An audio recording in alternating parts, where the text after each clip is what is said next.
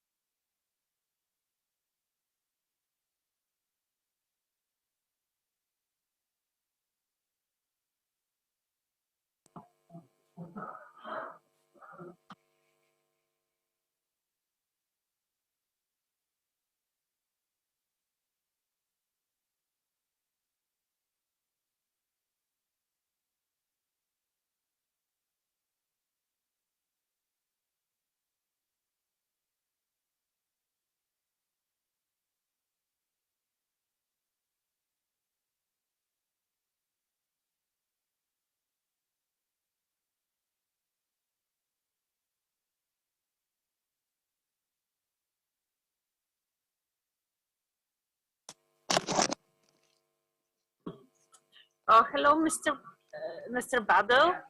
Hello, can you hear me?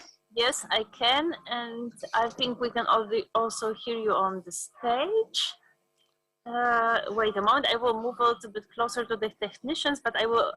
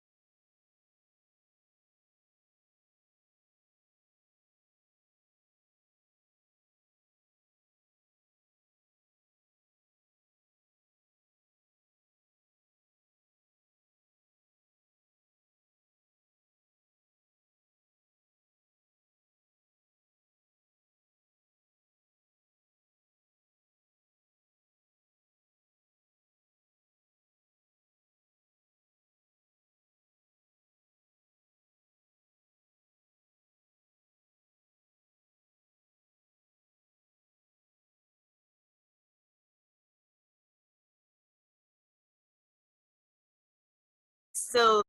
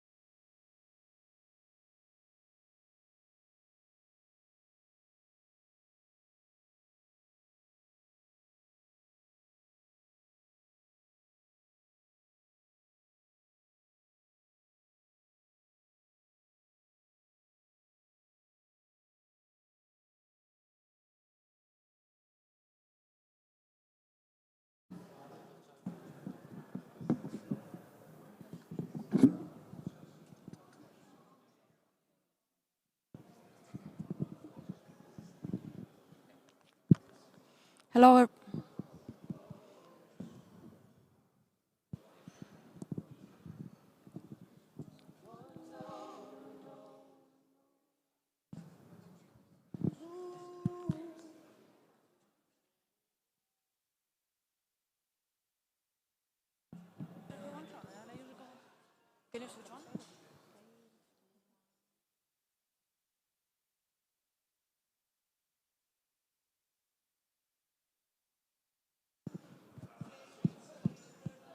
Hello, everybody. Good morning.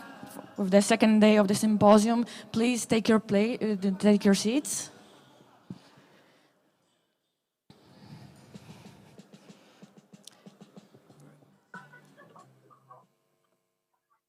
Oh, Mr. Battle, please connect. I will write in chat also. We are starting.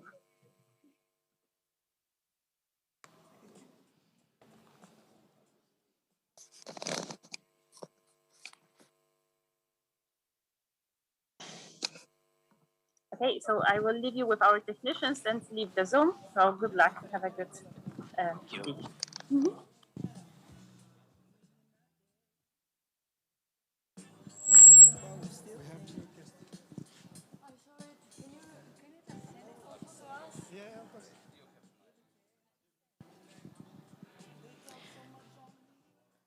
Please.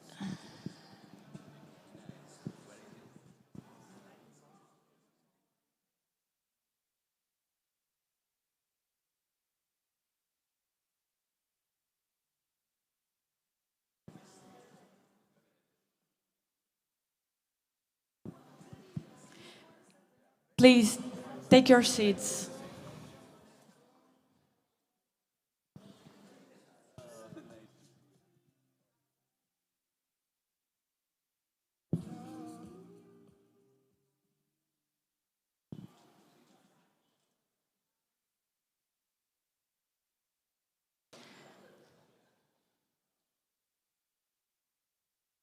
So, once more, officially, welcome to the second day of our 9th European Remembrance Symposium. And I invite you to the first panel discussion, which is called Remembrance in Action, Everyday Challenges and Recommendations for the Future. It makes a part of the conference on the future of Europe launched by the European Commission. And here I invite to the stage, first of all, Sergei Metlev, who is the moderator of that panel, Konstanze Itzel from the House of European History, Dr. Łukasz Kamiński from Platform of European Memory and Conscience, Rafał Rogulski, European Network Remembrance and Solidarity, and online there will be Oriol Lopez Badel from European Observatory of Memories. Please.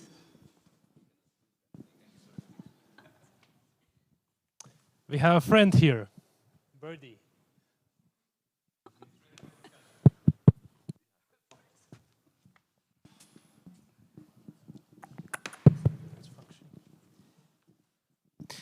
I think this symposium is special because we found a new friend. It's a bird, and we can name him for example, recent history bird or commemorational bird or something like that.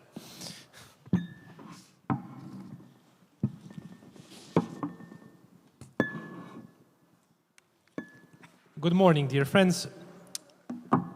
The second day of the symposium starts with discussion, remembrance in action, everyday challenges and recommendations for the future. Since it takes place within the framework of the Conference of the Future of Europe, the task of this discussion is to produce proposals that would help to foster European remembrance, culture and dialogue about the recent history, also to preserve and disseminate the knowledge about the European 20th century. The debate will be documented and its results will be published, and later on you can also comment them and so on. And our panelists are today Director of the House of European History, Konstanze Itzel,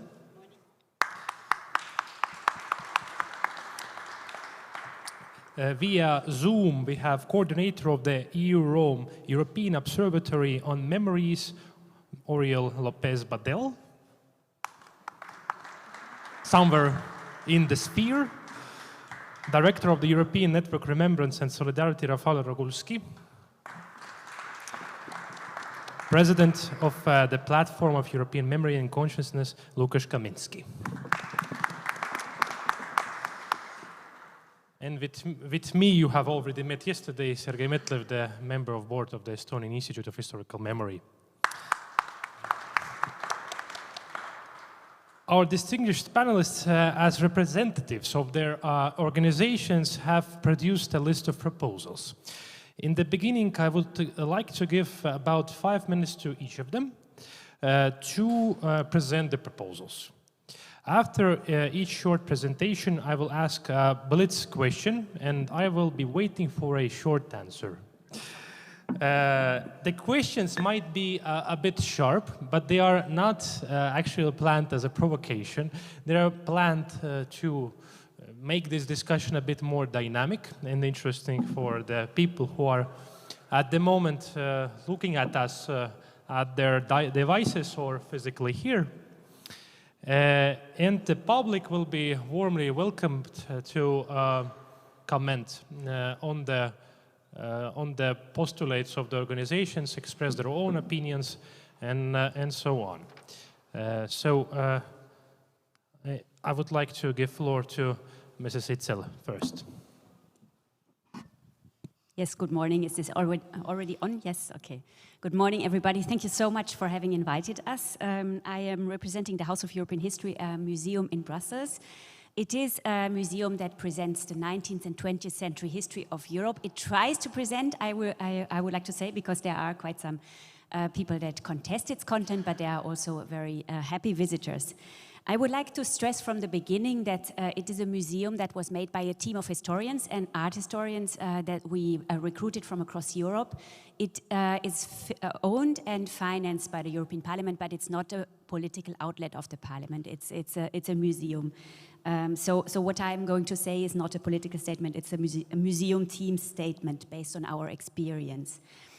I would like to make 3 points from our experience on working on history from a transnational perspective and trying to build this museum. It's been 12 years for me that I've been seeing the difficulties, and the 3 points are actually thoughts and recommendations that are not exactly directed to EU institutions or the Conference of the Future of Europe. They can be also, but I think that they can be thought about by any organization dealing with the past or dealing with remembrance. So first point would be about the layers of looking at history, the content levels. The second point would be about encounters and exchange. And the third point would be some methodological considerations.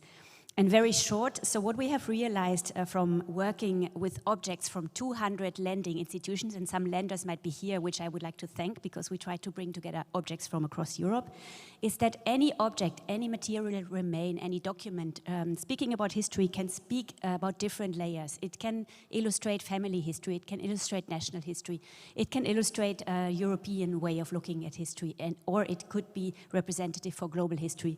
So what I would like to advocate for is to look at these different layers in different institutions, not only in ours.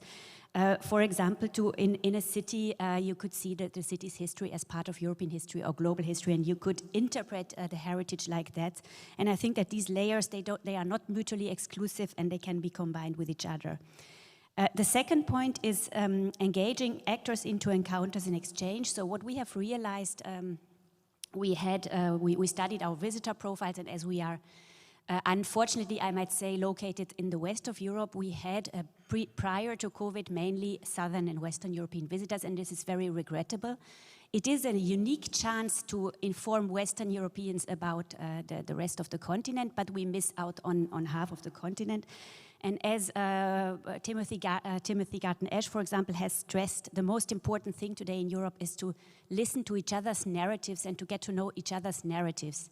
So for me, the most important step forward would be to develop more content that can be seen anywhere. So develop more digital formats, develop more traveling exhibitions, cooperate more, so that the stories of, let's say, Estonians can be heard in Malta, or of Spaniards in Poland, and vice versa. So in our museum, we worked on the digital projects, online collection, virtual museum, podcasts and all that with our small team.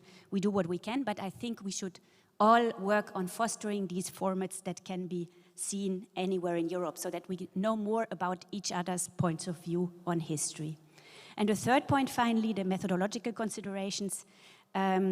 I think we will never arrive to an agreement on what to remember as a matter of priority. Everybody has their own memories, and it's important to know that they might differ, the points of view might differ, but we could agree on a methodology of remembering, and that's what one colleague of mine also has suggested, Markus Brutsch, who suggested from the culture of remembrance to the culture of remembering, meaning that we could agree on certain frameworks with which we remember. And yesterday somebody mentioned multi-directional memory as a term which also for our museum works very well. I mean, you could see the competition of memories in the criticism around our museum, because in our museum there's a small space and we had to make compromises, and many groups feel underrepresented. But in this underrepresentation, you can see the competition, the memory competition, but I think we should move beyond that, and we should see how the memory of one victim group benefits the memory of others. So multidirectional memory, or as has been suggested recently, agonistic memory, so to agree that there are disputes could be a good framework. And then also I think that we should always work based on facts, based on academic research, and not on political objectives. So that is more or less what I wanted to say, 3 points, but we can discuss them, of course, and these are based on the experience of working in a transnational context. Thank you very much for listening. Thank you.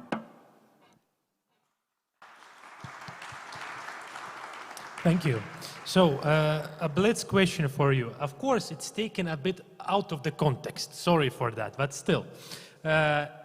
In your paper, you have used terms like transnational, global, cosmopolitan to characterize the way of thinking about the European historical heritage that should help prevent tensions and cultivate empathy between the nations. Is there a place for a unique national historical experience in that way of thinking? Thank you for the question, very pertinent. I think it's part of the same story in a way. So I will take as an example our showcase about the revolutions and the national movements of the 19th century.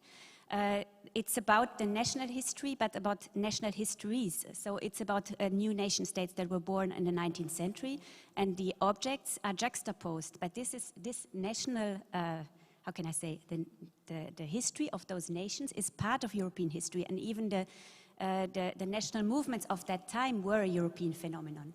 So I think it's not mutually exclusive for us. That's what I was trying to say with the different layers of looking. It's another perspective that we can take on history, but one doesn't exclude the other in our point of view.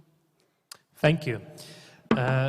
Now I would like to address our panelists via Zoom. Mr. Lopez Badel, please, floor is yours.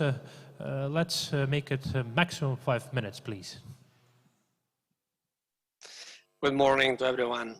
Thank you, Sergey, and thank you to our friends of the ENRS for the invitation. And good morning to the other panelists, Rafał, Constance, Lukasz. I'm really sorry for not being able to be here in Tallinn with all of you, but let's do the presentation. Well, I'm representing the European Observatory on Memories, the EUROM for its short name, which is a platform promoted by the University of Barcelona Solidarity Foundation with the support of the European Commission. EUROM was founded already 9 years ago, and today in our network we gather 53 organizations.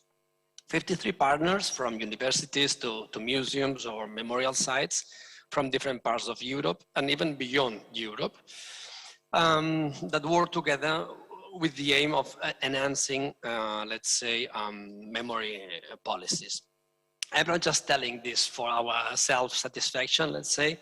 but as an example that in our field of expertise, there is a real need for collaborating, for exchanging knowledge, best practices, and points of view as well. So one of the postulates or recommendations that we can make from Europe for the future of the remembrance policies in Europe is precisely this, is working with a transnational perspective. A transnational perspective that can contribute to acknowledge diversity, as Constance was mentioning, and at the same time, to foster European identity. So diversity and European identity. Also, we support working with a multidisciplinary perspective, meaning this to work with with a variety of actors, always from the most reliable academic research. I mean, we are part of the university, we have no choice, but engaging a variety of actors such as artists, for example, journalists or filmmakers. All with the aim to widen a bit the scope in promoting public remembrance. In this regard, another recommendation would be fostering citizens' participation in memory policies, giving to regular citizens the necessary tools and resources that can lead to a very interesting bottom-up initiatives. Sometimes from the institutions, we don't see that the power that citizens themselves have. More specifically, we think that it is unavoidable to engage young audiences in public memory projects, taking into account that the way we look to the past has an enormous influence in present societal behavior. We must succeed in engaging youth to avoid that in the future, when direct witness will perish, the narratives of the past could be heritage controlled exclusively by the institutions. So we need really young people to be involved in our work. If you want, taking them from the entire process, I mean, from the very beginning of the initiative to the end, to the results. Also, linked to this postulate or recommendation, we of course stand for an education system that explains the past from the challenges of the present. Challenges of the present, such as the rise of far-right movements, as you already have been discussing, racism, or any form of discrimination. So educating from historical knowledge with responsibility. And last but not least, we would recommend to all institutions, local, national, and of course EU institutions, to secure long-term support or long-term funding, if you want, to organizations developing public policies of memory. The weakness of organizations like ours, and I'm sure that some of the panelists will agree, is that a lack of resources can suddenly end with the work done for years in this struggle for a more conscious and democratic European society. So that's briefly my initial presentation, and I'm at your disposal, Sergei. Thank you. I have a blitz for you too. In your proposals, you have pointed out following. Invite third countries to participate in EU-promoted projects. I suppose you meant recent history-based projects. Of course, European organizations have a lot of contacts with colleagues from countries like Moldova, Ukraine, Georgia. But how do you think, are we as a Europe ready, and actually do we need to have a global dialogue on the 20th century history with countries, third countries like, for example, Turkey or Russia or perhaps China? Well, China is a bit far from our scope, but let's say that we have Turkish partners, the Hrant Dink Foundation, for instance, in Istanbul, which is an organization that gathers Armenian society in Turkey. So it's very interesting to see how they are defending the the Armenian people's rights in a conflictive context. Also, we work quite close to our colleagues in the Balkans, not only in Slovenia and Croatia, which are, of course, EU member states, but also in Bosnia or Serbia. We have also, to move to another part of the world, we have also partners in Norway or even in the States, okay? I mean, Europe is more than the European Union. So if we pretend to have clear knowledge about the past, we cannot avoid working with them. And we should be aware that, for instance, talking about the colonial times, I mean, European countries, European states were the beginning of all colonial system. So we should accept this. We should work with these third countries, Latin America, even Africa.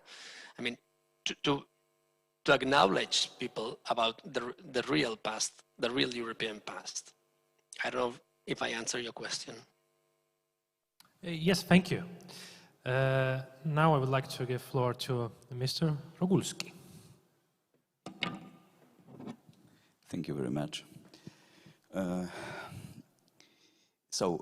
Our recommendations are addressed mainly to the EU institutions, the Commission, the Parliament, and the Council, because they have a real impact on the formulation of policies, on the commemoration and dissemination of history at transitional level, and also they have tools for supporting also our projects. We formulate the postulates which I'm about to present based on our experience. For 16 years now, the European Network Remembrance and Solidarity has been working for dialogue on history in the international environment with 461 partner institutions from 39 countries. The experience has been acquired through organization of almost 200 international projects. So on that basis, we postulate to support, firstly, to support continuous intellectual exchange about history and memory between different minded researchers, intellectuals, and humanists from different countries. The European debate on memory should be lively and meaningful. In the ongoing discourse, it must be open and inclusive. And for that, the cycle of participants must be diverse and representative of different narratives, sensitivities, and intellectual currents. Secondly, to take care of dissemination of knowledge of history among Europeans. It is highly important for the EU institutions to engage in the commemoration and dissemination of knowledge about historical facts, figures, and of course about historical processes of great importance for the identity of European nations, both those related to tragic and dark pages of history, and those associated with joyful, creative, and constitutive event for Europe. We all need a develop of international level, good habits connected with the history of our continents. This can be carried out through educational schemes and social campaigns, the establishment of symbolic days of remembrance, supporting and organizing specific initiatives, or finally through symbolic and ceremonial gestures with the participation of the key EU politicians and officials. This is quite important that they have time also for such event. Third, to take care of the quality of historical knowledge. We have seen, especially in recent years, marked by the rapid development of new communication technologies, that how easy it is to spread disinformation, manipulate historical facts. all activities undertaken and supported by the EU institutions in the field of dissemination of knowledge of history should be based on the latest historical research. It is crucial to present historical facts and processes against a broader historical background to make it easier to understand their significance and to avoid a clear ideological bias.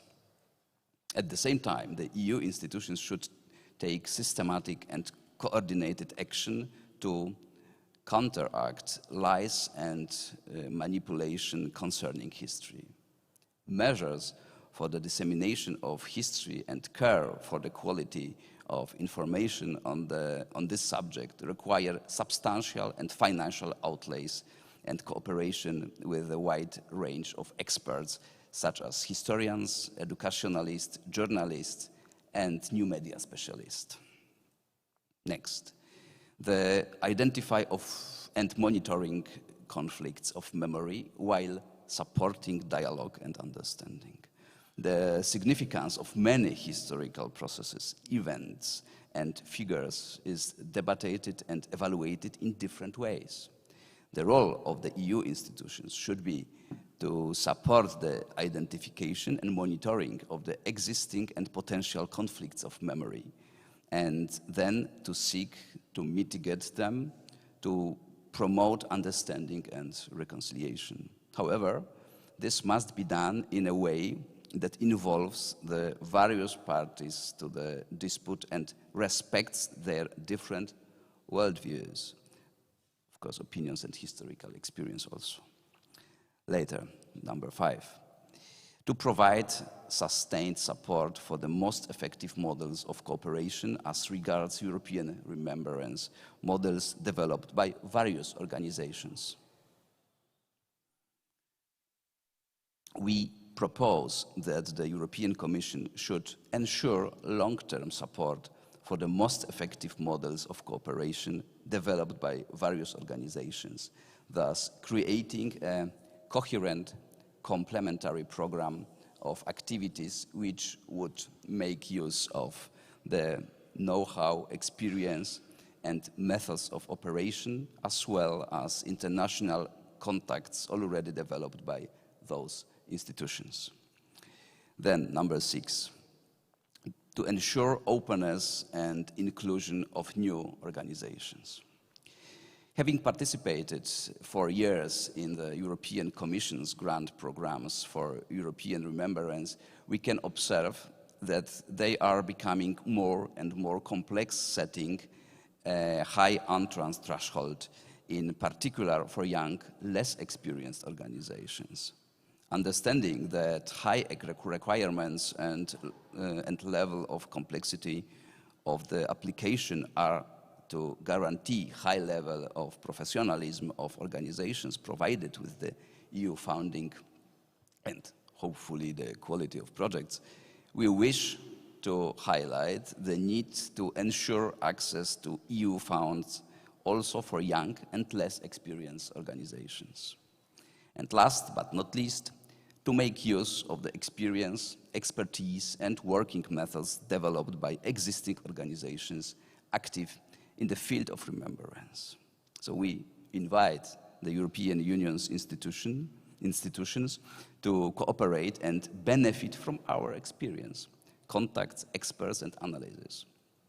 I would like to mention, for example, here a set of standards for responsible international discourse on history titled Guidelines for International Discourse on History, developed by historians cooperating with the ENRS, containing 8 basic principles and to date signed by 134 persons, historians, heads of institutions and intellectuals from 34 countries. The document may serve as a starting point for a discussion on the standards of our work disseminated in the EU level. Thank you very much. Thank you.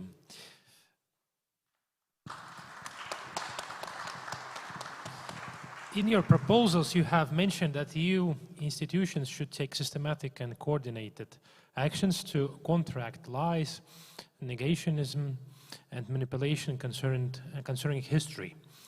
Do you mean systematically reacting and answering to the falsifications of history with facts or something else? Because if it's that, I have a slight feeling that with this, there might be a risk of always running behind the train. I think we should be prepared for different situations, and we should be prepared for different lies and manipulations. To be prepared, we have to monitor and to know what can be, what can come to us. So we need to be clear that there are different institutions, different countries, different governments in the world which are not always friendly to us, not only to us as a European Union, but to us as some countries from European Union. And this is in our own interest to be prepared and to react if it is necessary, because not always this is necessary to react. We should do our work, so we should support the discussion, the discourse about the history based on a research. And if we do that, if the level of knowledge in our countries will be higher than it is, this is the best vaccine against manipulation and lies.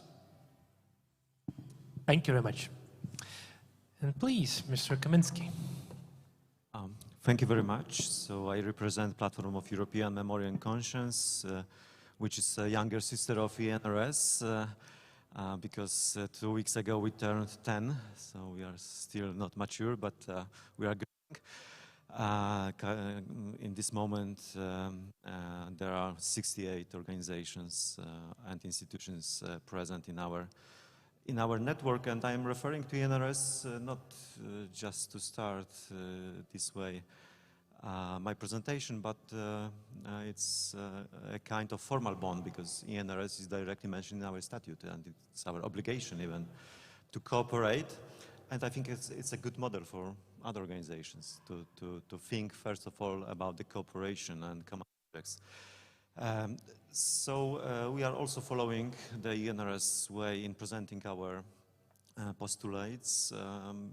They are maybe a little bit formal, because we hope that our voice will be heard at the level of European Commission. And I take also this little bird flying around us as a sign of this hope, because maybe some of you are familiar with our reader to the secondary schools, Lest We Forget, and we have exactly the same bird on a cover, and this bird is sitting on a barbed wire.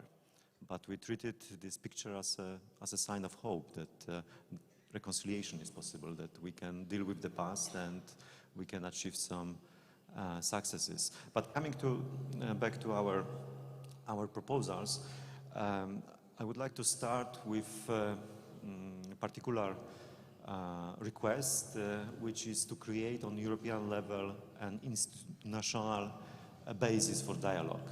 Because I fully agree with Constance that we need to extend the scope of the presence in digital form of various tools, etc. But we also need the old style analog places to conduct a dialogue. And of course, right now we have the House of European History, but in fact it's the only one institution on European level which allowed us to conduct a dialogue, and you already mentioned those who were critical towards the exhibition. Platform is among them.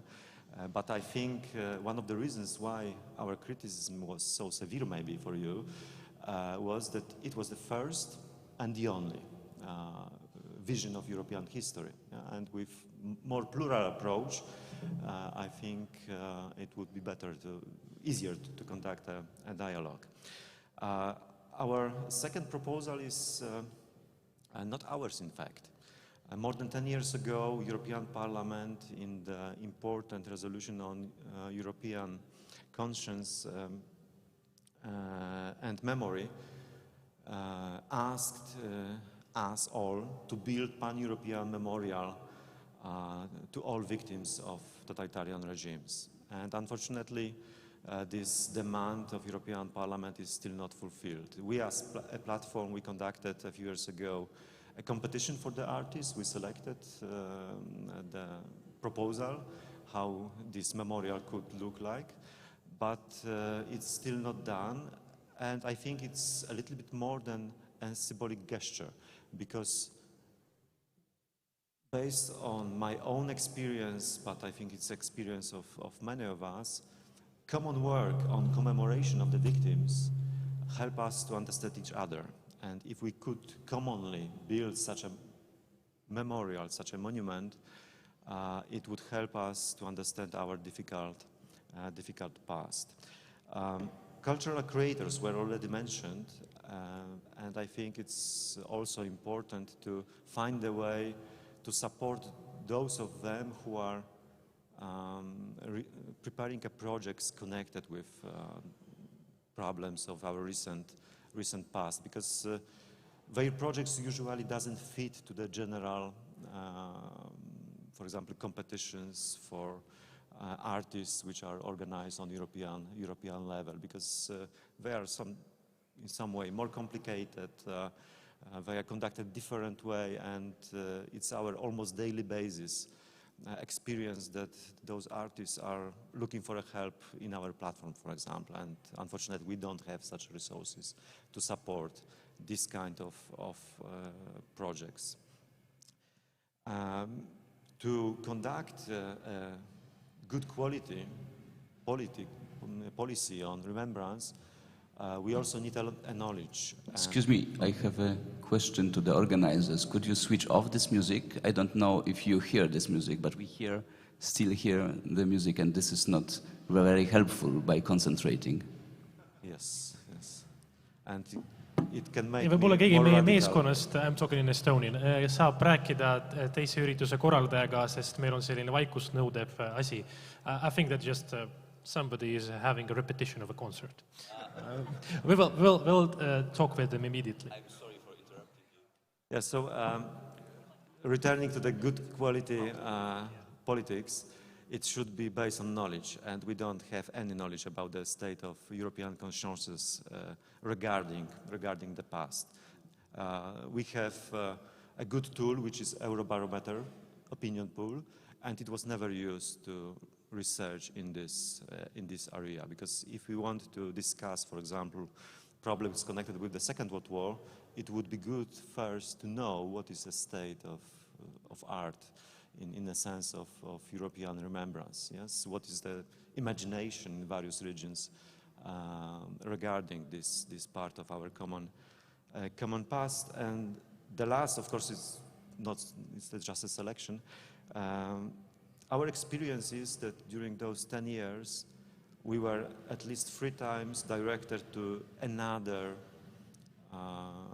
commissioners who were responsible for European remembrance. So it's constantly changing. So I think every 7 years or even every 5 years rather, with the new commissioner, I mean not the person, but the area of responsibility is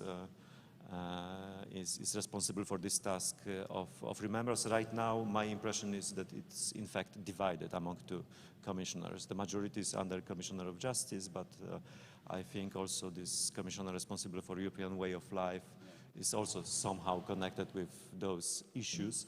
So our proposal is to create something like a liaison office inside the European Commission to contact with all organizations on various levels who are dealing in this field. Thank you. Thank you. My blitz question was actually addressing that issue of the memorial, that idea of the common memorial for the victims of totalitarianism in Europe. I feel that to build this memorial, we need to face one of the most emotional discussions in the history of European history discussions, because if we're talking about one huge, exceptional place, it is something that is quite difficult to build. I mean, in the meaning of narrative of that place. So do you have a precise view what narrative should this memorial reflect? And are you not afraid that actually in the end of the day it might even a bit more divide us?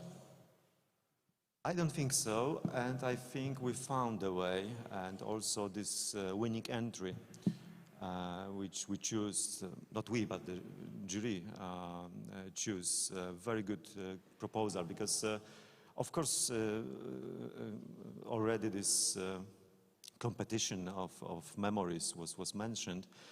There is even sometimes,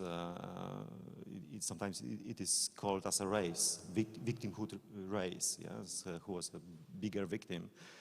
And if we would like to build this memorial in this way, starting a debate, who suffered most, etc., it could be dangerous, but remembrance could help us, but could be a danger, in fact. So, but this is another reason why we should deal with those issues.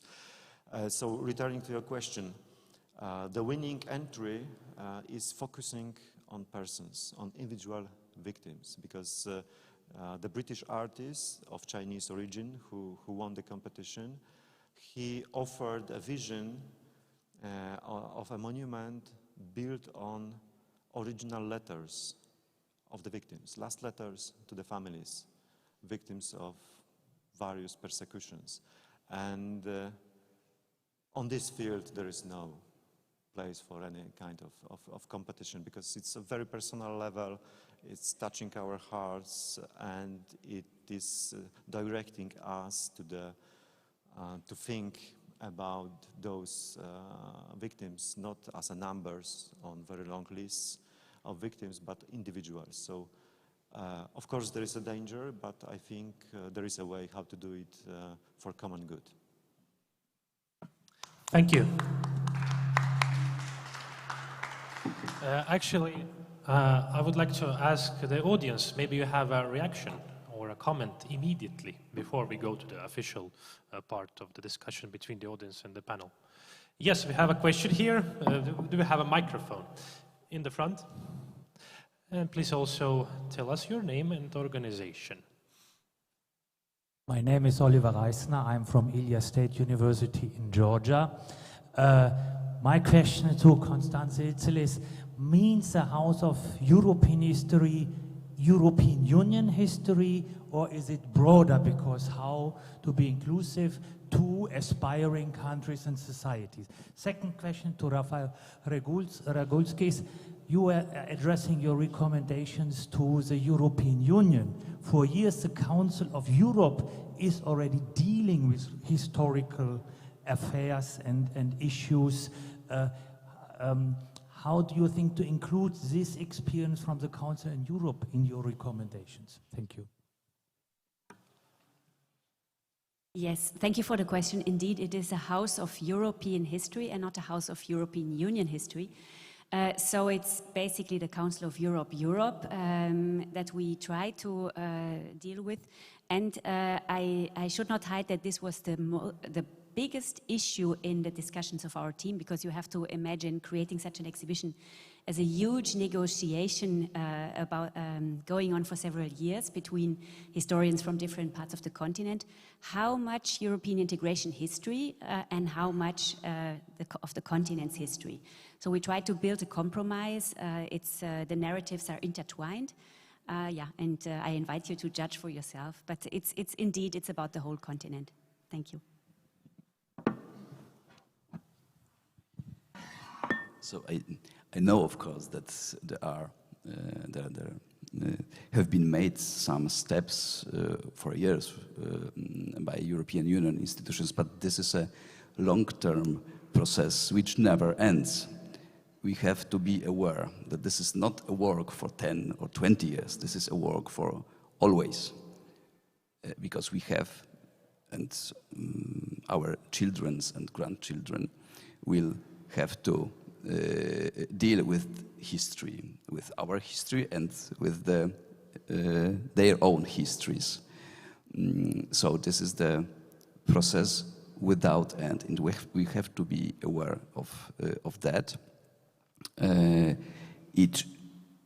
It should help us to this process, this dealing with the history on a different way, in different layers, as Constanze says, but in the context, always in the broader context, to make our world better and to live better with each other, to understand better each other, not to be aggressive against each other.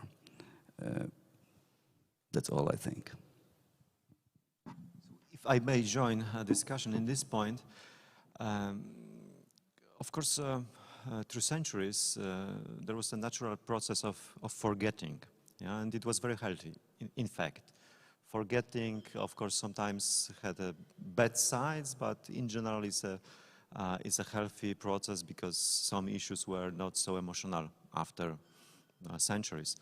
But the very nature of our contemporary world is that forgetting is no longer possible.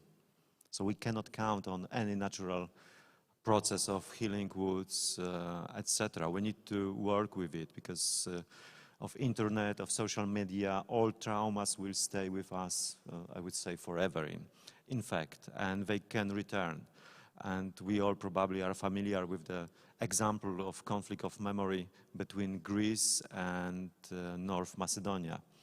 Yeah, it's an example that in our current situation, even very ancient history can become a problem of memory. Yeah, and so I think, but it's another argument, not against efforts, even also on European level, to deal with the past. It's rather argument in favor that we need a kind of European policy on this issue because we can benefit from remembrance once more, but as Paul Ricoeur said, it can be medicine, but it can be also a poison also for European project. If I may, one word, with the photos, terrible photos from the First World War, but also from the Second World War, from Sarajevo, you can play as you wish, and without the knowledge about the readiness to discuss those tragic events, we can have huge troubles, to say it easy. I am simplifying now, but I hope you understand what I mean behind that. Thank you. Thank you. Any other questions? Or yeah, here on the left from my side. Sorry, microphone. My name is Barbara Walsh. I'm here from Ireland, from the Glencree Centre for Peace and Ireland next year. So a lot of what you've said this morning has a real strong resonance for Ireland and currently what the situation is. Next year it's 100 years since the Civil War that partitioned the country. So my question to all of you is really, as we look at the polarization of politics across Europe and across the world at the moment, I'd be interested to know how intertwined remembering is with that polarization that exists and how the two feed into each other and what your experience of that has been, and indeed anybody else's experience either. Thank you. Maybe we can start answering with Mr. Lopez Badel. Did you hear the question? You didn't hear the question. Sergey, I had some problem maybe with your micro. I heard something about polarization of memories, but I didn't get the exact question. You want me to repeat it? Maybe you can repeat it rapidly. Okay, the rapid repetition of that is, I'm from Ireland. It's 100 years next year since the Civil War and the partition of the country. And when we look at the polarization of politics across the world at the moment, and the use sometimes of memory and the past to actually fire up that polarization, I'd be interested to know what your opinion of that is and your experience of that is, and in a way, how it can be mitigated. Thanks. Thank you. From Ireland, right? I understood well. Yes, we also have partners in Ireland, so we are quite aware of the situation in your country. Well, I might say that plurality of memories, for sure, but let's be careful on certain uses of the past, on certain even legislation passed by certain parliaments. Sometimes if we try to put at the same level different pasts and different points of view, we just get into a problem, right? I don't know, just as an example, for instance, I don't know if you are aware that in Texas, in the United States, now teachers are recommended to present different points of view of everything they teach in history classes, for instance. And even they were asked, I mean, teachers in the school, they were asked to offer books that defend denial of Holocaust. So we should be careful with some legislations, as I said, or uses of the past. So this polarization can be positive sometimes in order to give a wider scope and to represent a plurality of points of view. But listen, there is a red line that we cannot cross. So that's why we propose this work in a multinational level, to have different points of view discussing in a quiet agora, let's say, and to involve CSO, civil society organizations, or regular citizens, in order to avoid institutions to control this polarization that you mentioned. Thank you. Somebody else would like to comment, answer? Yes, of course there is a strong link, I think, between remembrance and polarization, but conflicts of memory, or in general remembrance, is not the source of current situation in various countries on international level too. And I cannot agree that we can profit from polarization. Maybe it's because of my experience of Polish current situation, and this political polarization is destroying our country and destroying our society. And I think the same applies to United States or many other countries. So the link, to answer the question, of course there is a link, because there is a huge tension to use. It's very tempting for politicians to use the past, because there are so many emotions connected with the past. So if you want to create polarization, you need emotions, yeah, to divide people. And I repeat, it's another argument to do something on European level with remembrance policies, because in fact I think we should resist. We should, first of all, not to take part in any attempts to use memory for such a bad purposes, like dividing people. And it's sometimes hard, yeah, to refuse to take part in it. But first of all, we together should, regardless differences. Yes, of course, we have different views on the past, different views on the current situation, but I think this general feeling that polarization is very dangerous for Europe, for example, in this moment, could unite us, and could unite us in a kind of resistance against attempts to use the past, to use the history, to divide people. We need to focus on healing the wounds of the past and looking for things we have in common, also in a perspective of history. Mr. Regulski and then Mrs. Itzel. I think the simple answer is to dialogue, to support a dialogue. And I fully agree with what Łukasz said. The polarization destroyed not only some of our countries, but also our European Union now. And there are some really dangerous kinds of thinking and kinds of dealing with the problems which we have. So this is the highest time to start to really dialogue of different meanings, of different opinions, really different, and not to stay always in the same environment of people thinking more or less the same. Yes, I agree with everything that has been said. It's not intertwined enough, was my first answer.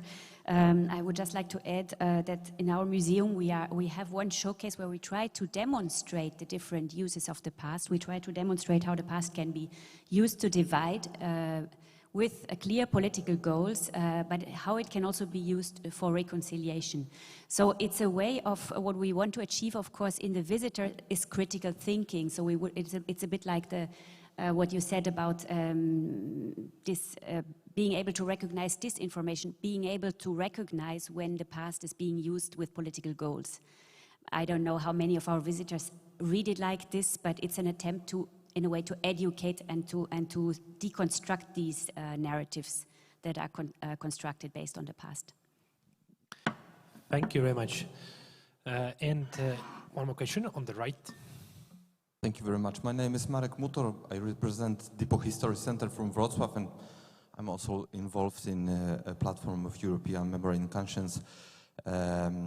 First of all, I want to say thank you to Rafał and European Network, because probably it's the first time. It's the first time when I participate in the discussion where 4 leaders of the biggest European organizations dealing with remembrance are present together, organizations which have different perspective. So I think its value, and this dialogue was initiated. So thank you very much. We can see this discussion as a part, maybe, of the process which is called Conference for Future of Europe. So maybe in this occasion that we have leadership of these 4 great organizations, there is a possibility to make some kind of common statement to the European Commission based on your particular statements.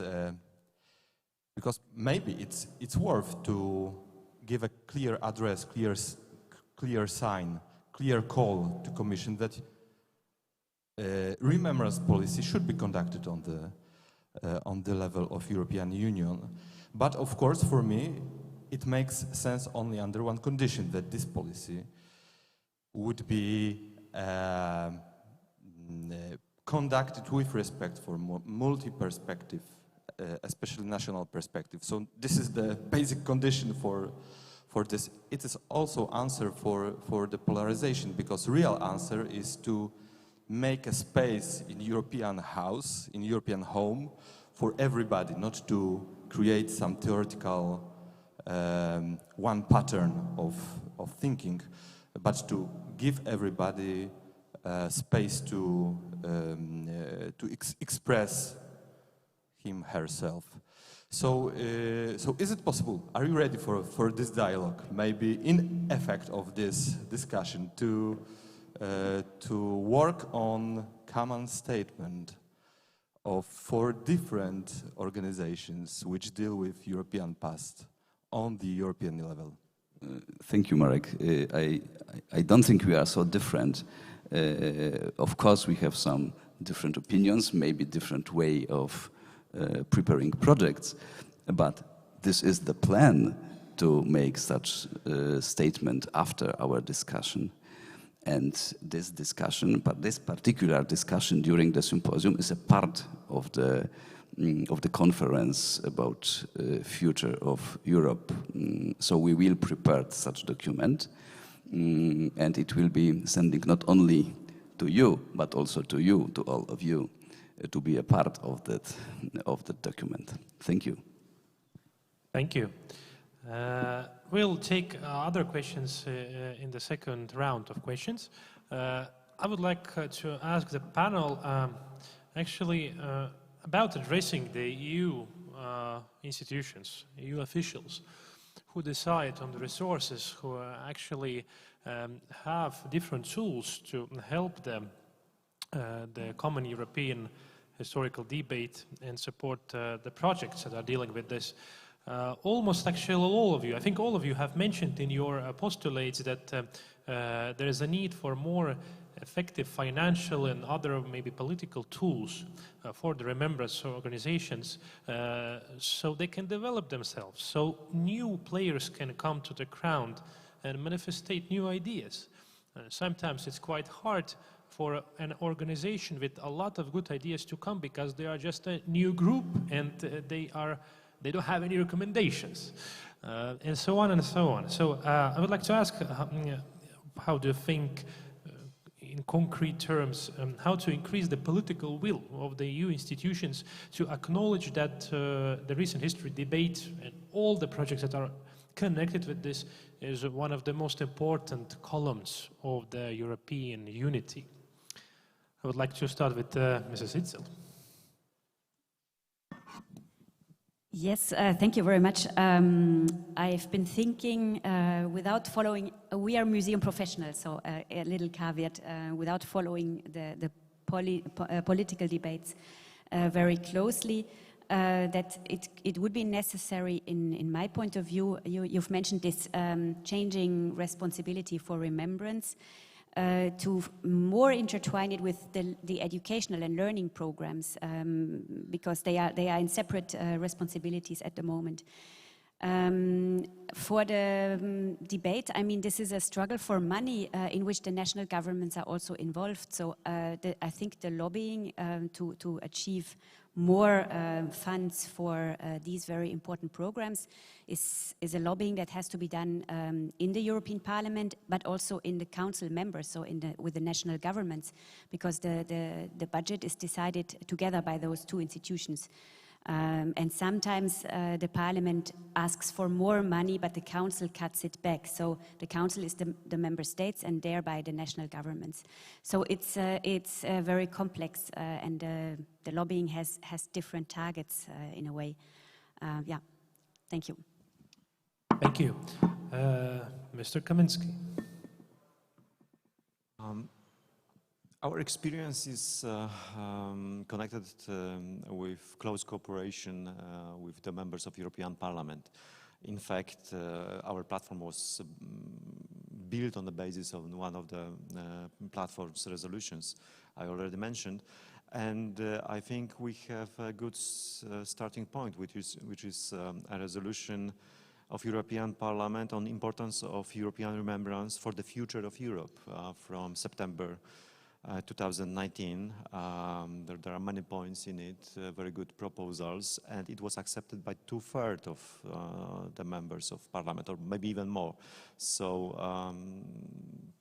if they are our representatives, means that there is a political will on European level to create a kind of European policy or policies versus issues of remembrance. And the main problem is this not direct link between Parliament and the Commission. Yes, sometimes Parliament, unfortunately, is ignored.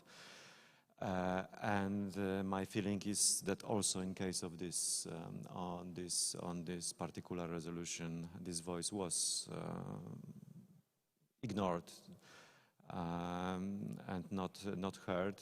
This resolution was a little bit famous because President Putin himself had to be forced to offer another vision of the European remembrance, but I believe this resolution, it was not a goal of this resolution, yeah, to make President Putin angry.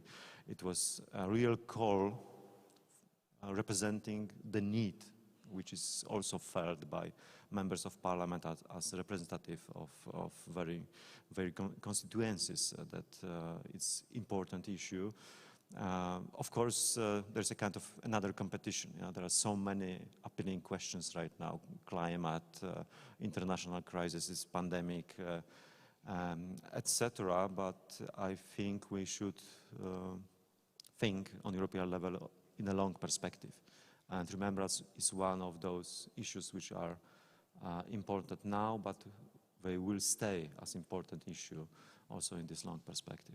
So my answer is, let's start with the European Parliament resolution. A short additional question for you. Some people of academia think that actually, you know, to create a memory policy and to write it down and adopt, it's sometimes even bad because, you know, there is a scientific approach, there are pure facts, there is a scientific method, and then there is a wider public and politicians who actually pull all of this massives of information through a prism of specific values, and then the product that comes out of this machine could be less scientific. How would you commend this kind of opinions? Yeah, but I'm the right person to answer this question because it was my opinion. Like 20 years ago, before I started work in the remembrance field, yes, I was a historian from academia, and I believed, yes, that we historians, we possess the history. We are the only masters of the past, and we should control the whole process. But after more than 20 years of dealing with the past, also in other fields, I now understand that it's not so simple. That, first of all, the influence of academia on remembrance is very limited. So I'm sorry for all historians.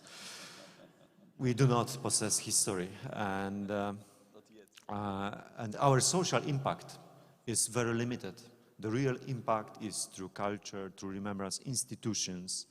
That's why we need also a policy. Of course, it should be based on knowledge.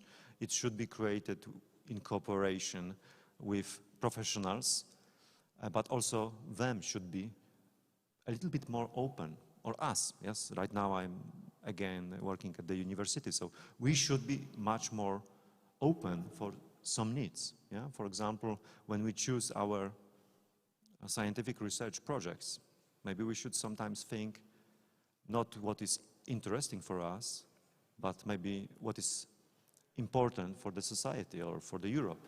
Yeah? Because, for example, we have a conflicts of memory, and one of the way of solving them is, for example, to collect data about the victims, for example, because sometimes the source of the conflict is that the two sides has completely different numbers, yes, which cannot be even compared. So I don't see it, it's wrong. I see the danger, but it can be controlled, and it requires openness of both sides. So not only politicians and remembrance institutions should be open for historians, of course, but also academia and historians especially should be open for another way of thinking and also of being active. Thank you. I know that there's a lot of questions in the auditorium, but let's finish this round and then go on with the questions. Please, Mr. Rogulski. So as I said at the beginning of this discussion, we need to develop good habits. Also, those good habits need some official in the EU, because this symposium was founded as a place for exchange between us, so non-governmental and governmental institutions working on the history, and the European political world. And we started with inviting highest level politicians who were actually ready to come, but they didn't come. Never, actually. And of course, it is true what Łukasz said. There are many of concrete people, mostly somehow connected, connected with the tragic history, who are the members of the European Parliament and are interested in those themes. But I don't see this interest on the highest level on Parliament and also on the Commission. We have some not answered letters to, for example, Ms. Ursula von der Leyen, with offer of cooperation. I don't see, and this is my actually set observation after those 11 years of work for the European network, I don't see the real interest at that level, real interest for cooperation with such institutions like ours. Thank you. I suppose maybe it's a bit balanced and compensated by the interest of the higher officials inside the countries. Maybe it is, I think that for NRS, for the last years, this ability to speak with the local leaders is on the rise. For example, Estonia, we are observing memory because, and our Minister of Justice was just here yesterday because of the interest. Please, Mr. Lopez Batel. Yes, but you asked about European Union. Yes, and of course. I spoke only about European Union officials. I have no problem with contact with politicians I'm just in our thinking countries. that it's a bit compensating because those leaders, local leaders, are the part of the European wider leadership in a way. Mr. Lopez Batel, also maybe you would like to comment on that issue of tension between academia and political sphere, if you like. Yes, well, while I was listening to our colleagues in the panel, I was thinking in our national case here in Spain, and just as an example, I can share it with you.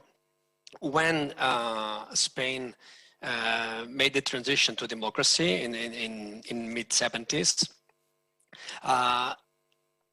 the politicians dealing with transition imposed silence in Spain, right? So don't look to the past in order to have a peaceful society in the future.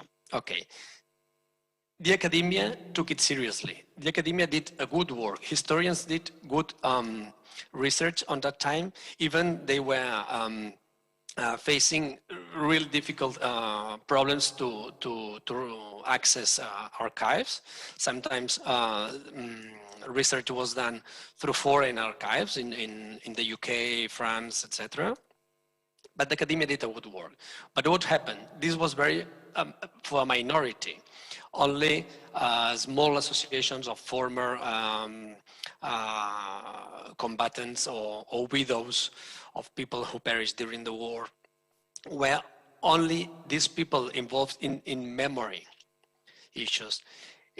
We should wait till the 2000 when the first government decided to pass a law of memory, you know, in the 2000 decade.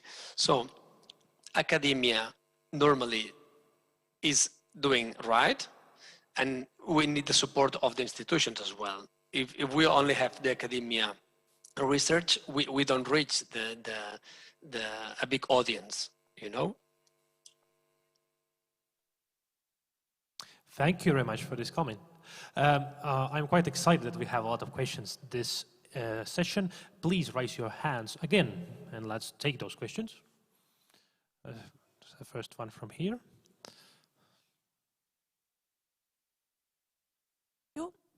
Gentiana Sula from Albania, Albanian Authority for Accessing to Sigurimi Files. It's a question for three esteemed speakers representing European players level. I come from Albania, which is a small country, but Balkans or Southeastern Europe, it's a spot that is not yet in Europe. We are having very tough negotiation with the European Union to progress in our route to European Union, but on the other side, we also have issues among ourselves, a lot of issues.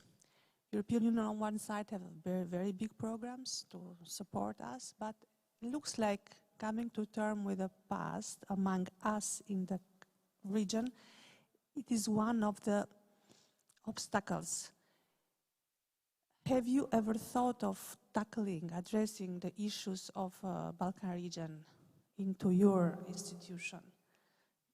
In this respect, European Union looks like very interested. You know, they have massive programs, but I feel they are not looking at underrating the coming to terms with the past. So, have you ever thought of, you know, being involved into this region, doing things, representing, illustrating what is happening, helping regional dialogue on the past? Thank you. Thank you. Who would like to answer? I may, because in our statement there is a specific point we are addressing this issue that among those new programs should be also programs directly addressed to our European partners which are still not a member of European Union. And of course, you know, the platform is present, for example, in Albania, trying to share our knowledge,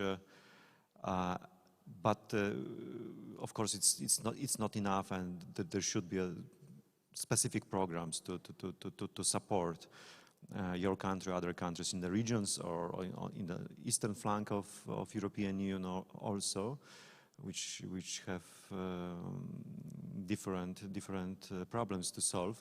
But I think it should be a mutual process. So it's not about sharing our experience.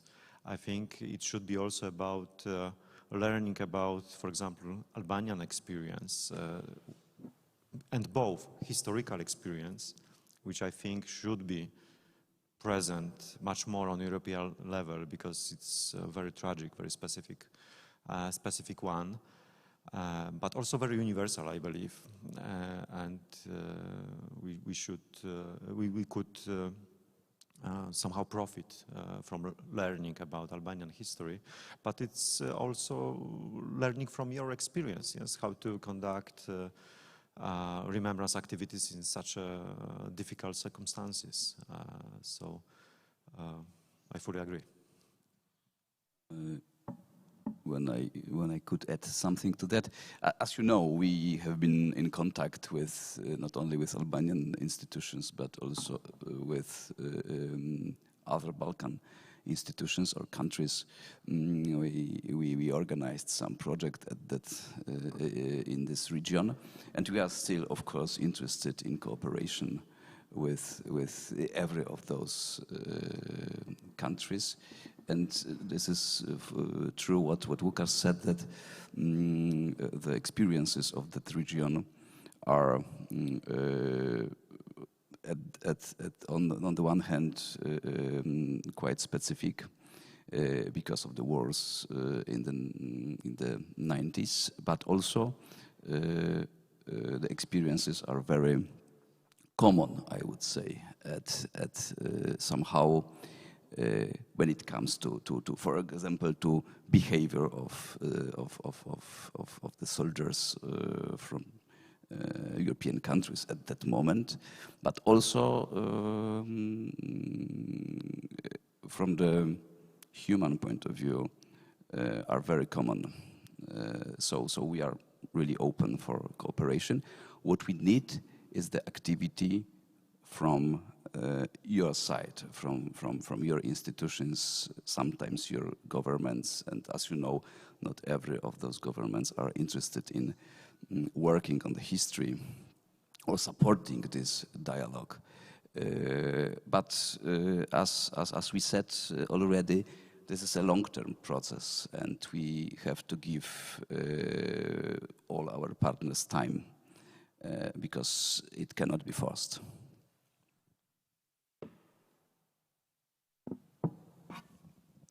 Yes, I'm speaking from another angle because we are mainly cooperating with museums around Europe. We have parts of Balkan history in our exhibition, and we are regularly looking for objects to further our collection and to represent the history. And we have discussions with other museums about how to deal with difficult pasts. And for example, the War Childhood Museum in Sarajevo is an example where we can learn a lot from them also, and they can discuss with us. So we are very open to meet and to discuss, but we don't have a formal, we are a museum, we don't have a formal support program or anything. But the doors are open, and we would be very happy to exchange with you. Thank you. Thank you. Mr. Lopez Patel. Well, as I said before, I mean, collaborating with other countries, it's in the soul of our observatory. And we've been working since the beginning with non-EU countries, no? Such as Bosnia, as I told you, or Turkey, or Latin American countries. So completely agree with this need to cooperate with third countries, not only, as Lucas said, not only sharing information, but learning from the experiences in these countries that have been very active in remembrance from the bottom-up movements. I mean, the chance that people in the Balkans had to struggle for recovering the memory of the recent conflicts. We don't have this chance in Spain, for instance. As I said, silence was imposed for the transition. So we are learning from these very quick movements in order not to forget what just happened. Okay, so cooperation, completely agree. Learning from third countries, completely agree. And we should work in this line. Thank you. Any other questions or comments? Yes, we have two of them.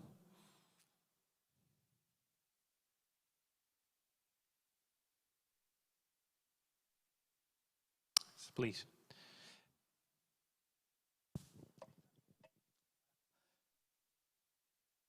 Ma tahaks eesti keeles küsida. The gentleman will ask question in Estonian and I will translate it to English. Ma tõlgin inglise keelde. Minu nimi on Silver Silliksaar Eestist. Ja ma olen üle 20 aasta uurinud Jehoova tunnistajate kui vähemusreligiooni tagakiusamist Nõukogude Liidus, aga ka nüüd postsovetlikul alal. My name is Silver Silliksaar and I was researching more than for 20 years the destiny of Jehovah Witnesses and their repressions against them. Teatavasti Vene Föderatsioonis on praegu viimastel aastatel järjest kasvanud sealsete Jehoova tunnistajate väga äge tagakiusamine. And for the last years we see that in Russian Federation the repressions against the witnesses of Jehovah are on the rise. Näiteks kõigest paar nädalat tagasi kodude läbiotsimisel perekonnaliikmeid samaaegselt näiteks 2 peres isegi piinati ja väga julmalt. For example, just lately there were searchings at the apartments of 2 Jehovah families and they were even beaten and they were violently treated. Ja karistused ainult kasvavad. Suurim on praegu 7,5 aastat vangistust ja prokurörid nõuavad ainult suuremaid. And the sentences that are decided by the courts are all the time on the rise and it's almost about 7 or 9 years for them. Lugupeetud paneeli liikmed, kes te esindate nüüd küll mälu ja süüme ja solidaarsuse organisatsioone. Küsimus, kas te näete, kas peaks sellise tegevuse vastu kuidagi sekkuma ja kui, siis mida oleks võimalik teha teie nägemusel? And distinguished leaders of the Remembrance Institution, I understand that you are dealing with commemoration, solidarity and so on, but still I would like to ask, do you feel that something must be done about this? Who would like to answer? I understand that question is a specific and political, so if you like, please. Yes, so I would like to comment from 2 points of view. First of all, as a historian, because I think those current repressions against Jehovah's Witnesses, but also other minority religious groups in Russia are quite similar to those which they experienced under communism, so during the Soviet times. But we know that in all countries of our region, they were especially persecuted for various reasons. And I think one of the main reasons is that from the point of view of centralized government, it's hard to control such groups, strong believers, somehow closed groups. etc. And we as a platform, we believe that, of course, we are focusing on dealing with the past, but it's not a job for itself. We are doing it because we believe that, for example, in this way we are promoting human rights. And for example, our prize, which is awarded every year, is awarded to the people who are currently fighting for human rights in various countries. But so this link is strong, and we should, our voice, I think, also should be heard in defense of such people. As a platform, a few times we issued statements in case of Oleg Sentsov, for example, other people who were persecuted in various countries, not only in Russia. Yes, for example, one of the people who was awarded by our prize was a leader of Venezuelan opposition. Yeah, so we see this link, and we should be active also in those current issues, especially if they are quite similar. Yes, if we can show that somehow history is repeating itself. Yeah? So that those actions are similar to the actions from the past, which had a very tragic effect.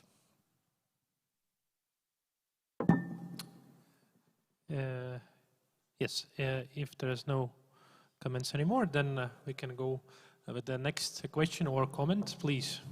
Who would like to ask? Yes, a gentleman on the back. Alexander Formosa of Berlin, and my question is, my interest is connected to transition post 1989 and transformation which took place in Europe in the last 30 years. And in the back of my head, I have what has been mentioned about this issue on the first panel, for instance, yesterday, about the life worlds and experiences of certain social groups and perceptions and also feelings of victimhood connected to this transition, which impact the situation today. And on the other hand, can we maybe also see a chance in discussing these issues and bringing them to the fore, and also to the education, civic and historical education? This is the first part of the question. And how important do you think, all of the participants on the panel, this issue is for the future of remembrance in Europe? Thank you. Yes, please. I think transition is a very important issue, and we actually already organized, it was, I don't remember, 2014 or 15, big academic conference about transitional justice. And this is still and will be still a matter of the research in different countries and in different academic levels and directions.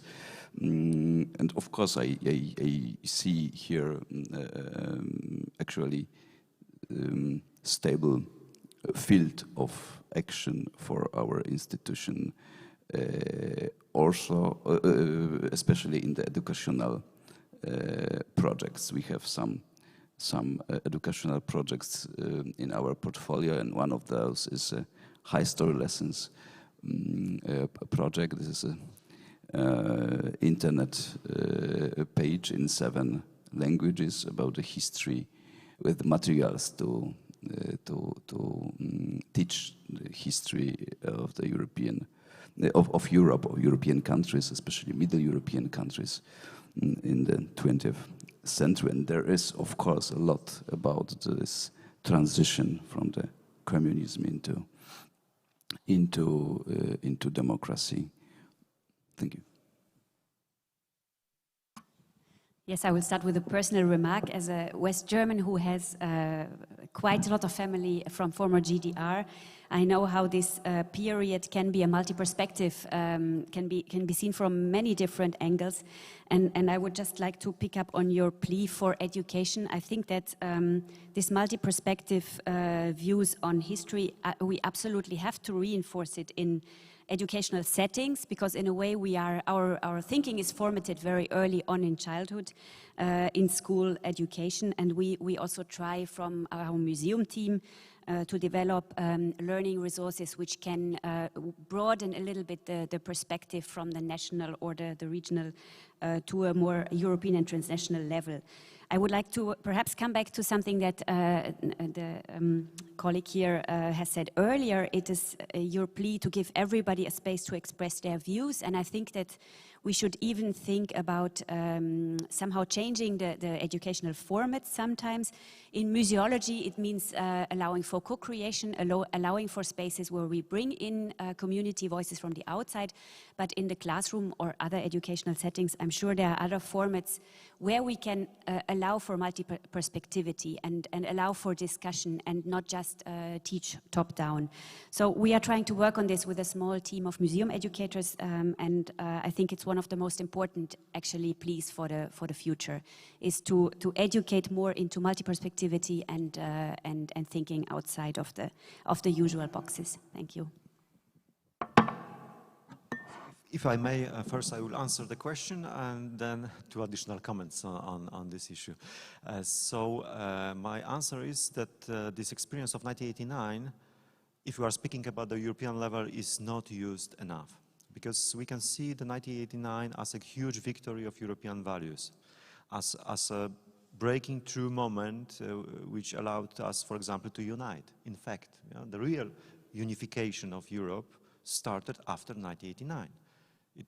Because before it was a process of unification just of a part of European continent. But even more important is this first part, yes, those values. We can show how important for Europeans, and especially maybe in our current situation, how important were basic values like justice, democracy, freedom, etc. Because those were values we fought for 30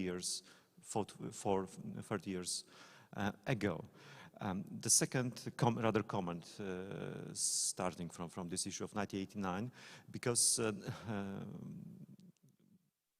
we can observe that under communism, many issues, especially related to the Second World War, were somehow frozen.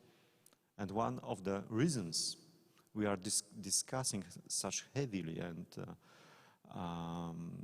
the debate is so vivid about the Second World War, is also connected with this, that in the 1989, the slow process of defrosing of the past started. We started to debate about completely forgotten elements of the history of the Second World War. And the last comment regarding 1989, more optimistic one, is that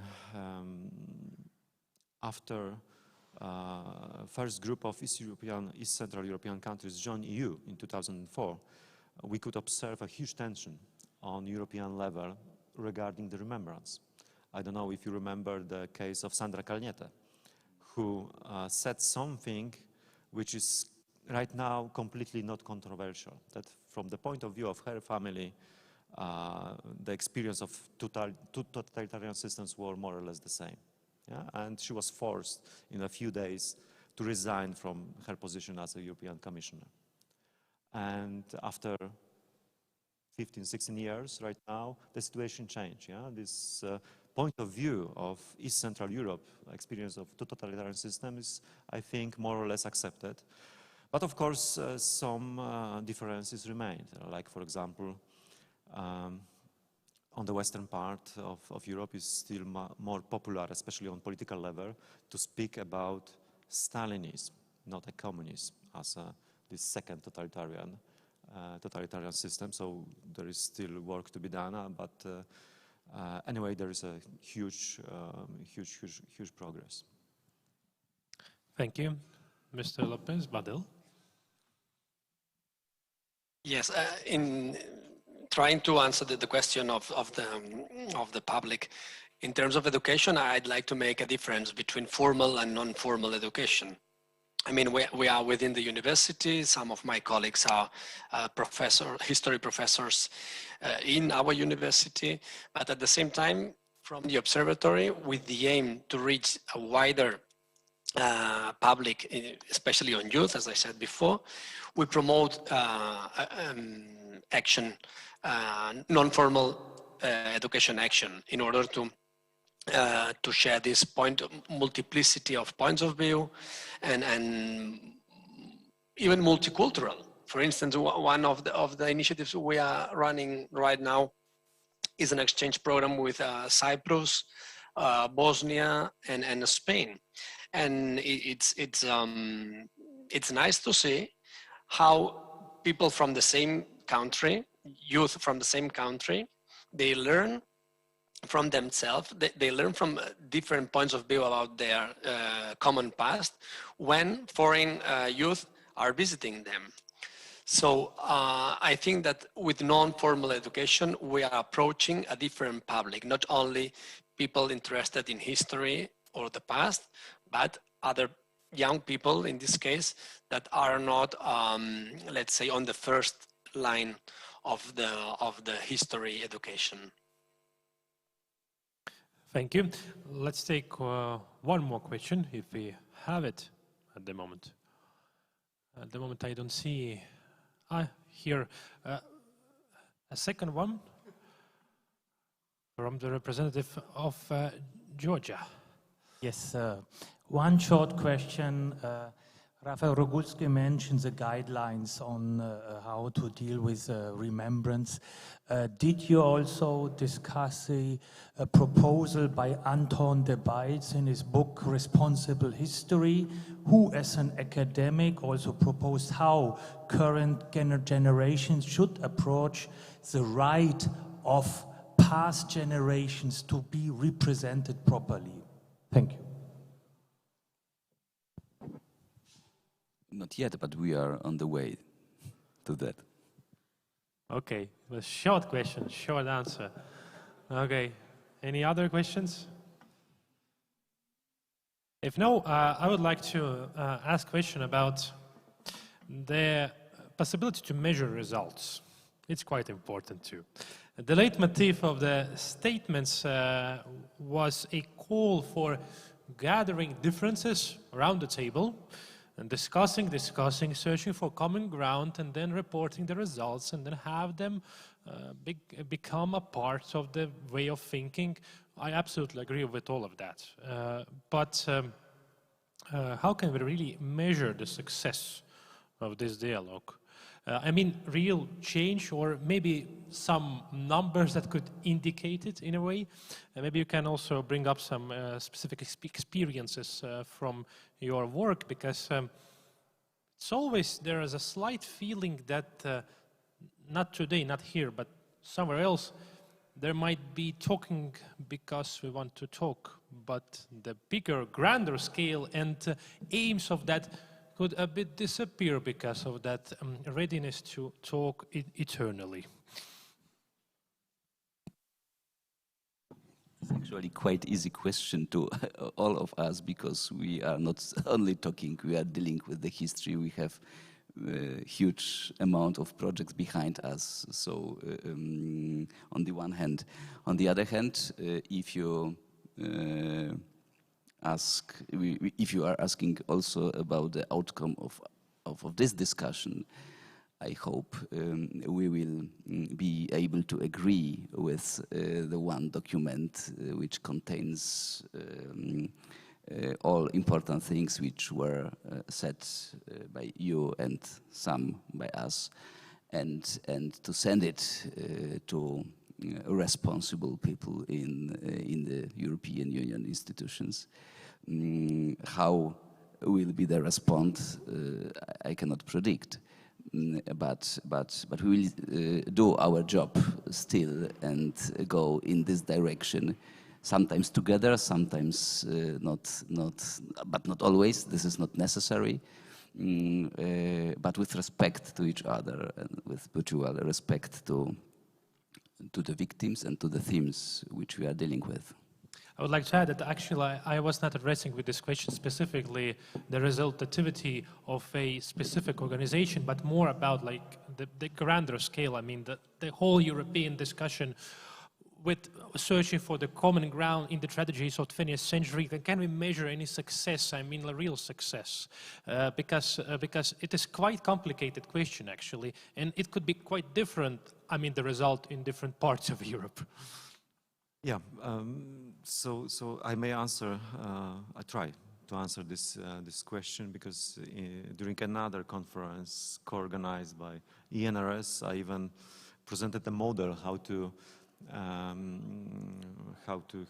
measure the temperature or the level of conflict of memory. So I believe it will work. It's based also on some mathematical algorithm. But I believe it's not such a thing we can measure exactly, like other phenomena, but we can see changes. Like, for example, that if the conflicts of memory are rising, or we are rather going towards reconciliation and understanding. Also, this Eurobarometer, one of our proposals, it could be one of the tools if there is real impact of remembrance activities on changes on collective memory on the European level regarding, for example, the tragic events of 20th century. So it is not easy, but I think it's quite possible to see the real change. My experience on a country level, yes, on the activities of the Institute of National Remembrance, was that we saw the real change in various fields. Not all of them. Yes, we also failed in some aspects, I have to admit. But in others, we saw the real change, and some issues of the past which were very hot and very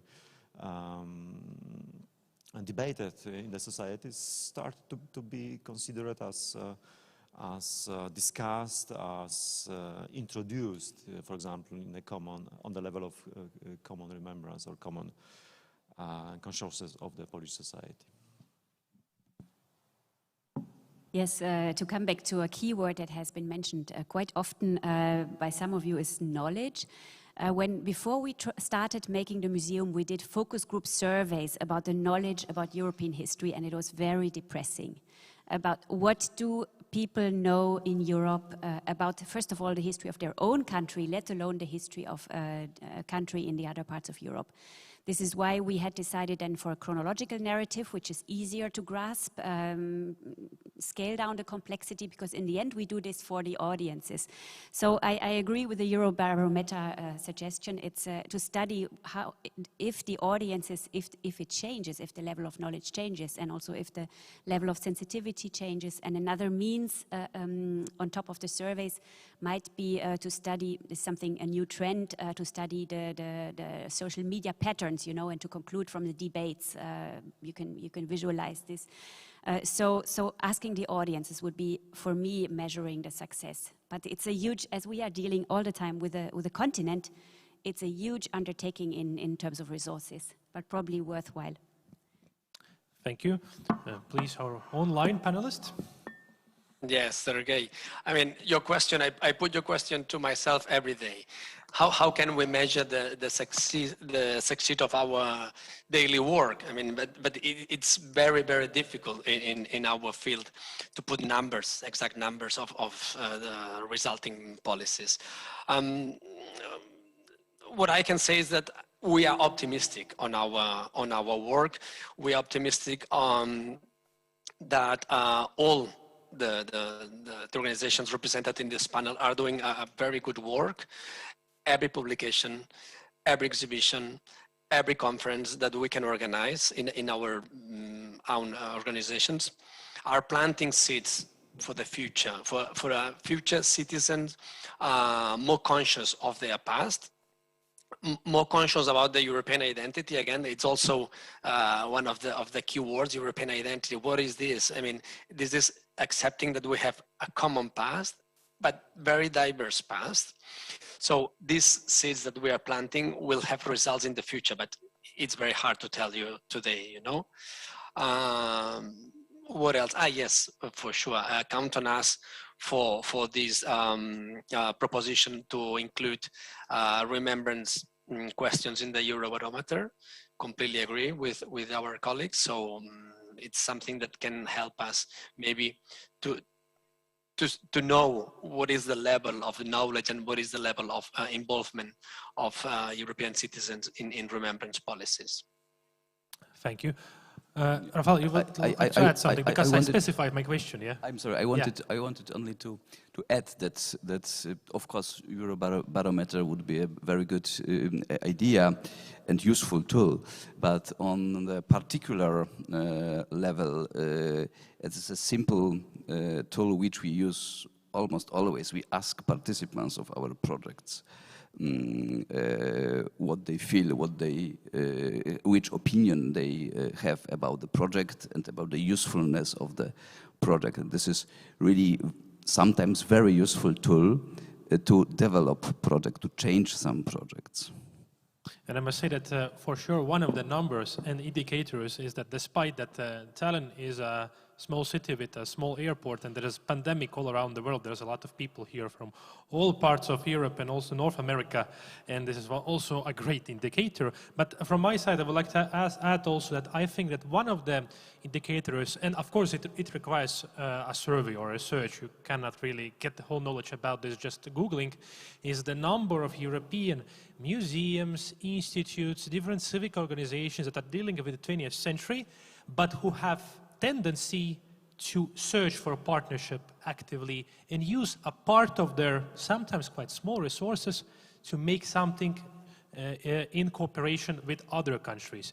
For example, for my institution, Estonian Institute of Historical Memory, we were always cooperating, always taking part in huge conferences, always seeing the research of the Estonian or recent history of Baltic states specifically. We are dealing mostly with the communist crimes. We're always observing it as a part of an international scientific work, of course, because science is international, but for the last 4 years, we absolutely changed actually our kind of basic narrative and are positioning ourselves actually as an international organization and preparing an international museum institution here and absolutely kind of changing the way how actually work that is done based locally. Our workers and our board and our council are Estonians, but we are dealing with much more than just Estonia. So I think if we can kind of try to analyze these tendencies, we could also get some really important knowledge. And I hope, actually, I see that the number of institutions, even smaller ones, who are willing to open their hearts to colleagues from other countries, it is on the grow. Because I think, especially in our field, people who are dealing with the 20th century's history for good, I mean, like, not the agents of semi-totalitarian propaganda, of course, they're dealing with other stuff, but those who are dealing with this for good, I think they feel, they sense from the air that something bad is going on because of the polarization, and good people tend to also unite when they see that the situation is going worst, hopefully. I have one question about, well, in connection with the feelings that younger people have. It is important to see some changes in the ways how younger generation, I mean, those who are basically under 20 years old, how they get the information, how they see the historical debate. Sometimes they don't see it at all, of course, but still, how do you think how remembrance institutions can handle the fast digitalization of life and of the education? We have a phenomenon where there's a lot of quite intelligent, nice young people who consume only audiovisual information. It's absolutely different even from my generation. I'm 30 years old and I'm a text generation still mostly. I think so. And in the environment where you have digitalization and loss of the value of texts, as a carrier of information, and at the same time, all the grand tragical events of 20th century, they are becoming more and more remote. And the new generation is rethinking the basic narratives and replacing those narratives with their own ones. And sometimes they even just, put aside important things that we keep as extremely crucial. Sometimes they are just not interested in that anymore. So I would like you to comment this, my monologue. If I may start, this is true. There are many intelligent, willing young people, as we were once. And we all were once. And only what we should do is to invite those people to cooperation, to try to speak with them, to prepare educational projects on a different way, not only texts and films or internet presentations, but also what we do, of course, but also to organize, and it would be, for example, such good format for sustain support from the European Union, from the institution of European Union, such format like, for example, our Sound in the Silence project or In Between project, where we invite young people to come to memory places, to be confronted together with representatives from different countries, to be confronted with the history of that places, and at the same time to work together, for example, to prepare performance and then to present this performance. We see how important it is for those young people and how huge impact on their lives it can have. Or, for example, to send those young people to border regions and to give them the chance to exchange with families, with older and younger people, to give the chance those families to show them their stories and the impact of the history on their own stories. So the exchange between different generations is very helpful and very, very, very needed. Mr. Lopez Patel? Yeah, my answer, Sergey, is very short. Instagram and TikTok. We should adapt our contents to their language. From once we get their attention, we can think in developing further, okay? Well, we cannot think, we should be previously prepared for developing further information, but we should adapt to their language. If not, we won't have them. We won't have young people in our projects. Instagram and TikTok.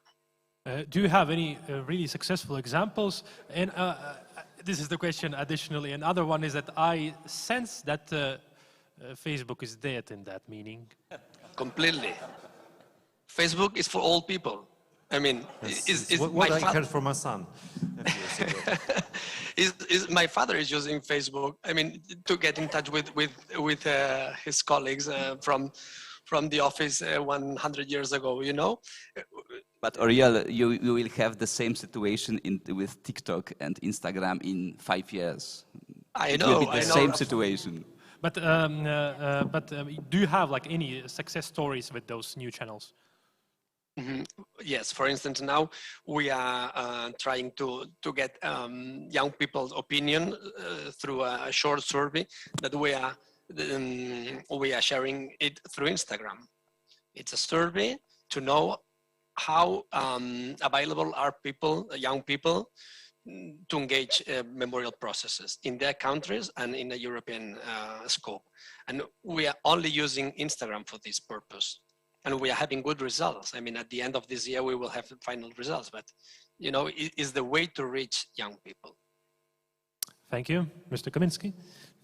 So I just need to agree with colleagues, and of course we need to try to catch up changes, very rapid changes in the tools which are used by a younger generation.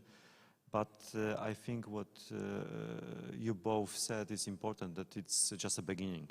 And we shouldn't stop in this moment that they liked our Instagram post or something like this. We need to offer them a chance to touch the real history, to touch the past, because this is the real game changer.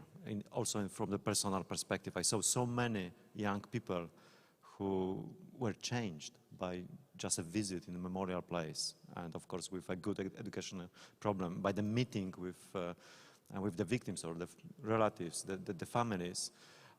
You cannot achieve it through social media. So it requires meeting with real person or real place. So sometimes we are thinking that we should just focus on this digital world. It's not enough. If we want to achieve a real change, we need to stay analog. Yes, we have currently 74% under 35 in our museum, so it's a non-issue at the moment for us in the analog place. We are rather trying to think about how to reach the Facebook generation again.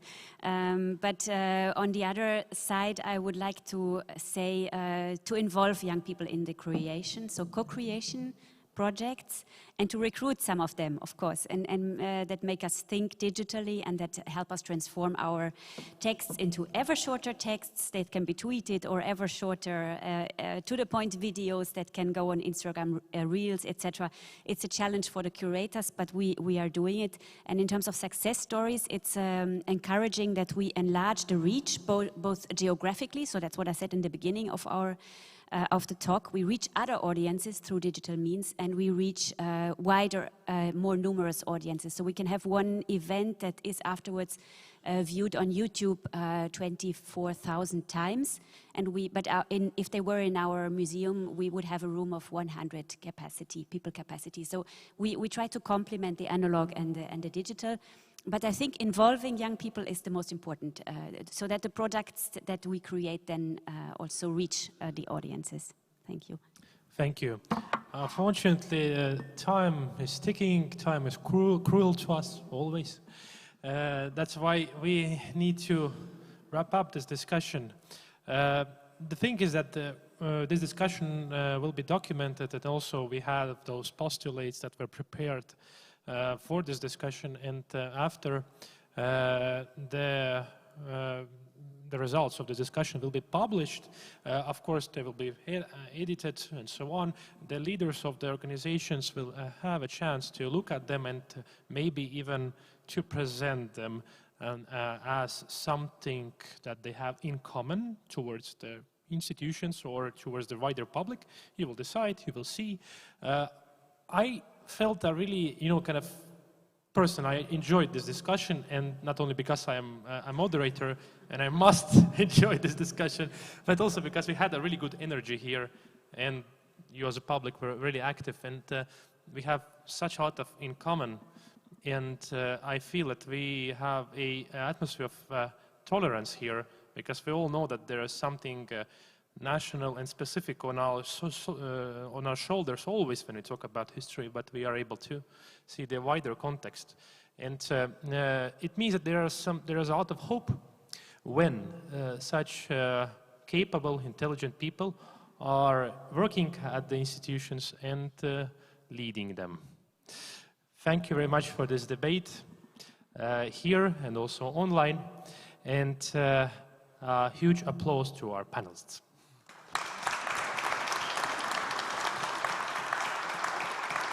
Thank you.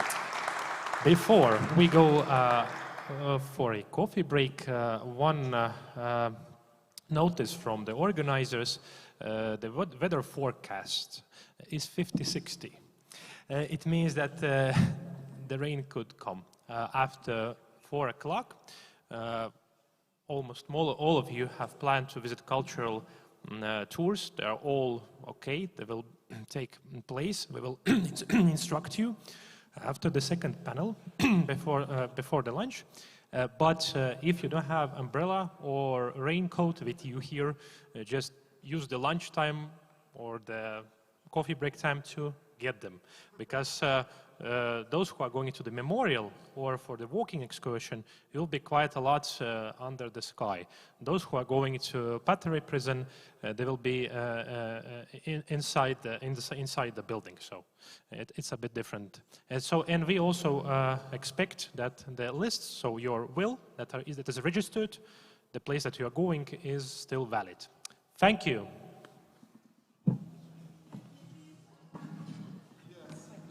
Thank you.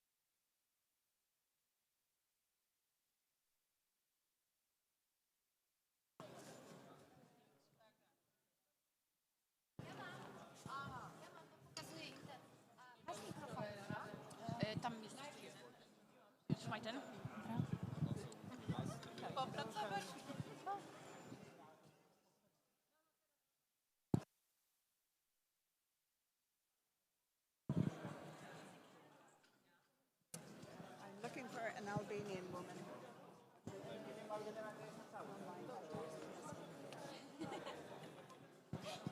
One są włączone i nic nie trzeba naciskać jakby... Nie wyłączam. Dobra.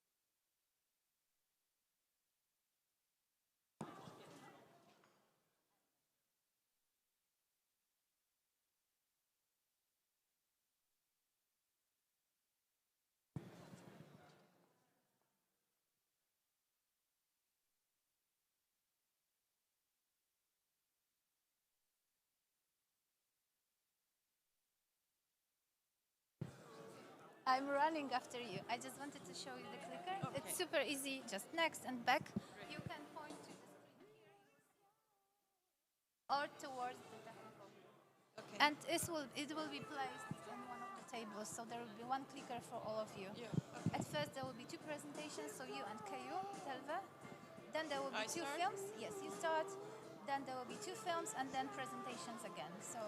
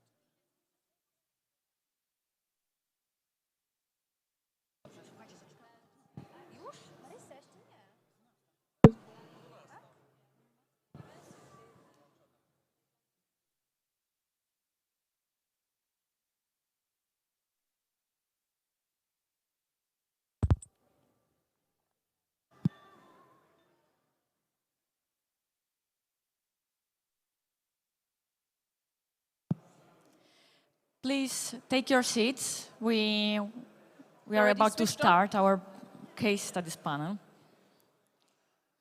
Please. Hello.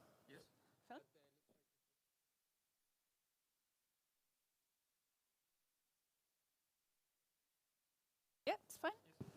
Thank you. Mm-hmm. Okay, please take your seats. 20 seconds and we start. Okay, Christina? No, I'm next to. Then Diana and... Do you pronounce? Paweł. Not really. Oh, okay.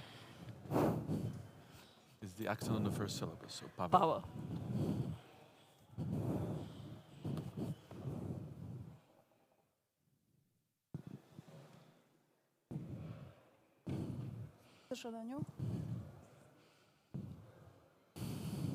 Hello. You have also... Oh, sorry. Yes. Okay. Kabel. Możesz zakończyłam kabel na torebce czy pod? Okay. What is your case study finally, the name change? I'm actually talking about both. About? Okay, last chance for anybody on the spot to join. O, sympatyczny. Dzieci, nie? Nie. Aha, aha. Bardzo ładnie wygląda to z tym ogórkiem.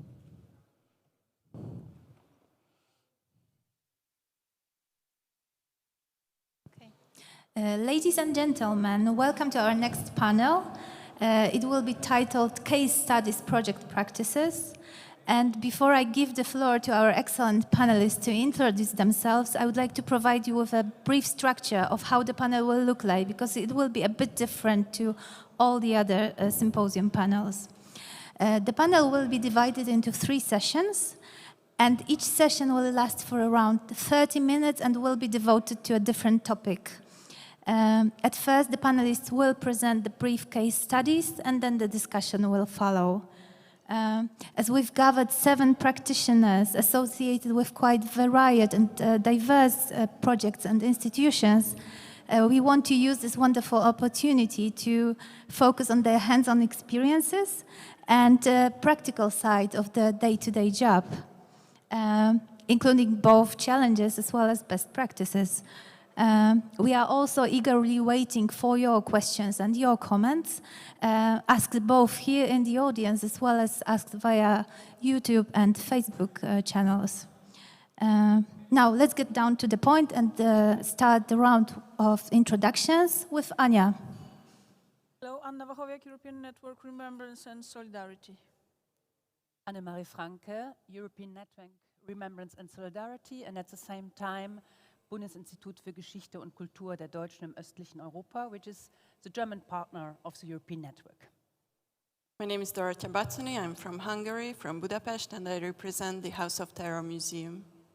Hello, my name is Keijo Telve. I'm the head of Museum of Occupations and Freedom, Paapamo, here in Tallinn. So welcome everybody. I'm welcoming you in my hometown.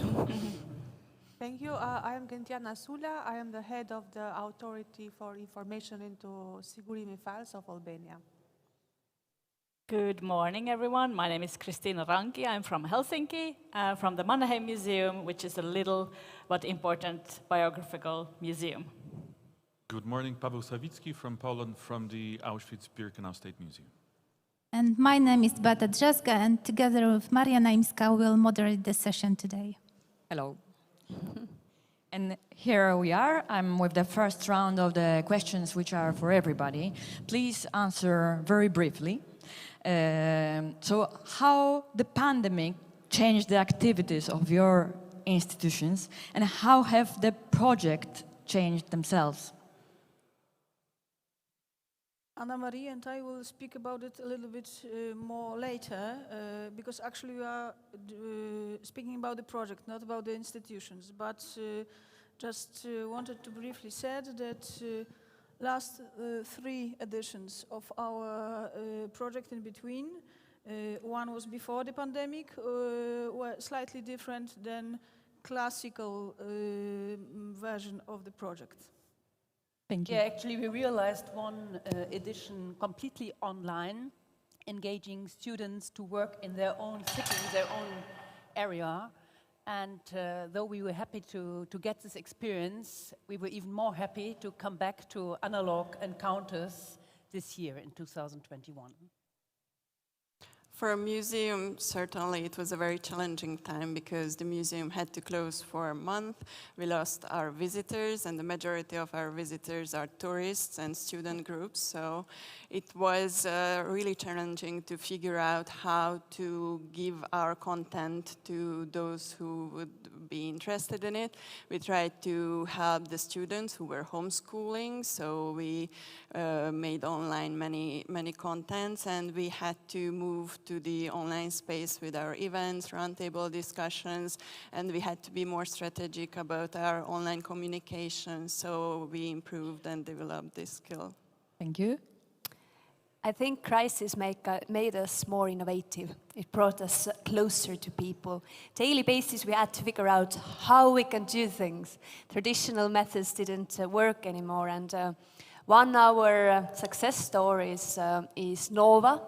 study platform for youngsters, and it is e-tech project. It is totally its own software, how we are engaging with young people so that they themselves can teach them. So basically, it's a study environment and network, and we are very proud of that. Thank you. Yeah, the same. Many more activities were done online, interviews with the interest groups were done online, community meetings were a bit of challenging, but still we've been going out based on a better weather than here. We have done a lot of outdoor activities, application more online and everything, meetings more Zoom, more. We've done well, and I think we learned how to transform ourselves for better, more up to date. Although the interest groups that we serve, they are a little bit of third age, even to my surprise, even then them adapted themselves using more iPhones or computers, so it worked. Thank you. Christina? I would not talk about a digital project during the pandemic in the Mannheim Museum, rather than maybe I would call it a digital turn. For 70 years, the museum has been analog and receiving guests visiting the actual place, the home museum.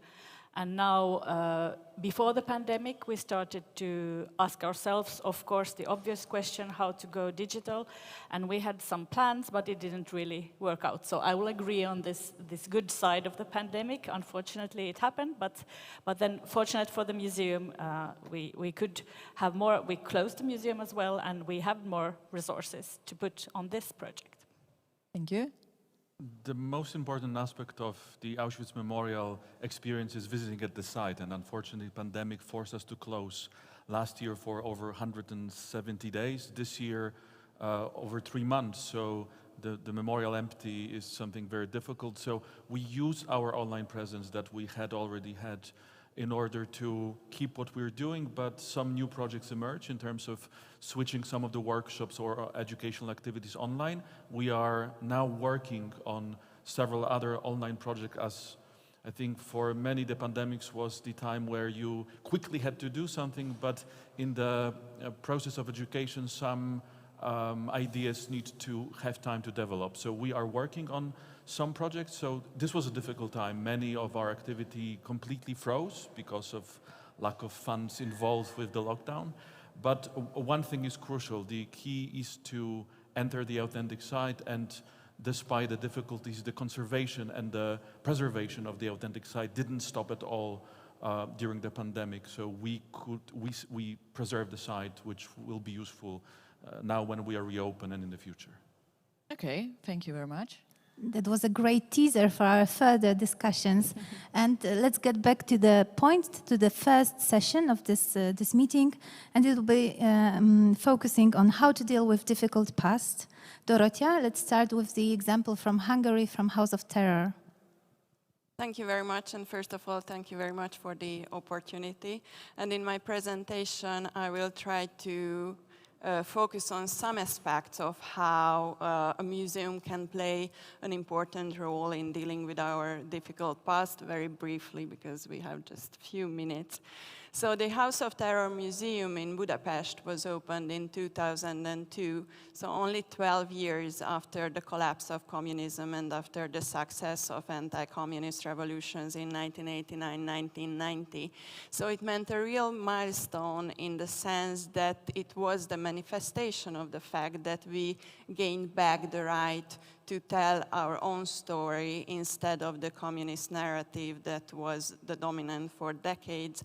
And the House of Terror Museum offers a very modern and a very new perspective of what our national history was about in the second half of the 20th century, because the main goal of the museum is to present the two totalitarian dictatorships that ruled in Hungary after 1944. If I have to summarize the mission of the museum, first of all, it is to disclose the crimes that were committed during these decades.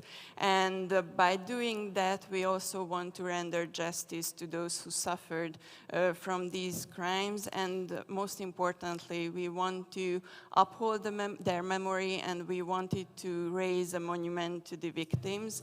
And this is why the museum is not only an exhibition, but it is also a place where Hungarian people can lit a candle every year and commemorate those who were the victims of the dictatorships. And the building itself is a symbol in Hungary because it was first the center of the Aerocross party, the so-called Hungarian Nazi party, and then it became the center of the communist political police. So if you say in Hungary the address of the building, everyone associates it with terror, with fear, and with dictatorships. So the fact that we opened the museum in that very building shows that we could close this chapter of our past, we could enclose it into an exhibition. And this was something very, it meant a social relief for many that we could do this closing chapter. And the history of the building gives the historical narrative of the museum because it shows the history of the building shows the continuity of the dictatorships, and it gives us an opportunity to compare two dictatorships, to find the common roots and the common characteristics, and by doing that to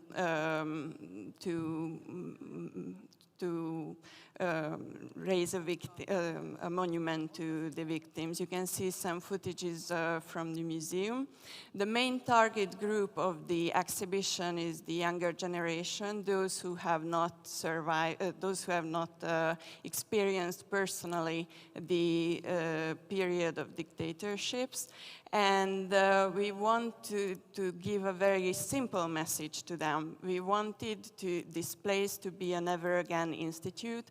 We wanted them that by visiting the exhibition, they value democracy, freedom, and independence more than before, and they learn how to appreciate what they have and what period they live in. And it leads us to the case study that I brought to you. It is a particular part of the permanent exhibition of the House of Terror Museum, which was one of the most controversial part of the museum at the time of the opening. It is called the Wall of Perpetrators because, as I have mentioned, we were focusing on the younger generation, and we wanted to confront them with the notion of victims, of heroes, perpetrators, and that's why we wanted to draw a very sharp line between those who made this system work and between those who suffered from this system or who resisted this system. And that's why we chose to give name and face to those who were responsible for functioning the two totalitarian dictatorships. You can see more than approximately 800 pictures on the wall of perpetrators. And this is not just for humiliating them or just for fun. This is because we wanted to emphasize the individual responsibility instead of using collective the theory of collective responsibility like before in history. And by doing that, we also wanted to give some kind of justice in a moral way because of the lack of historical justice after 1989, 1990 in a legal way. And this meant for many, in a moral, in a symbolic way, some kind of justice. Thank you very much. Thank you for your presentation. We will come back to with the questions to you, but first, Keijo Telve from Vabamo Museum of Occupations and Freedom. Thank you. Actually, our cases are very complementary, so thank you for that. So I'm sharing you the story how our museum became the Museum of Occupations and Freedom, Vabamu. It's a very long name, especially when you're ordering business cards or you are creating social media. But actually, there is a reason behind that. We are one of the first private museums in Estonia, and our story goes back to 1940s. Lady called Olga Kisler-Ritsa had to flee from Estonia due to the Soviet Union. Her whole family by that time was deported, murdered. She grew up with a foster family, and she knew that she cannot stay in Estonia. She ended up in the States. She was a bright young woman, and she was able to succeed as a dentist. And when Estonia got back its independence, Olga had a dream. And her dream was that the history would never repeat itself. And she decided to take all the savings she had and to create this museum. Back then, the name was Museum of Occupation, and mainly concentrated on the museum occupation period of the Soviet Union.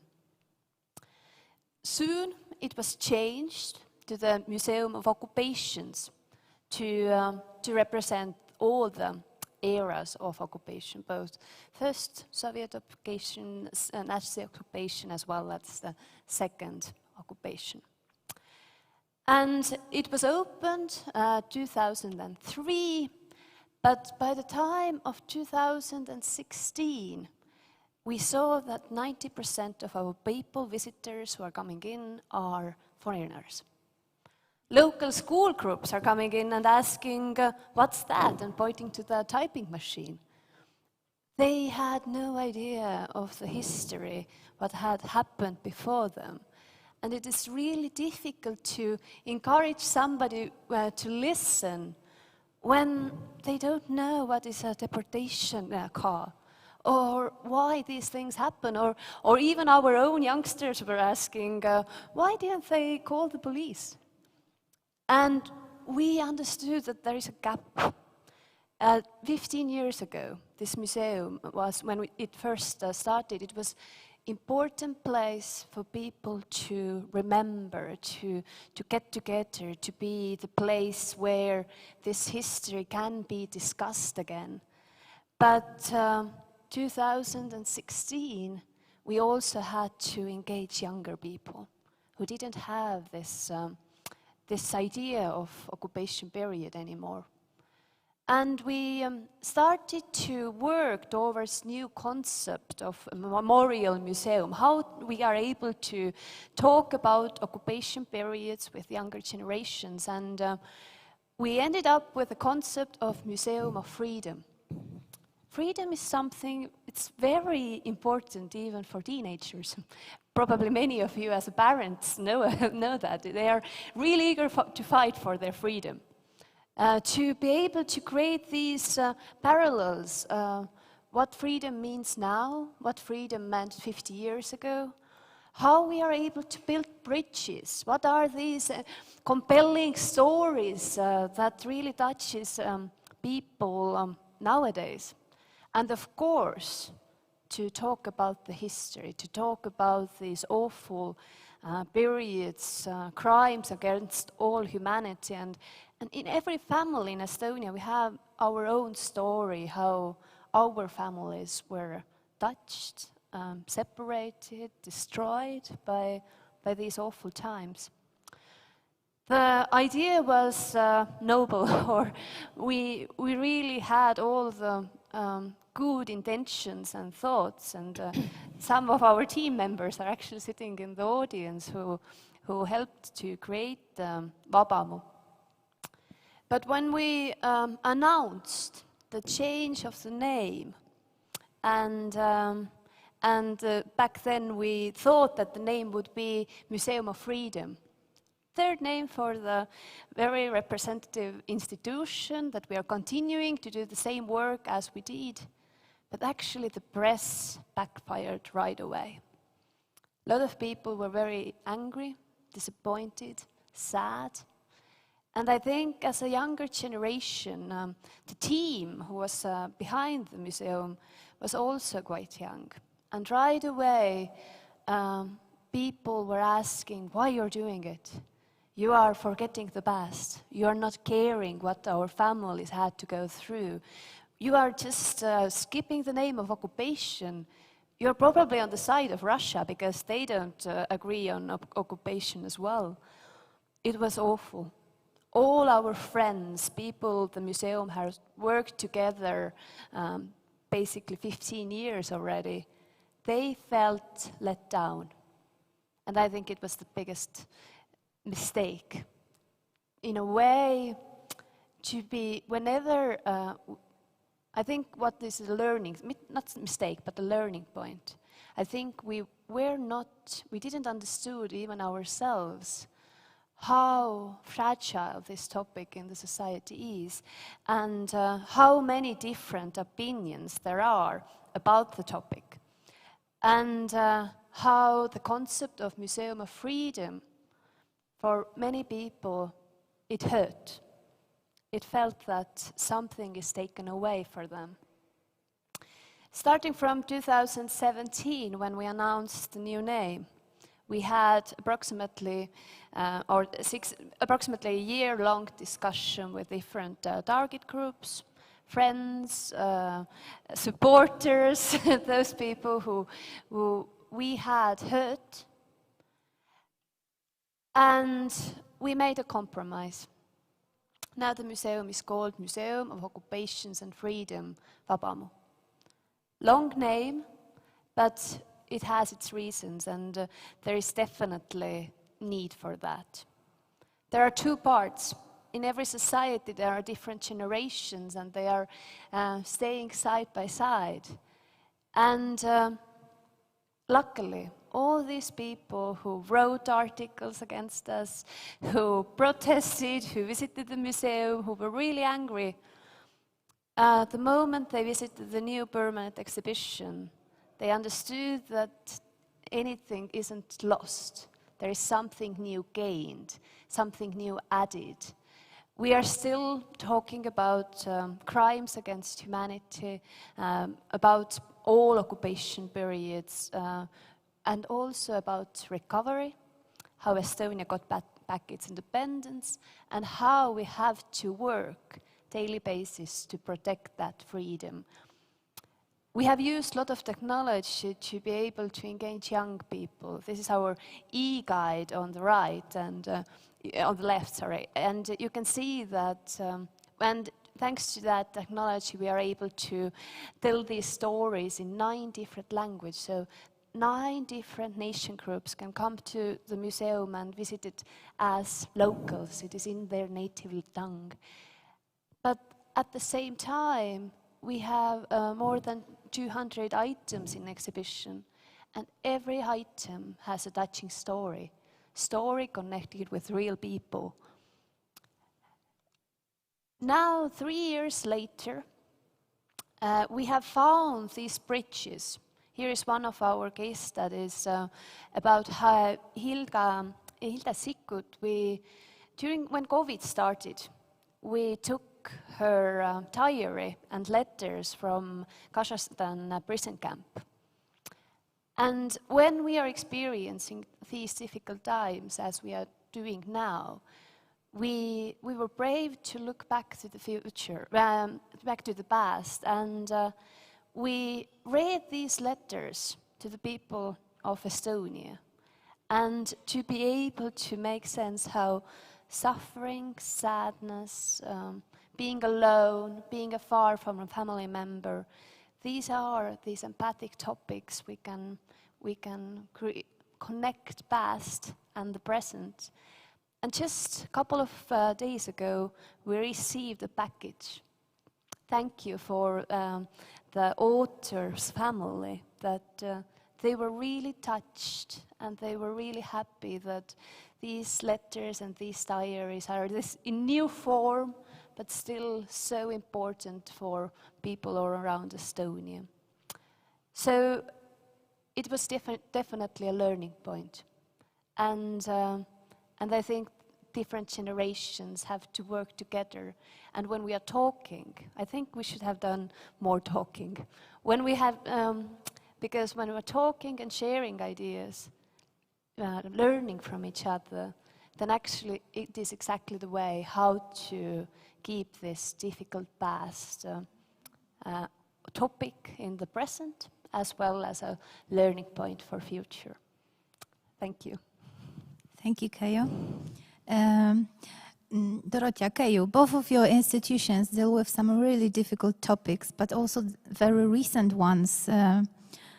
Crimes of totalitarian regimes, the mass murders, loss of lives and freedoms. And at the same time, you have educational programs that are very wide and very developed for different target groups. How do you tailor programs and activities for such a number of various different groups and with different interests? How do you find balance between the needs of different audience groups and also sometimes very emotional attachment to the histories that you present? One of our key values is touching stories. So we believe that this balance can be found when we are sharing real stories with what happened with real people. And we try to find these parallels between past and present. So, for example, the letters of Hilda Sikkut written 50 years ago, but the way how she describes how she misses her family members, it is something we can all relate today when we haven't seen our grandparents for some of us months or even years. And or being away from your family, even though, especially those whose family members are living abroad at the moment. So we are very much concentrating on these human-centered experiences and feelings, emotions, stories, and these are more or less the same in every historical moment. So I think it's one of the keys, and our team is really believing in that. I totally agree with you that emotion is the starting point, I think, to get emotionally attached or involved, and then the intellectual curiosity can follow the emotional attachment, but it is the priority to create some kind of link between them and the past, and if it is a personal link, that it is way more easier to identify with it. And that's why we launched a program encouraging young people to make an oral history interview with their own grandparents, parents about their historical experiences, and it was extremely popular. Of course, oral history has its own limits, and as a historian, we know that it cannot be trusted fully, but it is a very good method to create a connection and to be emotionally attached. May I add, another very important part in our museum, we have also Russian-speaking Estonians visiting the museum. And 5 years ago, it could easily be that a Russian-speaking person comes to the museum and says, I'm the occupant, so tell me what I did wrong. And we didn't want that to happen in our new exhibition. So we are rather encouraging them to share different stories. So also in Estonia, there are people who had to collaborate. There were people whose parents were basically sent to Estonia. Their family roots were cut as well. There were also people who were fighting against the Soviet Union. So there are so many different perspectives, and we say that in these awful circumstances, when the regime is inhuman, all the decisions are difficult. And we actually don't have much of a choice. And all these different memories are accepted, they are listened, they are shared, they are understood. And I think it is one of the key things, that whatever kind of family history we have, we can talk about it openly. Definitely, thank you. And I also have a question, and you already have said a little about it, especially KU, concerning the name of the museum. But at one point or another, both of your institutions became a source of controversy. And how could you tell us a little bit how did you deal with that, and how is it to run an institution that is not only a museum, as Dorota said, but also has a symbolic meaning, is a symbol for especially those who lived those times and are witnesses. Thank you. Yes, at the time of the opening, as I have mentioned, the museum was in the center of the public discourse. It was very controversial, and it became a political issue as well. How the exhibition presents our national past.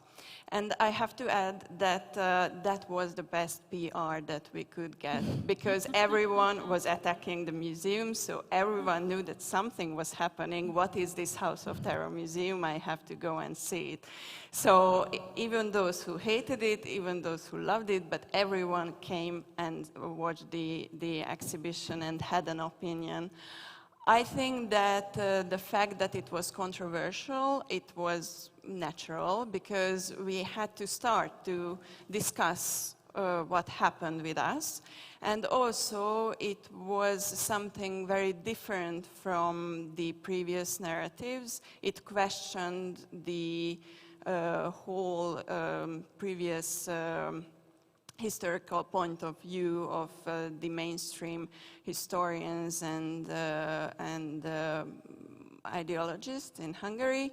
So the fact that there were so many debates, I think that's not a problem, that we gained a lot. I mean, not just as a museum, but our public discourse as well, because many questions that were taboos or that were not discussed before were on the table, and we had to form an opinion. So I think it was useful, and I think that after 20 years we can say, based on the fact that we had more than 6 million visitors, that the narrative that the museum offers to the visitors is functioning, and it is valid, because if it weren't, then the visitors wouldn't come. So that's the proof of its legitimacy.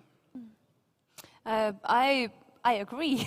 So basically, before the name, I would say communication, a lot of Estonians didn't know us. And even today, we are top 15 museums. When we have a survey, then people right away know the name. But we still don't have much Estonian visitors, like in our building. So it definitely sees that at least they have heard of us. So around Estonia, it is something to be very grateful, appreciate. And but secondly, I would mention the question of time, because these kind of topics, we get them every day. Should we do something or should we not? What our more traditional target groups would think. For example, last spring we had a project about sexual identity and feminism. And a lot of people said that it is not appropriate for our museum to discuss these topics. And we are really putting a lot of effort and a lot of time to work on our communication messages. So we have really, I think it is the main learning point, how to be out there before these target groups are finding us, that whether it is acceptable. We rather try to ask beforehand, what do you think when Vabamu would do something like that? And it helps a lot, and we have a lot of fruitful collaborations, in a way, sounding boards, so we can test these messages, we can ask what they would think about it, and in some way it has bring us closer to people as well. So we are really appreciating also these experiences with the difficult past. Thank you. And at this point, I would ask if there are any questions from the audience. If not, still there will be some time after, but if you would like to ask something immediately, we are here. I have plenty of questions, so no worries. Yes, no worries. I mean, it's your only chance now. Okay, I can't see any hands raised. So you mentioned the emotions are the method to reach to various groups, but what are the practical tools? How do you transfer the personal narratives in order to them to get to your visitors? What do you use? How do you manage your day-to-day operations, and how do you program your activities? I really enjoyed the project we had 2 years ago. It was about the Baltic Way, 2 million stories. So Latvians, Lithuanians, Estonians standing together, and we called for memories. And we had hundreds of them coming in. We did it together with Estonian national TV. So in a way, it really touched people, and they wanted to speak up. And then we found a corridor, 50 meters long, and we made a sound corridor out of these voices, out of these memories. So people were going in, and they were able to listen. Estonian, Russian-speaking community speaking about how they were afraid. Then Estonian, back then, children who didn't understand what was happening, old people, young people, people who were against that, the people who were for that. And then the sound corridor had this, this possibility to, it was a really slow space of concentrating and listening. So different kind of medium can help.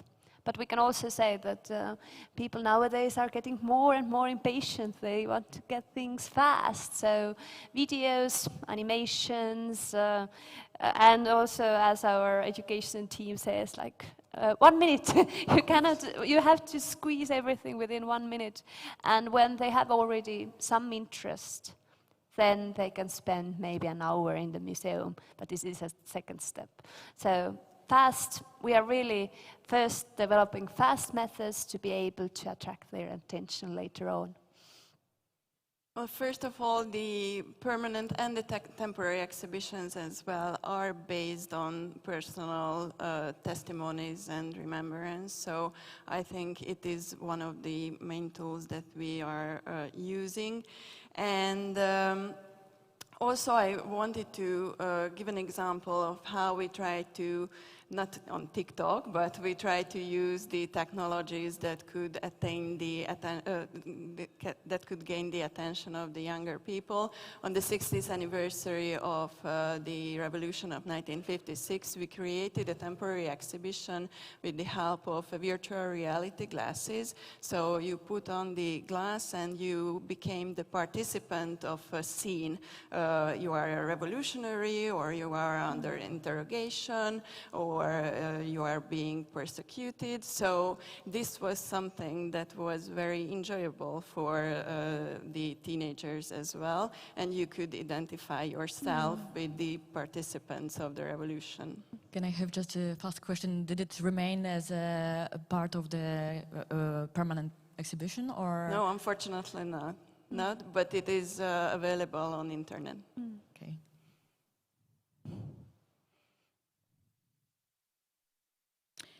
Okay, so I would have also the question, like, how do you take care about the well-being of the youngsters and the child audience, not the teenager audience, in this respect? I would, something we haven't mentioned, and it's also important for teenager, we have really thinking at the moment how to engage also students with special needs, especially with different intellect level special needs. So how we can create more easier platforms and learning paths within the museum to be able to also encourage those who... Museum is very information rich. We have lots of text, lots of photos, and every curator knows that they would like to put even more on the show. But a lot of people, and actually it is something we have to be very aware of, how our attention span and also this kind of how much we can take in is rather decreasing. And so we are trying to find methods. It's a European I Am Learning project where we are trying to create new methods how to create space. And especially for those who have special needs, but also I think this restless teenager is a very tricky group, how to give enough information, but at the same time to give them some space, because museums tend to be very information rich. So maybe it is one of the things, something new in our museum we are thinking, so less is more in a way.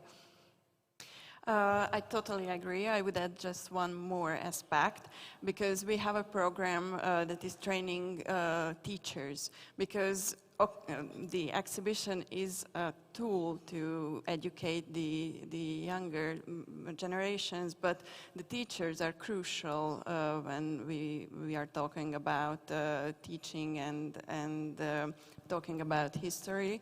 So during these sessions, these are weekends, and we focus on the First World War or 1956 or the democratic transition in 1989-1990. We try to elaborate the narrative that we think is considerable and we think that it is worth keeping in mind. And by doing that, it is an opportunity to spread this narrative throughout the teachers. Thank you. And do you measure anyhow the audience that is younger? Do you see whether they are interested in your messages? Absolutely. I think the guest book is the best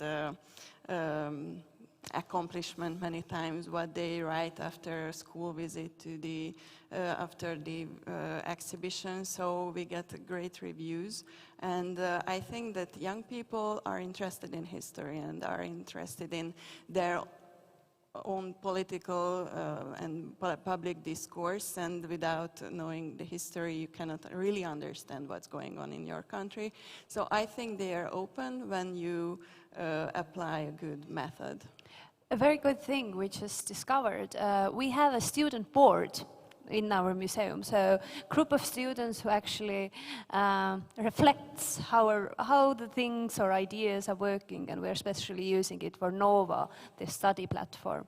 And also not only written form, but focus groups, interviews, getting them to the museum to test things, in a way not only asking feedback, but rather on let's do it together with them. I saw we have a question from the audience. Ella? Please take the microphone, because you won't be heard. No, I just wanted to ask you about the young people, but you already answered, and I'm sorry, but that was my question before. But I wonder just one thing which comes to my mind, because you said that you had trouble, you know, some people dislike the museum. I wonder why, because it's a sort of beautiful aspect, occupation and later freedom, because of this is a public museum, or what's the story behind that? I didn't gather. Yeah, before. maybe I can be more precise. There was mainly question of words, how we put things. When we are talking about freedom, some people felt that we are forgetting occupation, that now we are only talking about freedom and we are pushing occupation aside. And it's also crucial to keep in mind that Russia still has an argumentation that Estonia voluntarily joined Soviet Union, that it was a free choice. And in a way that there wasn't any occupation. And a lot of people felt right away that with a change of name, we are actually supporting this ideology, but it wasn't our intention at all, and we we even didn't know that it could be so sensitive topic. So I very much appreciate this feedback, because it is exactly our question was the same 3 years ago, but where is the problem? We are doing the same thing, but there was this very sensitive way of understanding words. And those people who suffered in prison camps, those people who were sent away, whose friends, families, they were destroyed. For them, the word occupation is so important. And I think next generation, and people much younger, maybe we cannot truly understand what does it mean, but we can listen, and then at least encourage, or at least to make this point that I know that it is important for them, that this word really matters to them, and we have stayed true to that. Thank you. And now let's give a chance for 2 other topics we have during the case studies. We will come back with the questions after. So the second session will be devoted to the topic of inclusion, and we have 2 great oral history projects. Let's start with the Albanian initiative called Even Walls Have Ears. Please, Kantiana. When I met with organizers yesterday, they told me that the biggest distance of any participants coming here was from Albania. Also, although it's Europe, it's still rather far away. It's going very fast. Okay, we'll have to look at it. So when I was given this task, I thought to perhaps let us see a little bit what makes Albania different from other countries. I think Albanians are still obsessed with communism. Why? Because communism, in our case, lasted for 50 years, and Stalin's statue was falling only in 91st with Enver Hoxha statue. All these 50 years we remained Stalinist, we remained closed, and after that all the discussion we've done for the past were always done without archives being opened, so it was very political. The victims' voices, of course, they were speaking here and there, but there was no institutional approach to give credibility to these voices. So what happened was that very recently, 5 years ago, the government and the legislators decided to open the Sigurimi files, and I happened to be the first chairperson. I sensed that Sigurimi had always been, on the cover page of the newspapers, very interesting, but it was a lot of anxiety related to those. Why? First, it was a lot of curiosity, what is there, was Sigurimi right or not, on many things, on the approach to national security, on the geostrategic position, or, for example, let's see on the historical figures what was their involvement with Sigurimi. It was all this curiosity. But on the affected people, it was a lot of anxiety because they didn't want the Sigurimi papers to be recycled all of a sudden and them being not heard enough, being not able to channel their own version of things. On the perpetrator side and their family, again, a lot of anxiety because vetting will start and they will be vetted for public position, higher position. Other people privileged, they didn't want the narrative of communism to be challenged because they have been privileged. They didn't want to fall off grace. They wanted to remain the important bureaucrats of a system which had this glory and all this. So all this anxiety, it was very important to be addressed. So we were faced with the task to have the voices of those not heard, administered. I'm using a bureaucratic term. So the Even Walls Have Ears initiative started. It was an idea, brainchild of two international Albanian-originated artists, one journalist, one conceptual artist.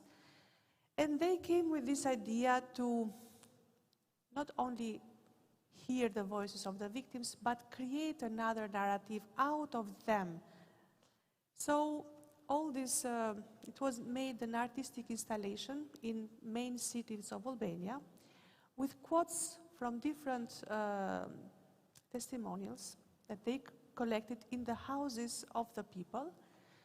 And with those, they created this narrative which was completely different from the official narrative of the time. Of course, it was a scientific commission to screen and to make sure it was authentic, it was credible, and it makes sense. And it was very important that day, I remember, on the same day and night, 24 hours, we showed these quotes, the narrative.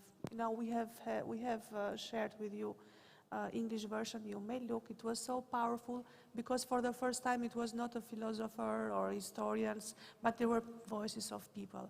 Of course, we have been very careful to select among the first very credible people in community, persons who have been, you know, very high, regard from the community. So, of course, a documentary was then made and aired, so it was very well accepted. But, of course, with this, what happened is that, you know, the narratives, many narratives exploded. For example, what was the biggest impact of Ivan Walls-Heavier's platform was that it was discovered for the public the existence of concentration camps with children with a very high mortality rate, with unmarked graves. This was among one of the cases that, you know, you'll see photos here, and I'm sorry, I should have had it, you know, more on my comment, but these are some figures, and people were shocked to know that these concentration camps existed in Albania. They saw hundreds of children died of epidemics, and their graves were unmarked still today. Right after we had the community being aware of this fact, they reported finding human remains around the building. So all of a sudden it became a public debate issue. Again, the different groups, some didn't want to accept the narrative, some were very ashamed to have been part, you know, their family members of this. Some historians of the old guard, they started to create, you know, this resistance, but at the end of the day, it was a very nice day when we had recognition from the highest politicians in the country. The president himself awarded medals of solidarity and survival to some of the survivors that were still there, recognizing mothers having found their human remains of their children there, and then different stories. I mean, we have a lot of documents here. We published a book with all oral history. So at the end, you know, now it's a well-established, recognized thing in the public, and there are plans also to make the Tepelena camp one of the places of memory. Another very important impact came from reports from the survivors of hidden burial places of the missing. We were able to compile a map of 75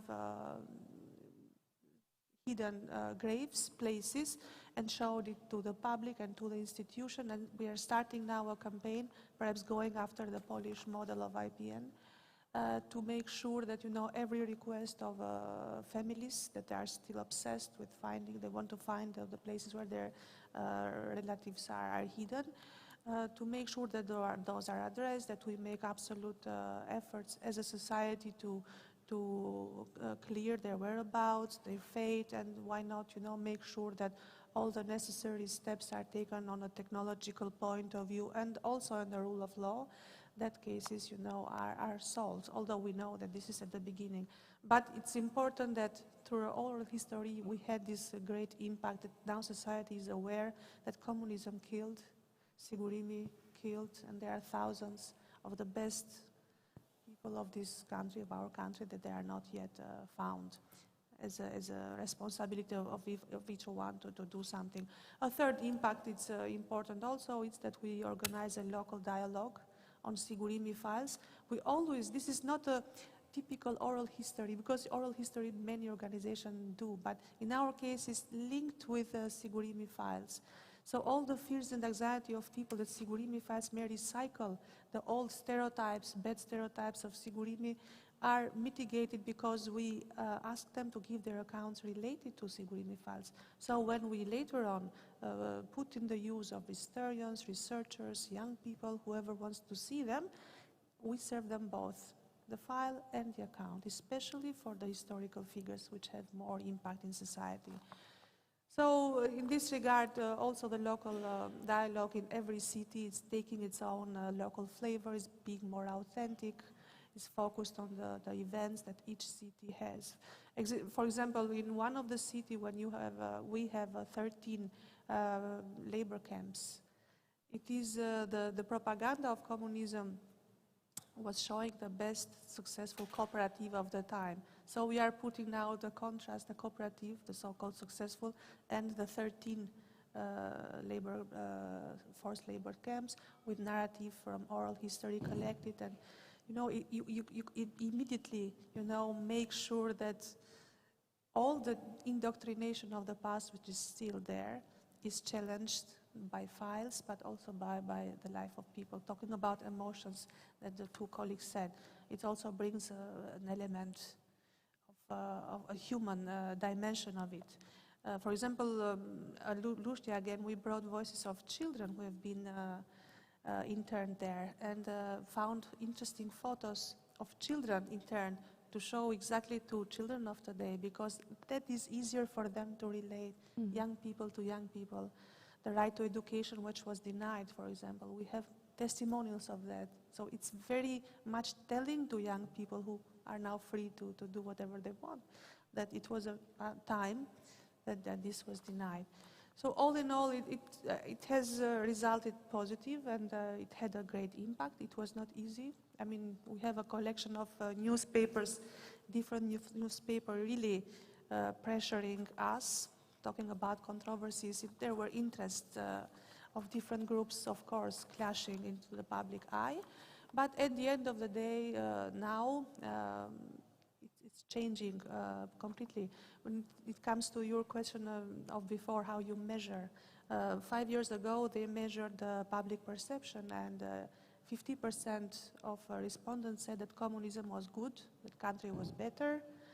And when they were asked about events, it was showed the great ignorance, not information being passed into different groups on one side, or over exaggeration and, you know, out of proportion responded on the other side. So it was such a polarized society. So nowadays I wish they do it again. The OSCE has done this survey, but I can sense that, you know, it's much more demystified, you know, not a taboo issue.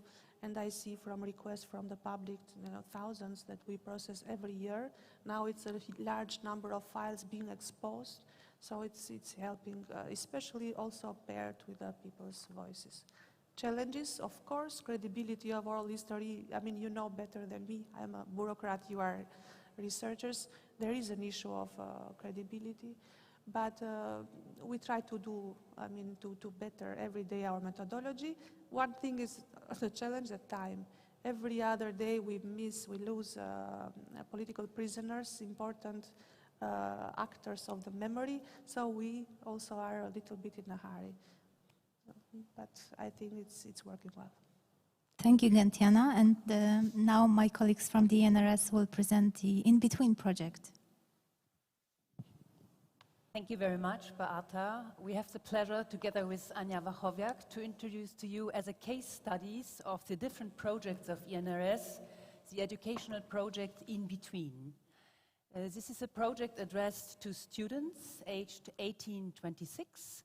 We are organizing it since 2016, so we have 6 editions, 6 years experience. We invite participants of different fields of interest, like, for example, anthropology, cultural studies, history, sociology.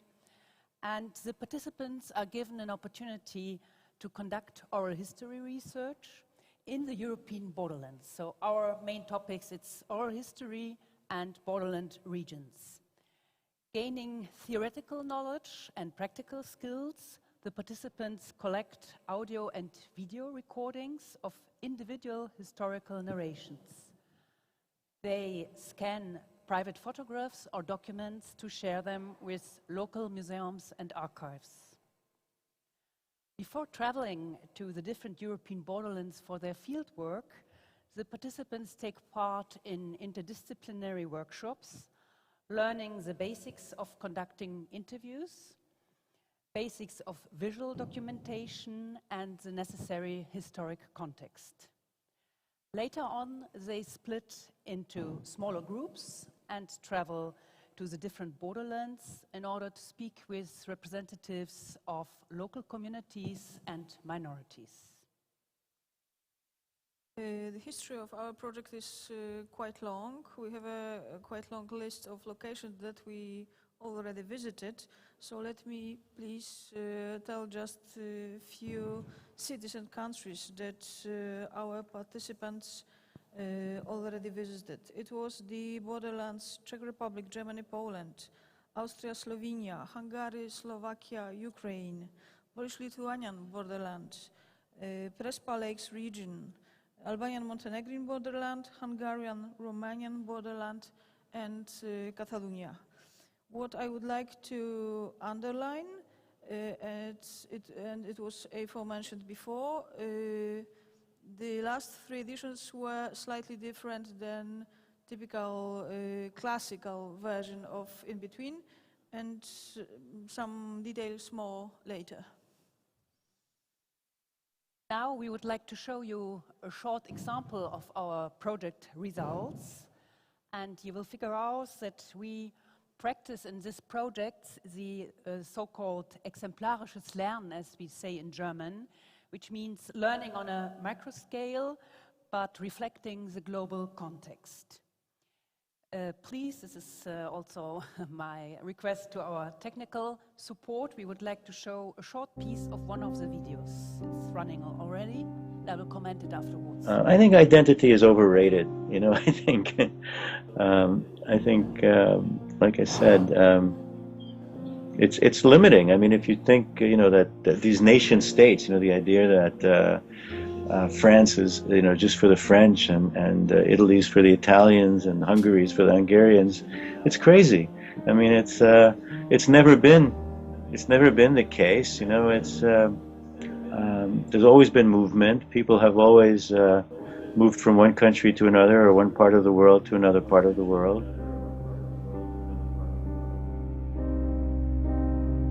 Ja jestem Polką. Jestem Polką żyjącą na Węgrzech. To, że ja tutaj żyję o wiele więcej lat niż żyłam w Polsce, dla mnie to nie ma znaczenia. Ja się potrafię utożsamić z Węgrami, to znaczy rozumiem ich i powiedzmy, wydaje mi się, że lepiej sobie daję radę tutaj na Węgrzech, niż dawałabym sobie radę w Polsce, gdybym wróciła z powrotem do Polski.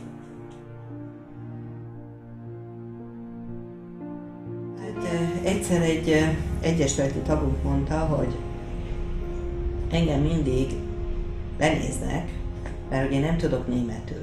De hát én nem tanulhattam meg németül.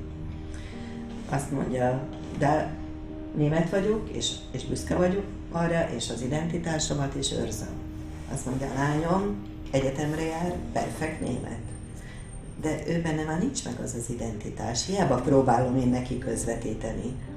És azt mondja, hogy az egy dolog, ő most már tud németül, de ő attól még nem lesz német, ha nincs meg az identitása.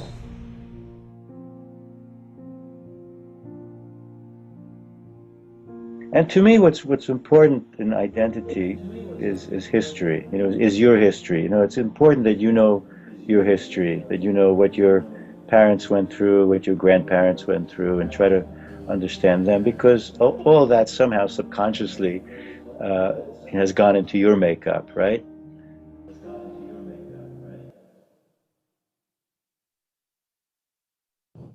Thank you very much for this short piece of one of our films. more films and more films and more information about other editions of the project you can check on our website. Yeah, I wanted to comment you shortly this film. Our technical team was too fast, so I missed it before and Anya took already over. So actually you saw the result of the in-between edition and the experiences of the students in the Hungarian-Croatian borderland, city of Pécs and the surroundings. The narration of this film was actually prepared by the students. And the English-speaking man you heard and saw on the screen, this was Dr. George Deek, a Hungarian Jew living in the United States. So actually, it was funny when I discovered again this video. This study took place in 2016, and our students were already working with Zoom. Yeah, we had an interviewee connecting online. Then you met Mrs. Katalin Drecki, a Hungarian of Polish origins, and the head of the German-Hungarian Association, Mrs. Milita Hingel, talking about her own identity and the situation of her daughter. This whole video clip takes 12 minutes, and you will not find all the interviews inside, but we have all these data resources because the students took actually 15 interviews in 6 different languages with a multi-generational group of people aged between 18 and 90, and they met representatives of 6 minorities. And as Anya already said, we invite you to check out these resources on the ENRS website, on the project site in between. You find not only video clips, but also podcasts of this year edition and artistic works of former editions dealing with photography. Yeah, and last two things to make a kind of a short summary. What we'd like to emphasize is that our project is focused on the learning process of the participants. So our goal is to give them as much fruitful experience as it is possible. Our goal is to build a bridge between the university learning and individual stories that can be read in the perspective of the 20th century history of Europe. Last thing to underline, having in mind the idea of inclusion, that is the subject of our session. We do not only include students with the theoretical starting point taken straight from the university in our project, but we want to include them into the bloodstream of the history of individuals and societies. And from the formal point of view, which is really important for us as for the institution, we also always have a long list of partners, of partner institutions. They give us the know-how or the insights how to work in the chosen area. And our contacts are usually long-term contacts, and we continue this cooperation in the future, what is for the NRS a great cause to be satisfied with in between. Thank you. Thank you. So I would have here a question that Anya partly already answered, but I will address it first to Gentiana. Like, what is needed to truly and successfully involve the local communities? And how do you diagnose the community needs? I think that you connect well with communities, especially with the affected people, because the narratives of the perpetrator is already done. I mean, of course, they have things to share, but for now, our priority is to listen to those who have not been listened to. So first is to show responsibility, to not misuse their accounts, to protect well their authorship, their rights. We have this, negotiation with them of how to use their accounts. To be aware of the conflict of interest, because sometimes victims tend to exaggerate, or sometimes they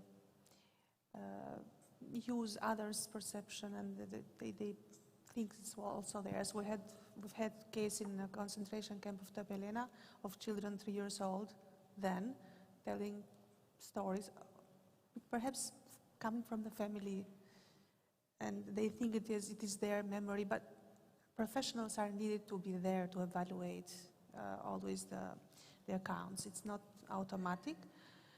And so this is more or less, if you build a credible process and you also show a little bit of empathy toward them, you don't become just a bureaucrat.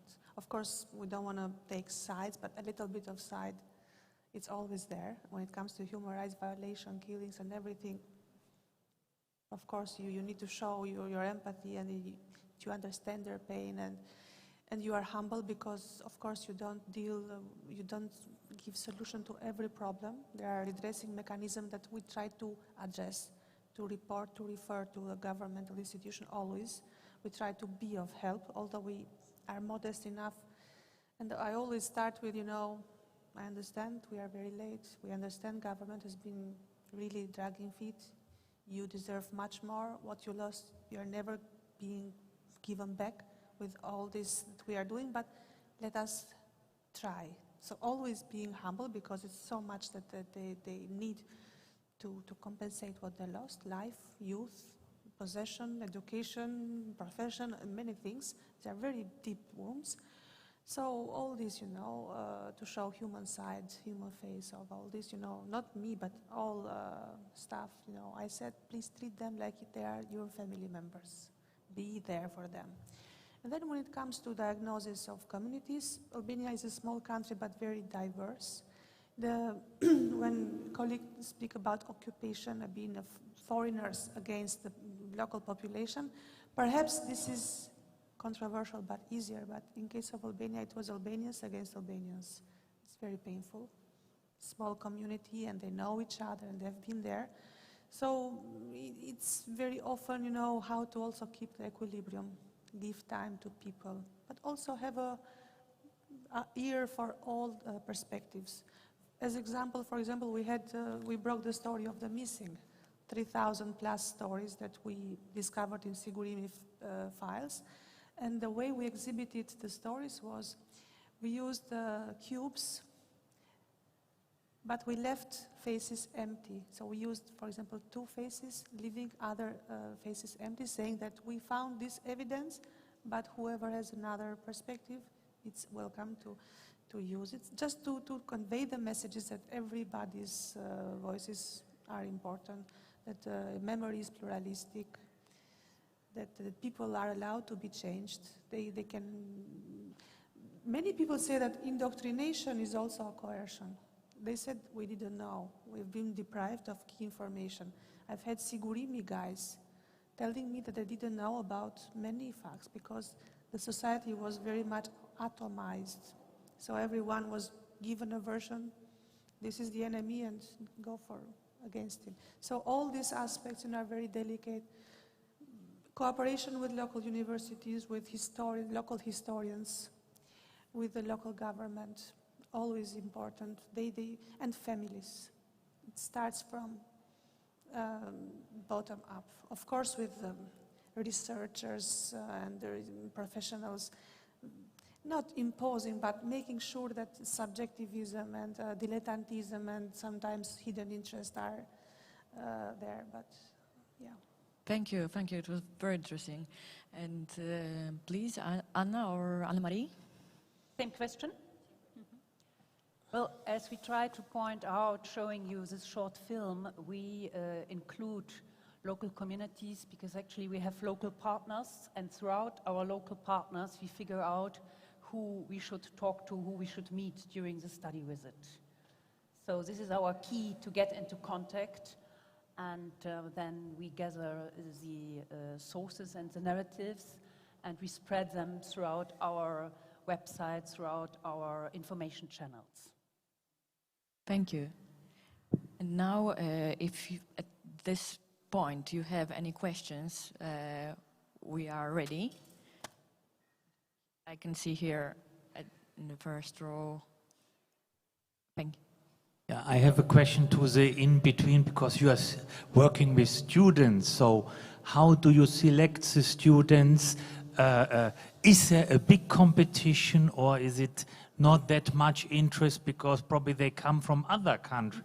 and not from the country you are working in. So how is this looking like? As you know, we are an international undertaking, so every our project should be international. So the recruitment process is international too. We announce it in our social media, on website, on the websites of our partners. Usually it includes 2 stages. So we got a kind of applications from our possible participants, and we have to do some choice between them, and they are actually from all over the Europe, and not only sometimes, also from Poland, but Warsaw is only a city where we have our base, but it's not the we are not obliged to have Polish citizens. Of course, sometimes it's a challenge for us to attract as many people as we would like to have. But finally, actually, in every edition of the project, we got as many participants as we need, and they are really enthusiasts of the oral history. And they are even, sometimes they are very young, sometimes they are somewhere in half of the university studies, but for sure the feedback that they got from the project is important for their future career, for the academia, for their private lives and decisions. Thank you.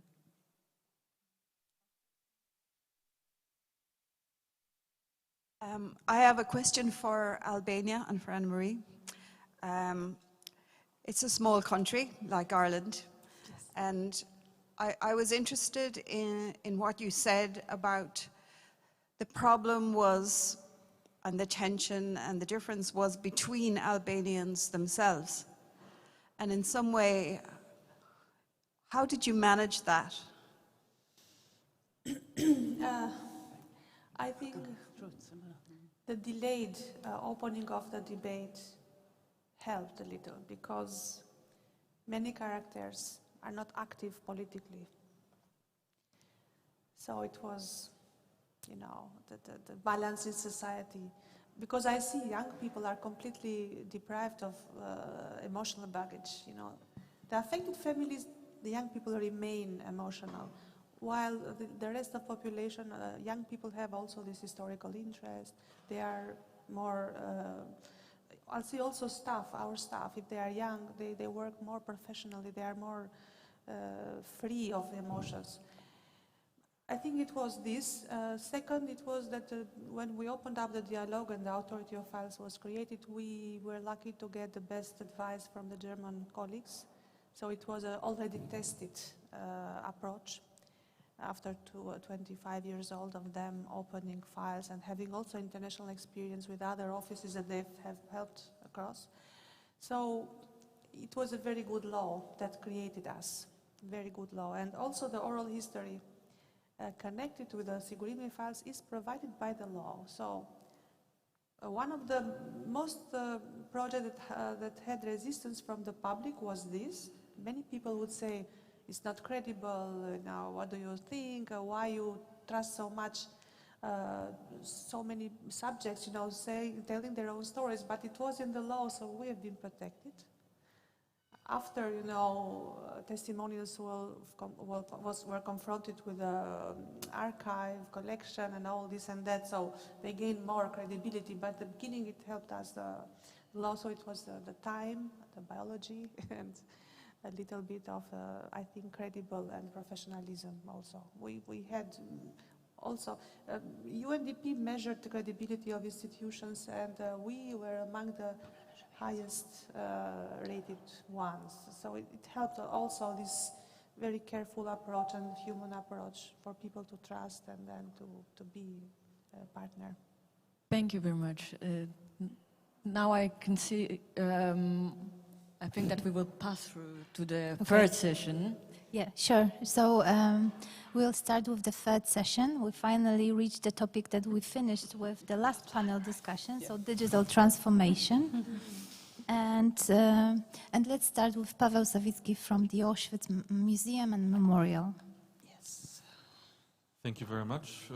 Thank you for the invitation. And first of all, the Auschwitz Memorial, the Auschwitz is a symbol for the world, the symbol of the Holocaust, the symbol of the atrocities of the Second World War, the symbol of the genocide, symbol where hatred, anti-Semitism, and many other forms of hatred can lead humanity to.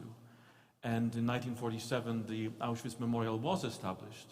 So today, we preserve the authentic site. So you can see the unloading platform in Birkenau here in the picture. And our responsibility is, of course, to commemorate all the victims. And history of Auschwitz is really complex, so then different groups of victims are there. Of course, majority of them were Jews, but we have big groups like Poles or Sinti and Roma, Soviet soldiers, but also very small groups like some 400 Jehovah's Witnesses, or a little bit over 100 men who were persecuted for their sexual orientation, or 2 people born in Estonia, in Tallinn.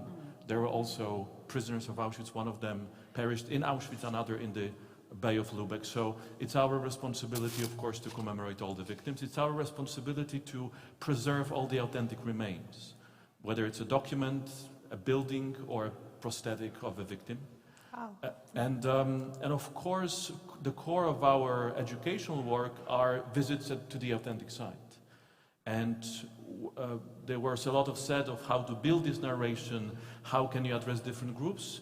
Our answer are the guides. They are people speaking 22 languages.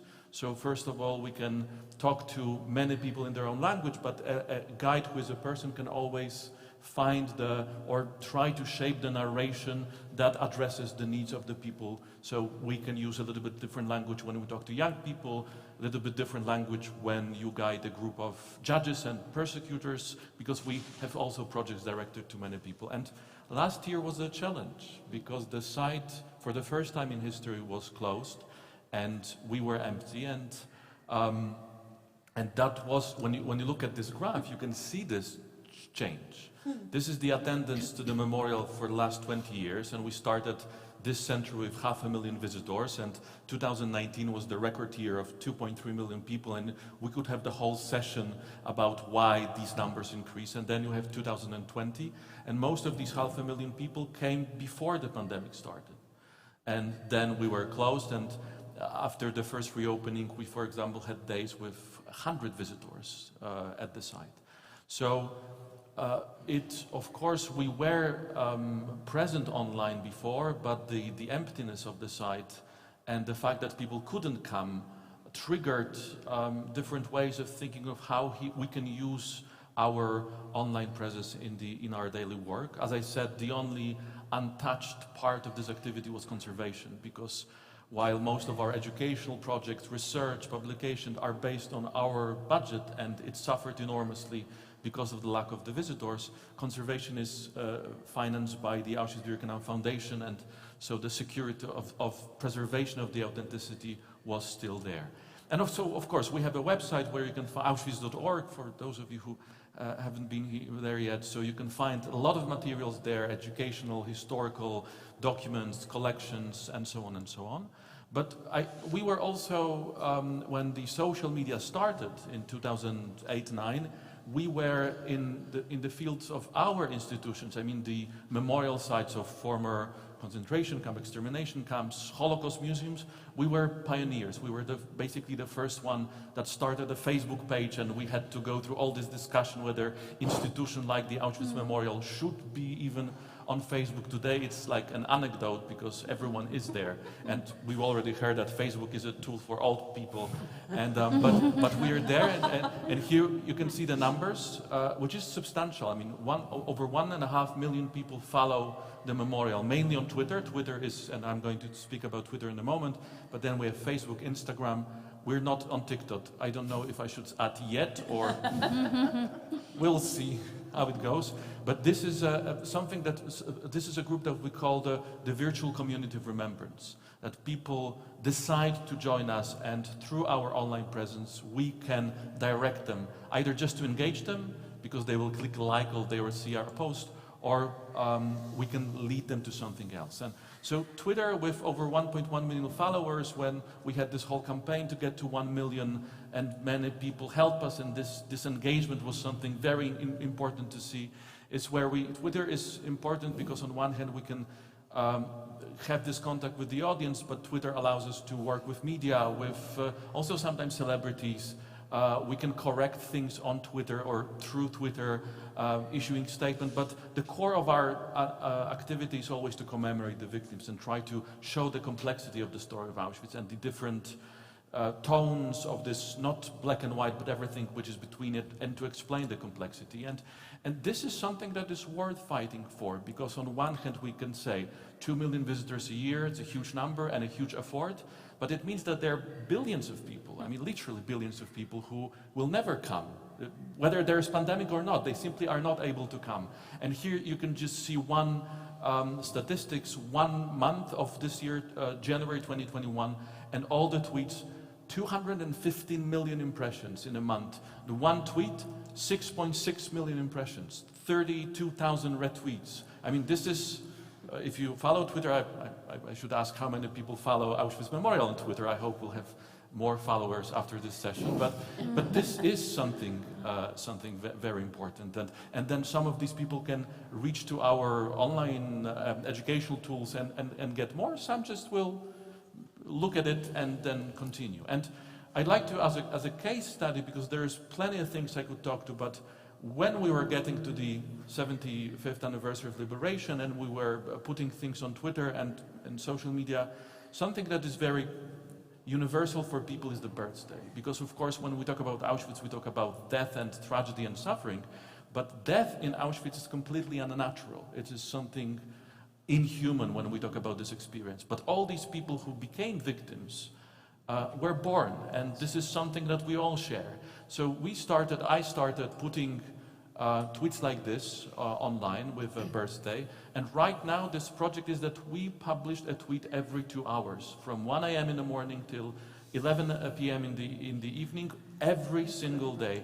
So these are tweets from yesterday. I mean, you can see the 26th of October, and this is kind of a meeting point, because we can see different, we can see men and women, we can see children, we can see older people, we can see Jews, we can see non-Jews, we can see people from different countries, and then of course all the time we can direct people to different educational materials. Sometimes, like in the story of the Soviet soldiers, 13,000 of them perished in Auschwitz, we have no pictures, but it is important for us to keep the memory of those different groups.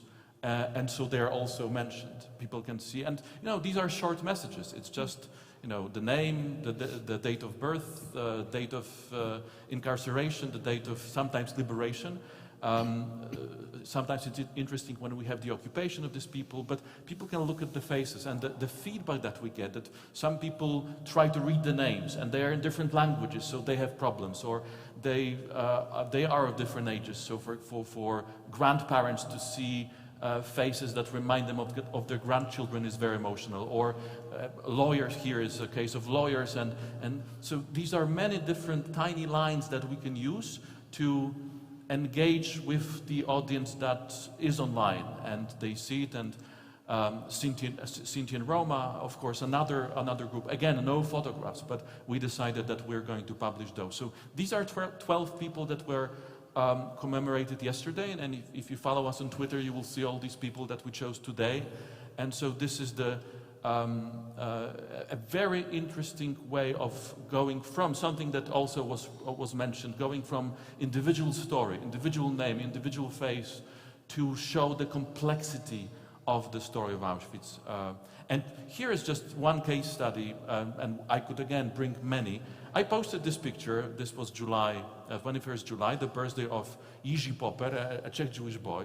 And something that none of us probably would see, but our followers did, is this little pin that he has in the jacket. And this is the pin of a Spanish football club from San Sebastian. And people started thinking, why is this Czech Jewish boy in probably 1930s has a pin of a Spanish football club in his jacket? And they started, media and followers of the football, and the football club itself contacted us. So they found out that there was a German Jewish football club in Prague that played with Real Sociedad in 1920s and 1930s. So they found scores of this game. So maybe it's a souvenir. And for example, it's probably the first and last time that the story of Auschwitz was brought in a Spanish sports magazine, Marca. I mean, they usually don't write about Auschwitz, as you can imagine. So the story of, you can see the mystery sign of Real Sociedad in the case of the victims of Auschwitz. So as you can see, this brings the story to a very minimalistic individual level, and then it explodes to something much more universal.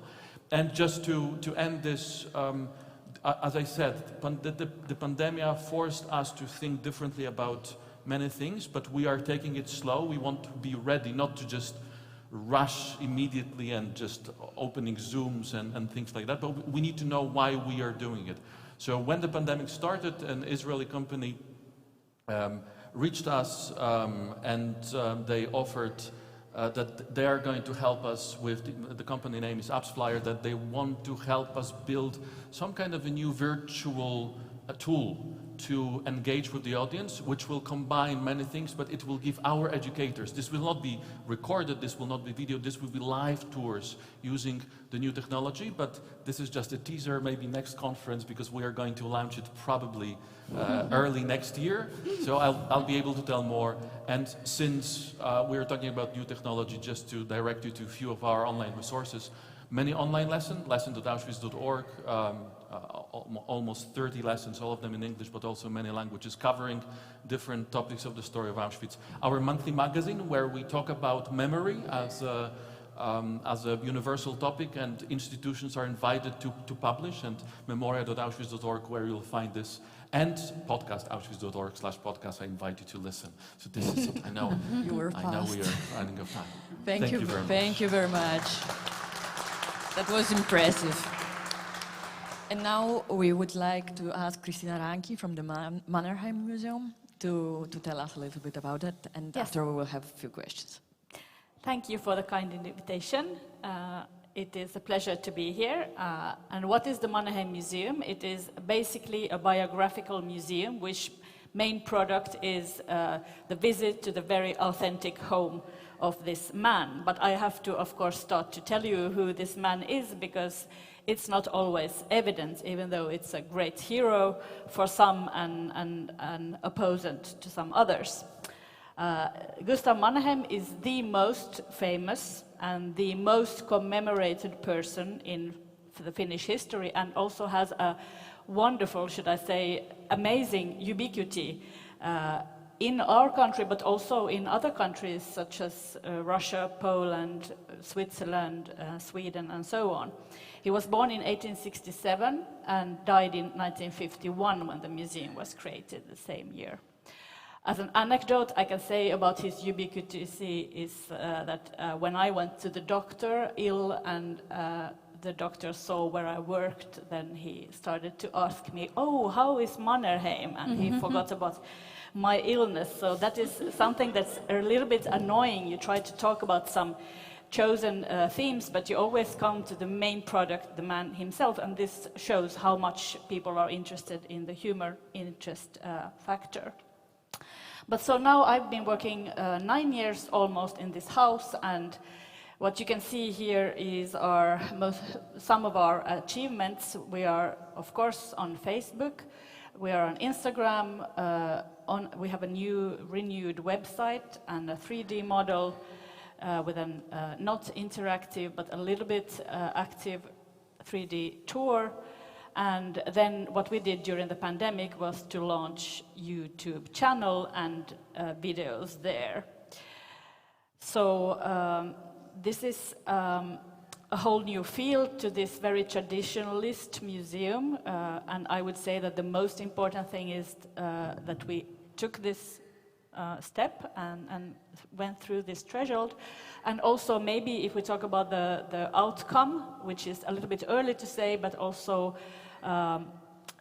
one interesting remark is that I think our audience is really traditionalist. So if we try to do something modern and fun, maybe the time is not ripe yet, but we'll see. Then also the question, why is this man so central? He's of course a very interesting person and handsome cavalryman who spoke 7 languages and all that, but he mainly embodies the Finnish history in so many ways, and not only from one year or one event, but all our phases, so the independence, the civil war, the defense of the independence, and also the time before the independence. So that is important, and through his ancestors, even the Swedish time in the 18th century. And the museum is a very good target, therefore, very responsible work that we do when we deal with school groups and VIPs, visiting tourists, and so on, to explain Finland all in all. What we had as discussions that preceded are new things, new steps in this field. I would like to mention some of those that we concentrated mostly on. First of all, that everything should be based on historical research, of course. Museums think like that, but in the Mannerheim field, nothing is evident. There are so many memories and what you mentioned, the colored memories. So we're really into that we ourselves do new historical research with the museum collections, and that means Mannerheim's letters and personal property.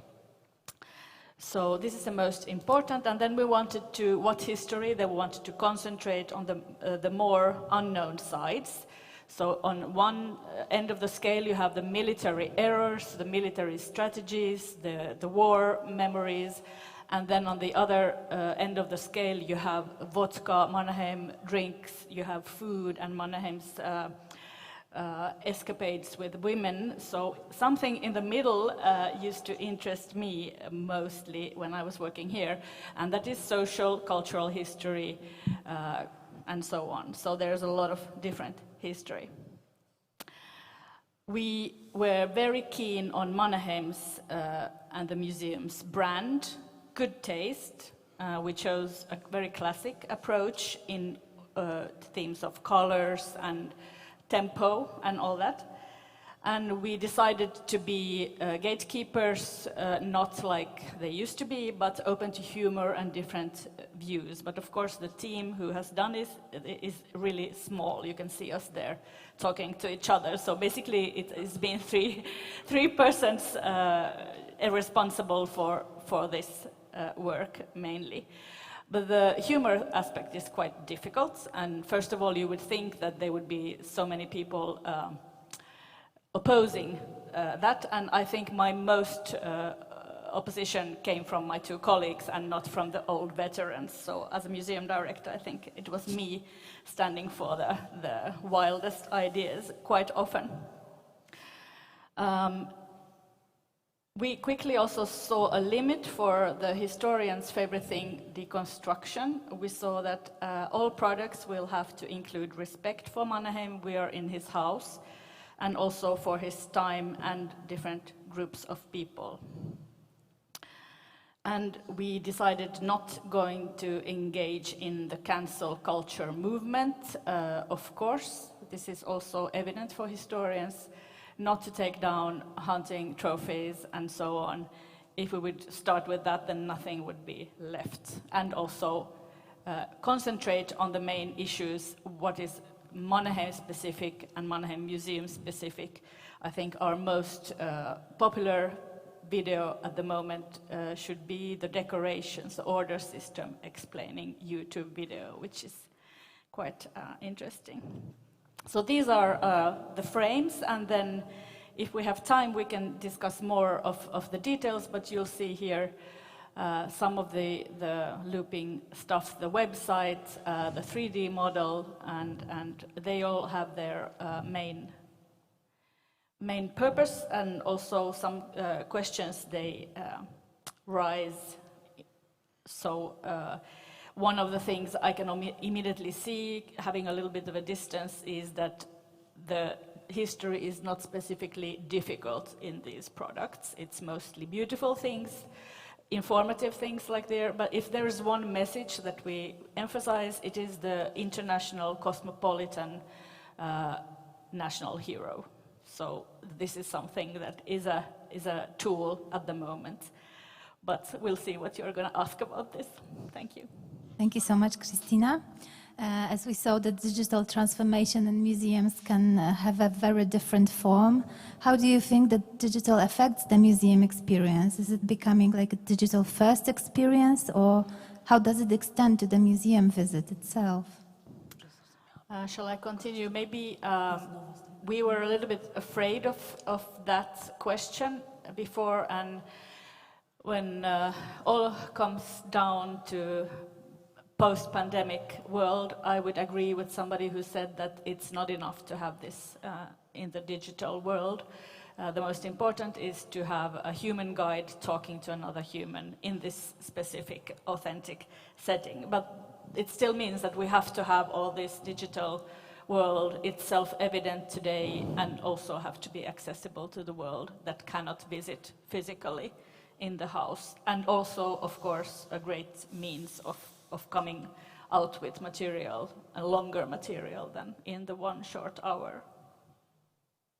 So, I think that we have different realities indeed, that this is not something that is one or the other. It is one and the other, because they give you completely different possibilities, and somehow I feel we need to learn, and I think the pandemic's also forced us to learn in a not moving everything that we did in a museum to the same size and extent online. That online gives you, like, again, there were many voices. Sometimes we need to do things that are very, very short, which in a museum we would never do, but the social media language demands, or the people's attention demands us to be briefer and shorter and using visuals in a different way. But I think it is simply a completely different tool, and they create this whole experience that people may have. Those who come may use,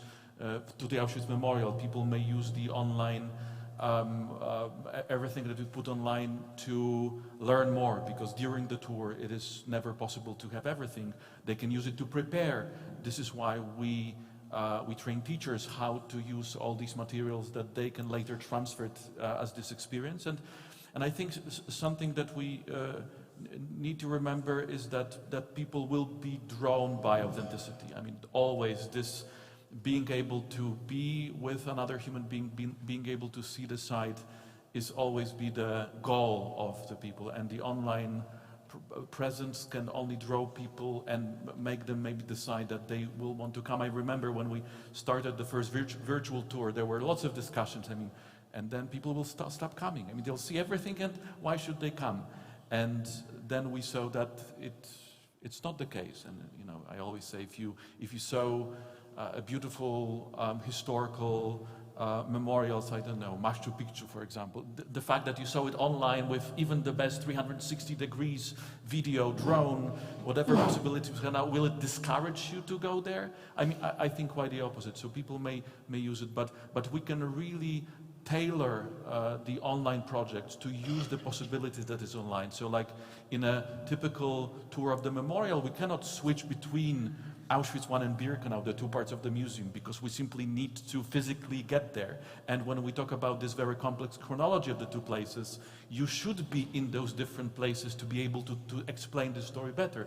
Online allows you to move between those places. And sometimes an event, like I remember we had the 70th anniversary of the transports of Hungarian Jews, and we decided to make the project for Facebook only, that it will not be one event, one conference, but every day we will post something.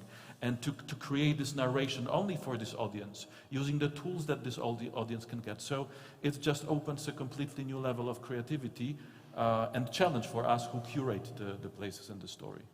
And also with exhibitions, we have temporary exhibitions. When we organize them in 1 or 2 rooms for 1.5 year or 1 year, then the trace that should be left is also very good to have a digital platform to leave something there, and also to complement it something else. Then you see you can have more if you go both to the authentic and to the digital. Thank you. And you already said that the messages are short, much shorter than you would have normally done them in the museums. But is there how to conduct the difficult issues, and is there any limit of how simplified the issues can be on the social media? For us, there certainly is a limit. I mean, as the Auschwitz Memorial, we sometimes look at things that colleagues from other museums, not related to this difficult history, are doing, and we are so jealous that they can do this and this, they can this short film, that short film, they can play with different genres in terms of media. We have to be always, we need to remember what we represent, and that we need to stay true to the very complex story, but also do not cross a certain line of respect. But it proved to be possible. I mean, with Twitter, really the change from 140 characters to 280 characters was a revolution for us. that suddenly we could really, of course, squeeze this into a message. And there are still some challenges of sometimes what words you can use, you cannot use. But I think that also we shouldn't be the slaves of algorithms always. That despite they tell you that the message should be shorter or briefer, sometimes you should go against this, because this history demands a more complex explanation. Like one thing we did for Twitter is we photograph a piece of text and then we put it as a picture, and then we can have not only 280 characters, but maybe someone will click and will read more. So it's finding the balance. On one hand, to follow the language, the narration that people use online, and try to get close to this language, but on the other hand, not lose anything that the institution, and I'm talking about the Auschwitz Memorial, but I think this will be the challenge for many others, not to lose the character of what the institution is. Not to oversimplify something. Yes. Okay, now let's give a chance to the audience if you have any questions. Dr. Kamiński. Yes, I have a question to Mr. Sawicki, because I'm one of those million followers on Twitter. And of course I admire work you do, but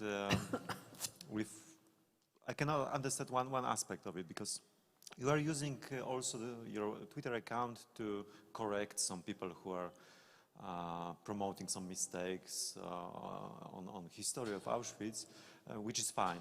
But sometimes you react to the people who has 100 followers.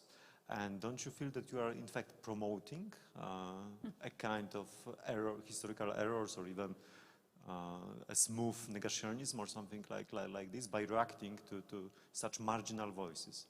So this is in fact the question that we've been asking ourselves from the very beginning. To what extent you can engage with the audience, and should you really talk to everyone? Because the social media presence kind of makes you think that you should talk to everyone and you should reply to everyone, and then you'll, in terms of Auschwitz, you'll see there is a lot of noise happening. And I think we're learning in time that you do not have to talk to everyone. You do not have to react to every disrespectful meme. Certainly, we do not respond to Holocaust deniers. The only thing we do with Holocaust deniers is to block them and forget about them. But so you will see that this kind of interaction decreased in the throughout the time. That one of my friends from a different museum, we were talking about it, she said that it's good when the interaction like this has an educational value. I mean, it's not just to reply to the person who is saying something ridiculous or unfactual or disrespectful.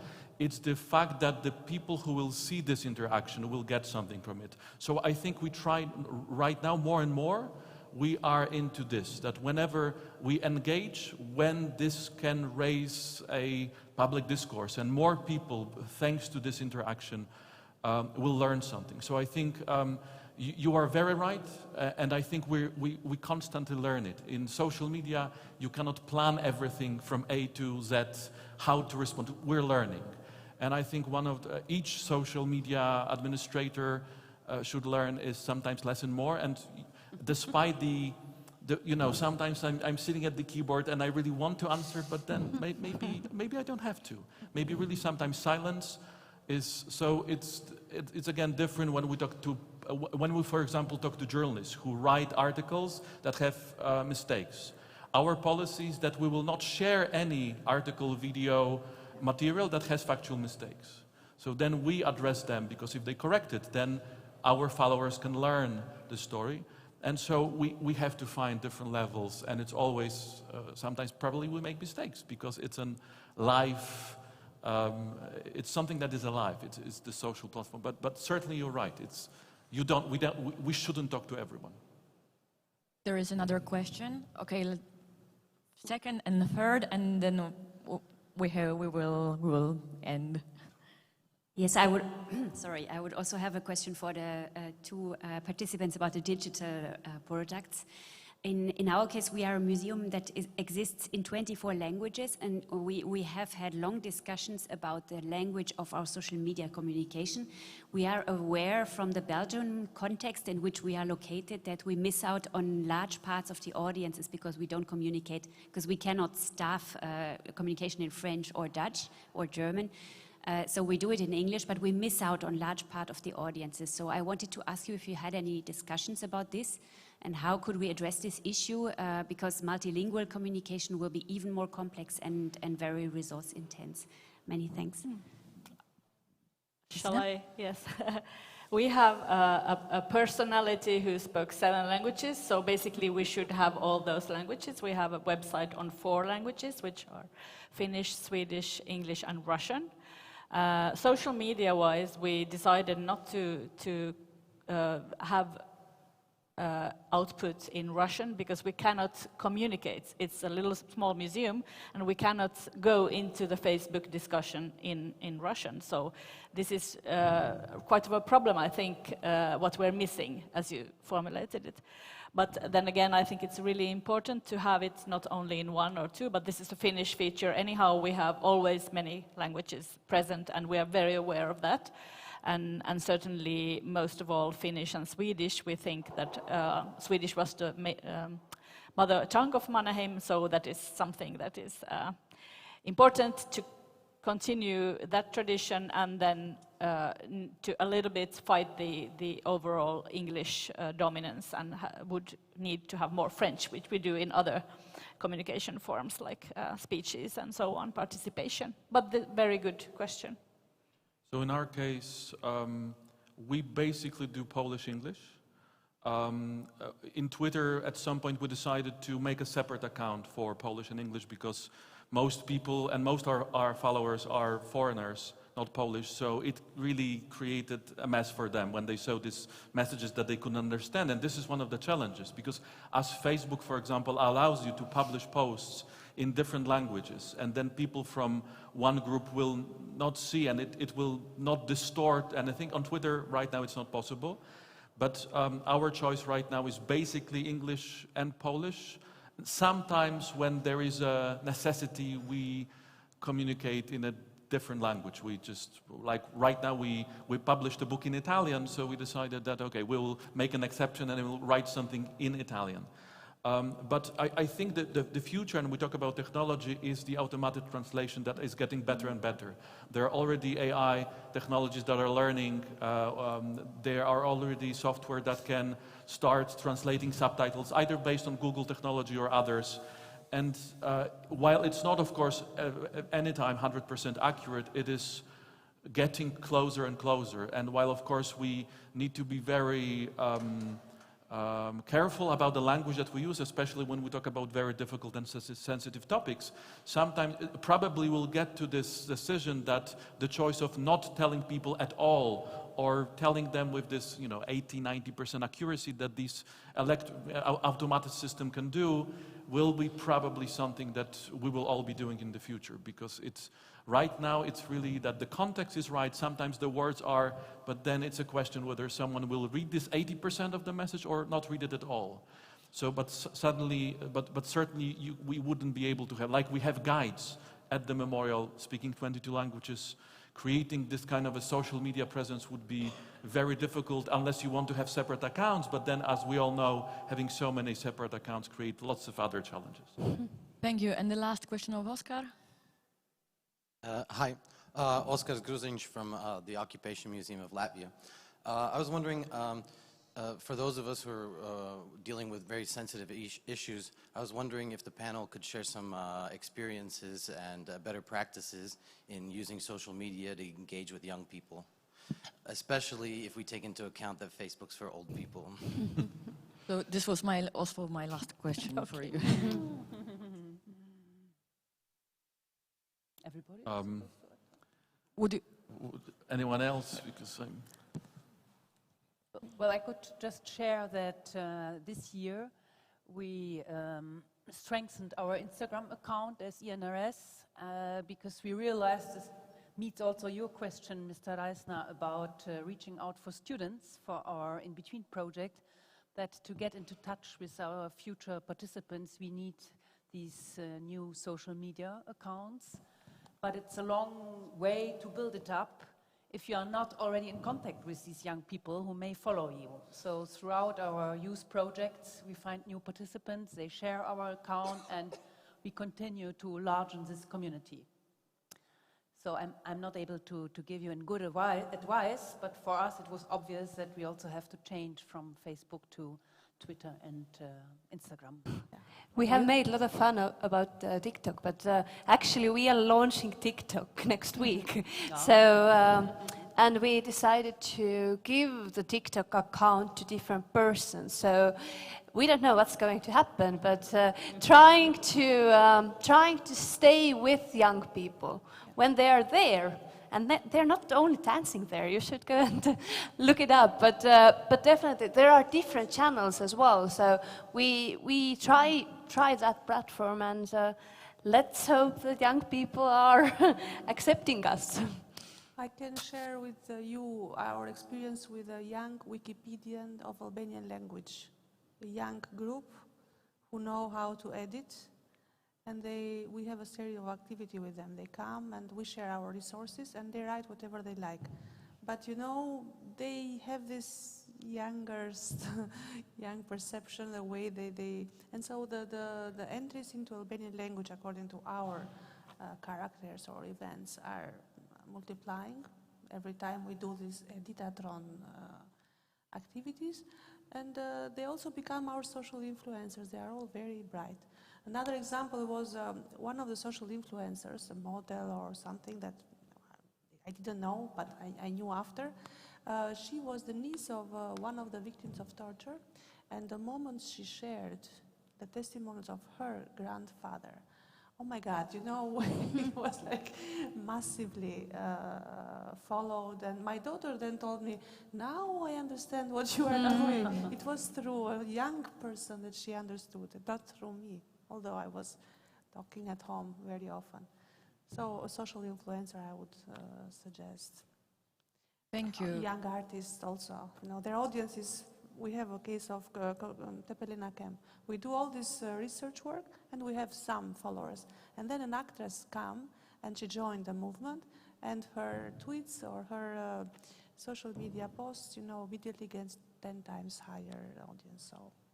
Okay, so just shortly, because marketing. again, this is a broad topic, but one thing, it's also, we can use social media because we can also search what people are talking, and I think it's something interesting to sometimes jump into this discussion, to write a comment as an institution, to to just get engaged, because then people get engaged. Yes. It's not only just producing the messages that we post on our official websites, but we can somehow feel the beat of this public discourse when we analyze different words, we search ourselves, and then suddenly people are surprised that, for example, Auschwitz Memorial can reply them, and we find their discussion, and when we jump in and offer them more. So it's kind of a two-way street always, not only us writing different language, because I don't really think we need to use different language to talk to young people, or we need to use simple communicative in a way, but then trying to use the social media interaction of us being on the other side to talk to people. Thank you very much to all of you for your input in our panel, in our session. I hope that everybody will just take some good practices and some of your experience that you shared with us. If you have any further questions, you have another 1.5 days of the symposium to ask in between. And we also have all the list of the additional questions that we didn't manage to ask. Thank you very, very much, and well, see you after.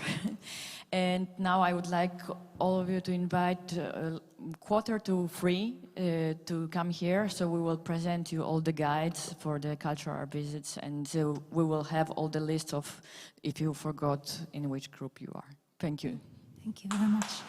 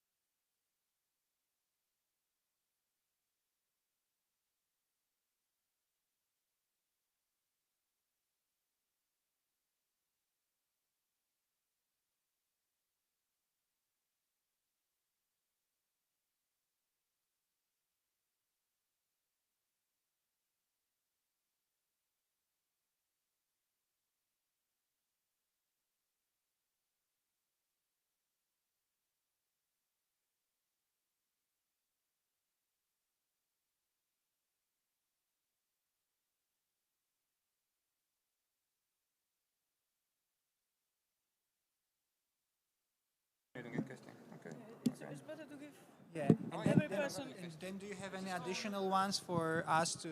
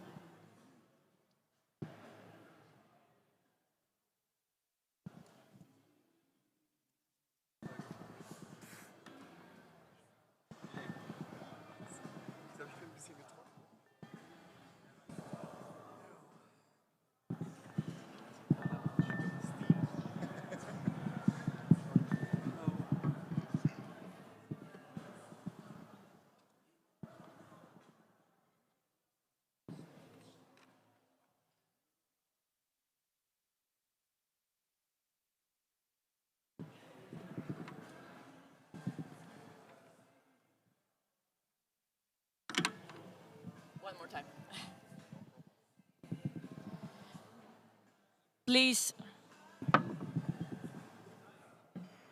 Please take your seats. We are starting the last panel of today. Please take your seats and welcome.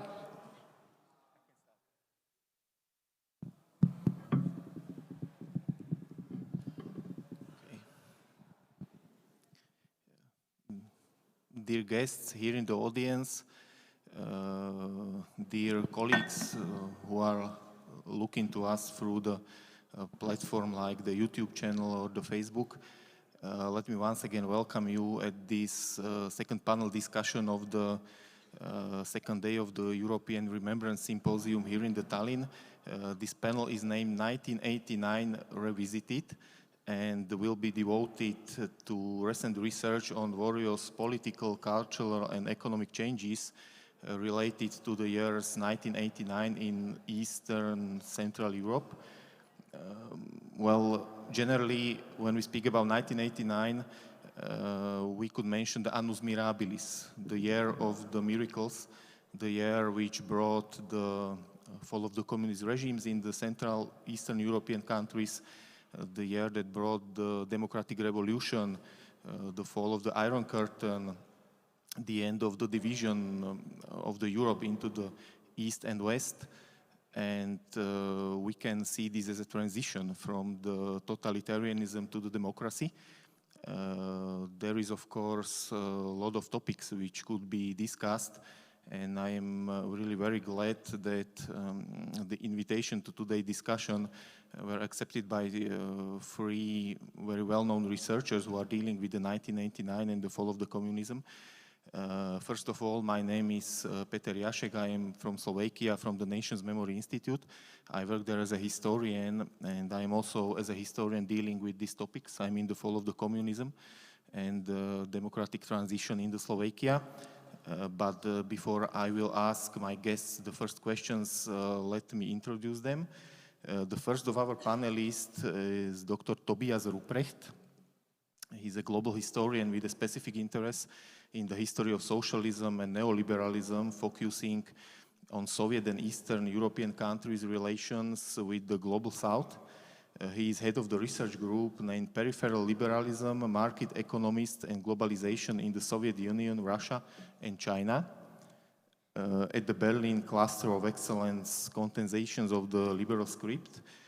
His recent publications include the book named Pinochet in Prague, Authoritarian Visions of Economic Reforms and the State in Eastern Europe 1980-2000, which was published by journal Modern History in 2020, together with Bogdan Jakob, James Mark and Lubica Spasovska, the book 1989, A Global History of Eastern Europe, which was published by Cambridge University Press. Welcome here and thank you for accepting the invitation. Our second panelist will be Dr. Lars Frederik Stöcker, holds a PhD in History and Civilization from the European University Institute in Florence.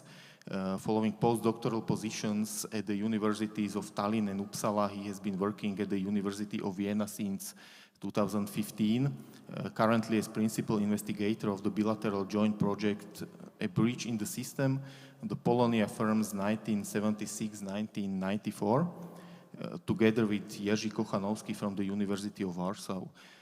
Among his latest publications is the monograph named Bridging the Baltic Sea, Networks of Resistance and Opposition During the Cold War Era, which was published by Lanham. Thank you very much for the accepting of the invitation and welcome. And our first guest of this panel is Dr. Pavel Ukielski, political scientist and historian. He's an assistant professor at the Institute of Political Studies of the Polish Academy of Sciences and the deputy director of the Warsaw Rising Museum. He was the vice president of the Institute of National Remembrance in the years 2014 and 16. He's a member of the executive board of the platform of European Remembrance and Conscience. And since 2019, he has been the chair of supervisory board of the platform. He was a lecturer at Collegium Civitas University and since 2020 has lectured at the Graduate School of Social Research in Warsaw, and he's a co-author of the book 1989, Autumn of the Nations. Thank you for the accepting of the invitation. And I will start from the end and ask Dr. Paweł Ukielski a specific question at the beginning of this panel. The question will be connected with the name of your book. You know, there is the Autumn of Nations, 1989. But in general, it seems to me that the autumn is somehow more dark than the people consider the Annus Mirabilis. It is connected with the hope, with the summer, spring. Can you explain the name of the book? Yes, thank you very much. And our book, in a more limited shape, first appeared in Poland in 2009. And since then you are, in fact, the first who noticed this title in this context. And that told me that it can be perceived in this metaphorical reference rather than just reference to the season when those events happened. And it was our idea that the most important events in the context of the whole region happened in the autumn. Fortunately, it was not American English, so it was not the fall of the nations. So in the translation, but still. So this is the easiest reference to the title. Of course, our book was issued, edited in English for the first time, thanks to ENRS also. I cannot show you as my colleague did with his book because it's online. But on the other hand, it's free to access from their website, so you can easily reach the book from your computers. In fact, in our thinking about the title, we were rather not thinking about the autumn as a controversial, to some extent, controversial term. We were rather explaining that why we focused in the title on the nations, because quite often it is also named the autumn of peoples. But we believed that the nations were the collective actor of the events, and the regaining independence and freedom of nations were the first step towards the independence and freedom of individuals, or personal freedom. Therefore, we believe that the title "Autumn of Nations" is the most fitting. Of course, in our book, we don't focus only on those few months in case of each of those countries. Each chapter is divided into 3 parts. First are the last years of communism in the subsequent countries. Then the Annus Mirabilis, it means 1989. And what is, I think, also very interesting is the third part in each of those chapters. So the reflection from 30 years perspective and how they deal with the past, with the communist past, and the legacy of the communism. So that's my answer to your question. Thank you, quite interesting.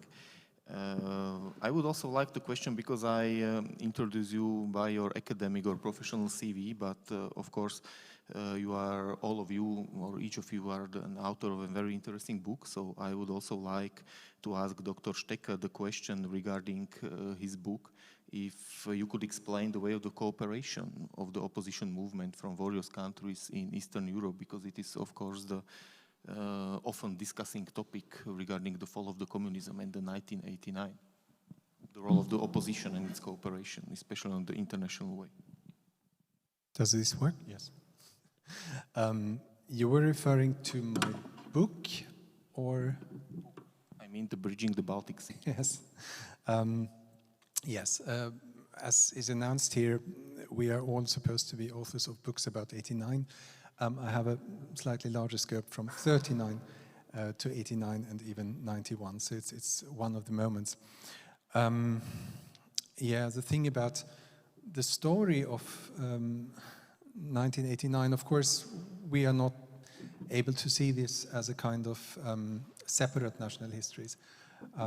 Of course, this is thought as one entangled history that goes across the region, and even, which is often maybe underestimated, across the border between the Soviet Union and the neighboring socialist states. So in recent years, there has been the debate, I mean, even 2002, I think Mark Beisinger called the whole process which resulted in the fall of the communist regimes as a kind of 5-year period of thickened history, as he said. So there's a mutual influences coming from the Soviet Union to the states western of the border and back.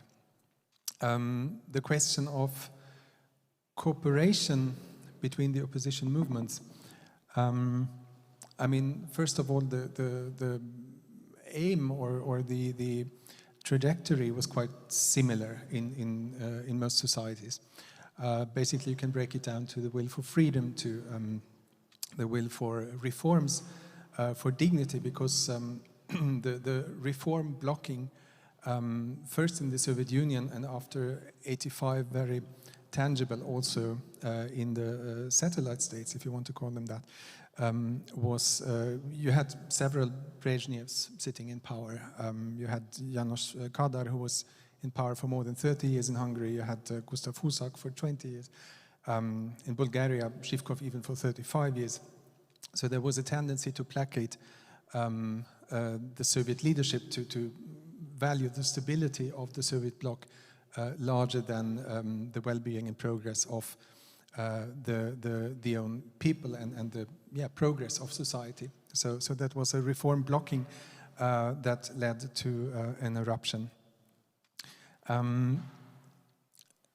But if you look at the individual cases, you see that the opposition movements address partly different kinds of problems. I mean, every society had a different starting situation with different degrees of suppression, with different degrees of political and economic liberties and freedoms.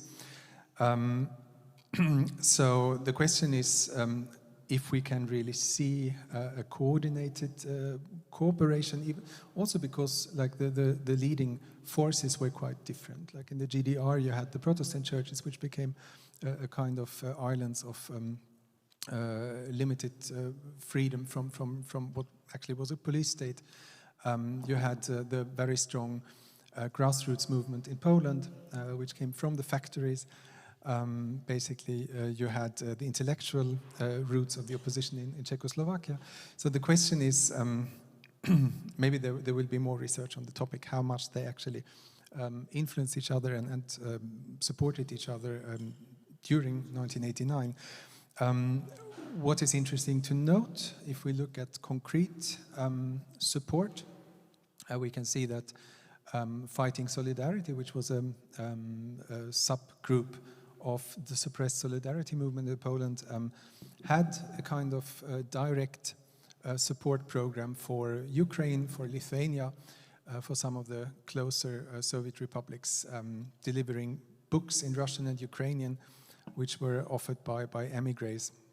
There was a coordinated smuggling of printing presses, which mirrors the printing presses smuggled into Poland in the 80s from the West, which is quite interesting. But if you ask me concretely about the cooperation between the opposition movements, I think you see that most closely in the Soviet Union, actually. And this is what I've been working on more. I mean, we're here in Estonia, so I think it's worth mentioning, if I get one more minute, that, of course, you have the Baltic cooperation between opposition movements in Estonia, Latvia, Lithuania. This is widely known, I think. You have the very concerted remembrance of the Molotov-Ribbentrop Pact, which was denied by Moscow for a long time, which you couldn't go on your own. So basically you needed the neighboring republics as well. So this was a coordinated movement, but it wouldn't speak to other Soviet republics. We have a second strand which emanated from Estonia, the idea of economic autonomy, which was underblown by the discourse on Soviet colonialism. That became a quite strong image of like exploitation from the center. And this was an imagery which could travel throughout the Soviet peripheries and away from the Baltic region, and fell on good earth, even in Ukraine or even in Uzbekistan. So I think there you can see quite a coordinated or entangled history of opposition between very heterogeneous regions in the Soviet Union. And look at, for example, the role Lithuania plays nowadays for Belarus. This is a heritage from the Perestroika years when the Belarusian Popular Front was founded in Vilnius. Their journals were printed in Vilnius.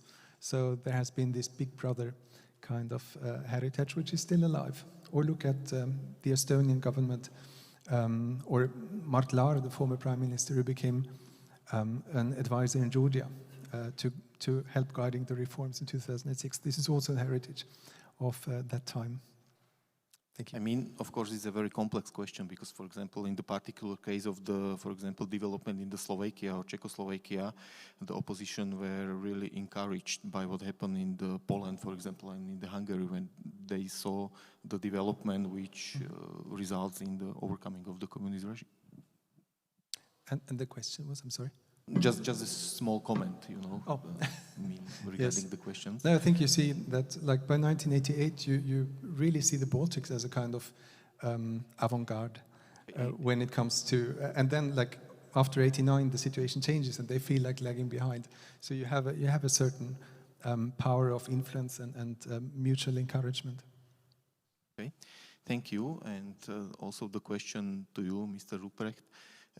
You are an author of the book Global History of Eastern Europe. And my question is if you could explain the similarities and differences in the development in the various countries.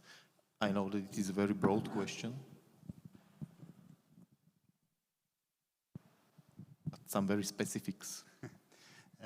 You were just offered free access to our colleague's book here. I cannot offer you free access, unfortunately, but I brought some coupons. So if you're interested, I left coupons by the entrance. You get 20% off at least. The book is called A Global History of Eastern Europe. And so with your permission, I would focus on this, the commonalities part of your question, because this was really what got us going with this book. The initial idea was our observation that there are, of course, plenty of books on 1989 and plenty of books on mostly national cases. And occasionally you get collected volumes, but still they just pile up the stories from different national cases. And our idea was to bring this together into one narrative. I should say, if I say we, I didn't write this book alone. I wrote this together with colleagues from the University of Exeter. This is James Mark, Bogdan Jakob, and Lubica Spaskowska. And each of us covered, or has a different regional expertise. I'm a historian mostly of Russia, James Mark of Hungary mostly, Lubica Spaskowska mostly is an expert on the Balkans, and Bogdan Jakob on Romania. But the idea, as I said, was not so much to just tell these national case stories again, but to bring this together into one narrative. So I will focus a bit on the commonalities that we see in the Eastern European history of 1989. And I want to give you perhaps two examples, one from the realm of the economy and one from the realm of politics. So, and also, it's called A Global History of Eastern Europe because what we tried to do in that book was not only to bring together these national histories from Eastern Europe, but also put them in the broader context of global developments from the 1970s to basically the present day. And we pointed at many commonalities and forms of interaction that Eastern Europe, even before 1989, had with the rest of the world.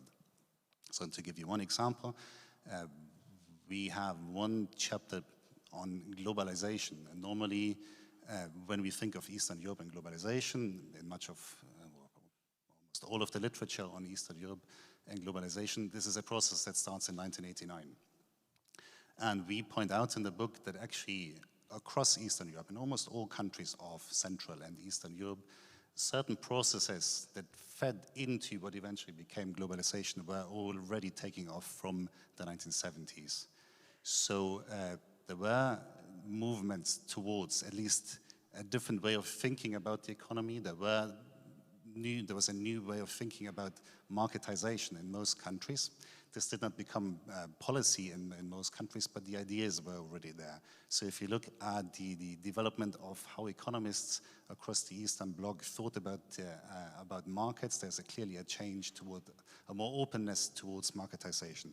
In some countries, as in Poland or in Hungary, this also becomes policy. So you do have forms of market socialism, which in some ways prepares these countries for the deregulation and liberal globalization as it happened after 1989.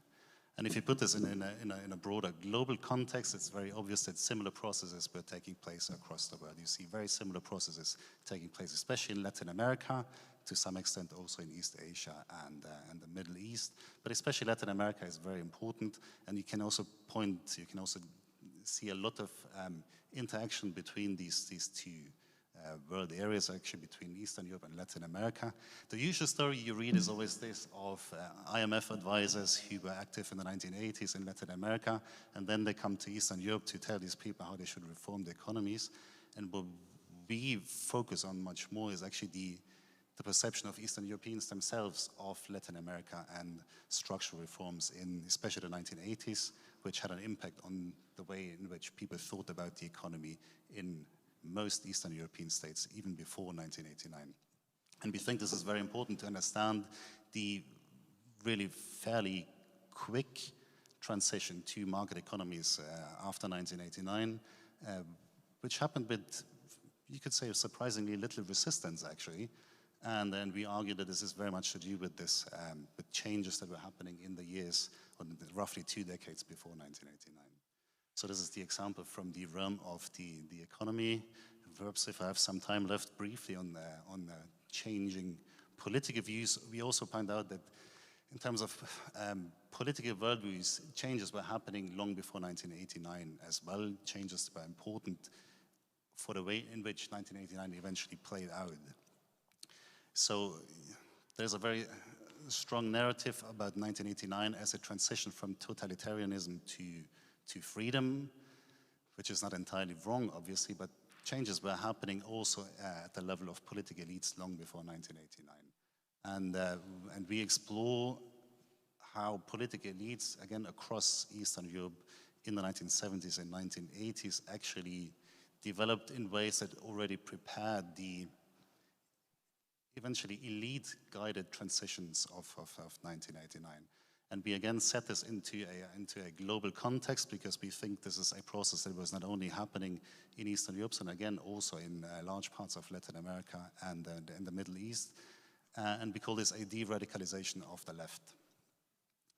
And it was this de-radicalization of the left that allowed for the elite-guided transition of 1989 when these people who were in power in the late 1980s in most socialist countries in Eastern Europe were actually willing to get together with liberal dissidents, sit down and discuss, and were willing to accept a path towards parliamentary democracy. This did not come out of the blue. This was prepared. There were developments before 1989 that we underline.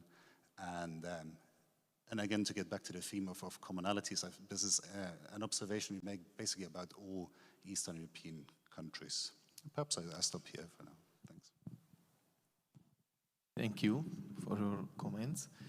The other question will be common for each of the panelists, and it is the question what we know and what we don't know about 1989. Could you see some topics which could be really researched in particular, or are the traditional topics like the political history exhausted from the 1989? I will start with you, Pavel. Thank you very much. Well, of course, in the preface to our book, we devoted some space for explanation why we still believe that such a book should be written and why the topic is still worth of researching.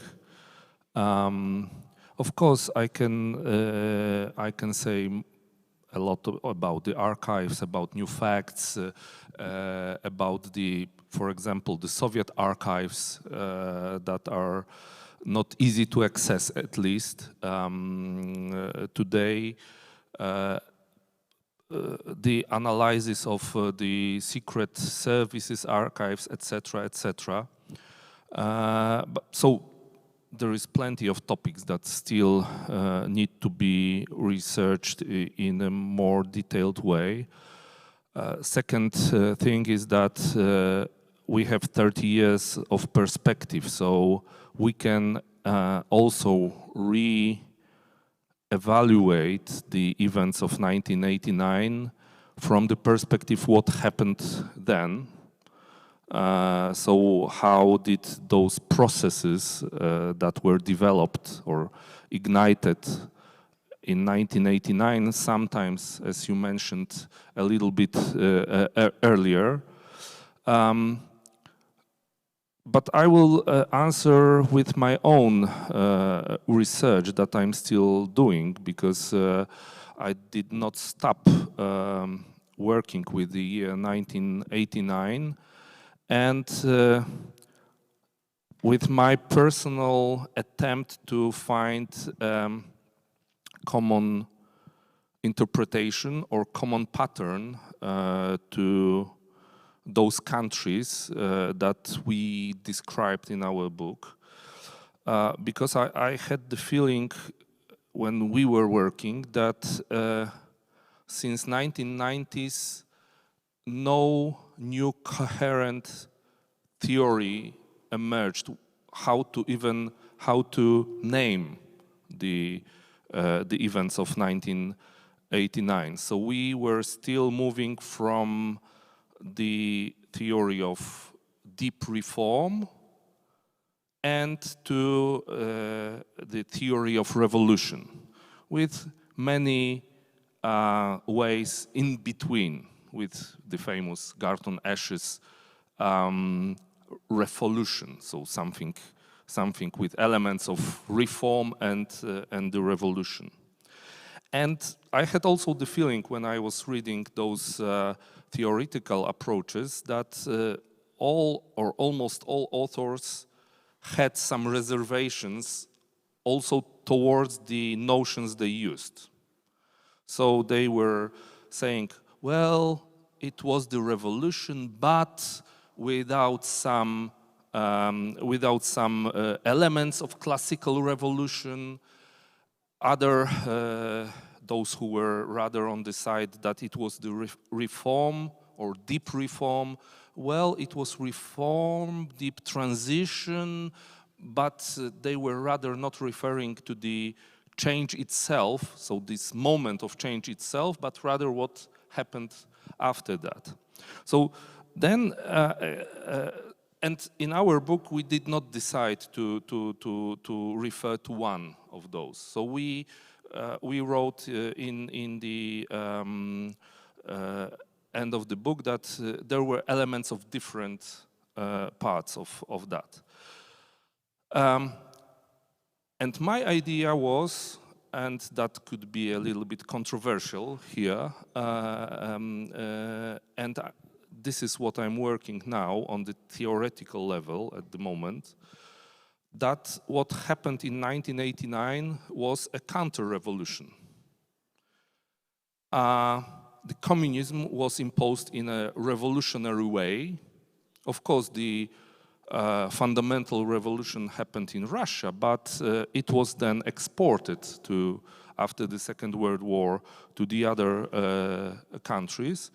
And for me, the utopian vision or the ideology of total change of the society, not only deep change of power or something like that, but the ideology of total change of the society, which was also described by Hannah Arendt, who told that to have a revolution there must be a kind of pathos of novelty. So this is what I understand under the notion of revolution. Of course, I was analyzing many theories of revolution. I had the feeling that it was taken out from political science to the sociology at the moment, and it was very widened, and almost every change now can be named a revolution. So I returned to the roots, and I defined a revolution as such a global, total change done upon a kind of ideology. And then it was clear to me that 1989 had no ideology. It was rather aiming in reversing the ideology imposed in the revolutionary way. Therefore, even though it was used by the Bolsheviks, but depriving the notion from the emotional context, in the context of political science, I came to the conclusion that 1989 can be described as a counter-revolution. And now, of course, I'm dealing with another problems with the notion, defining it, etc., etc.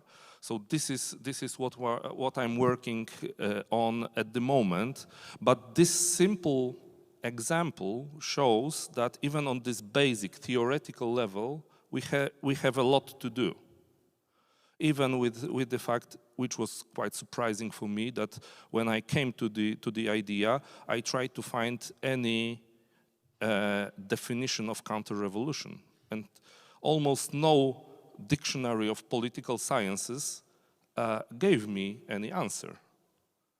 So the notion was used but not defined.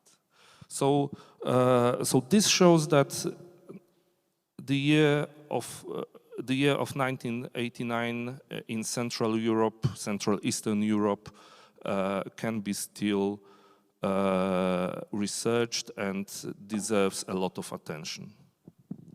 Thank you for your comments.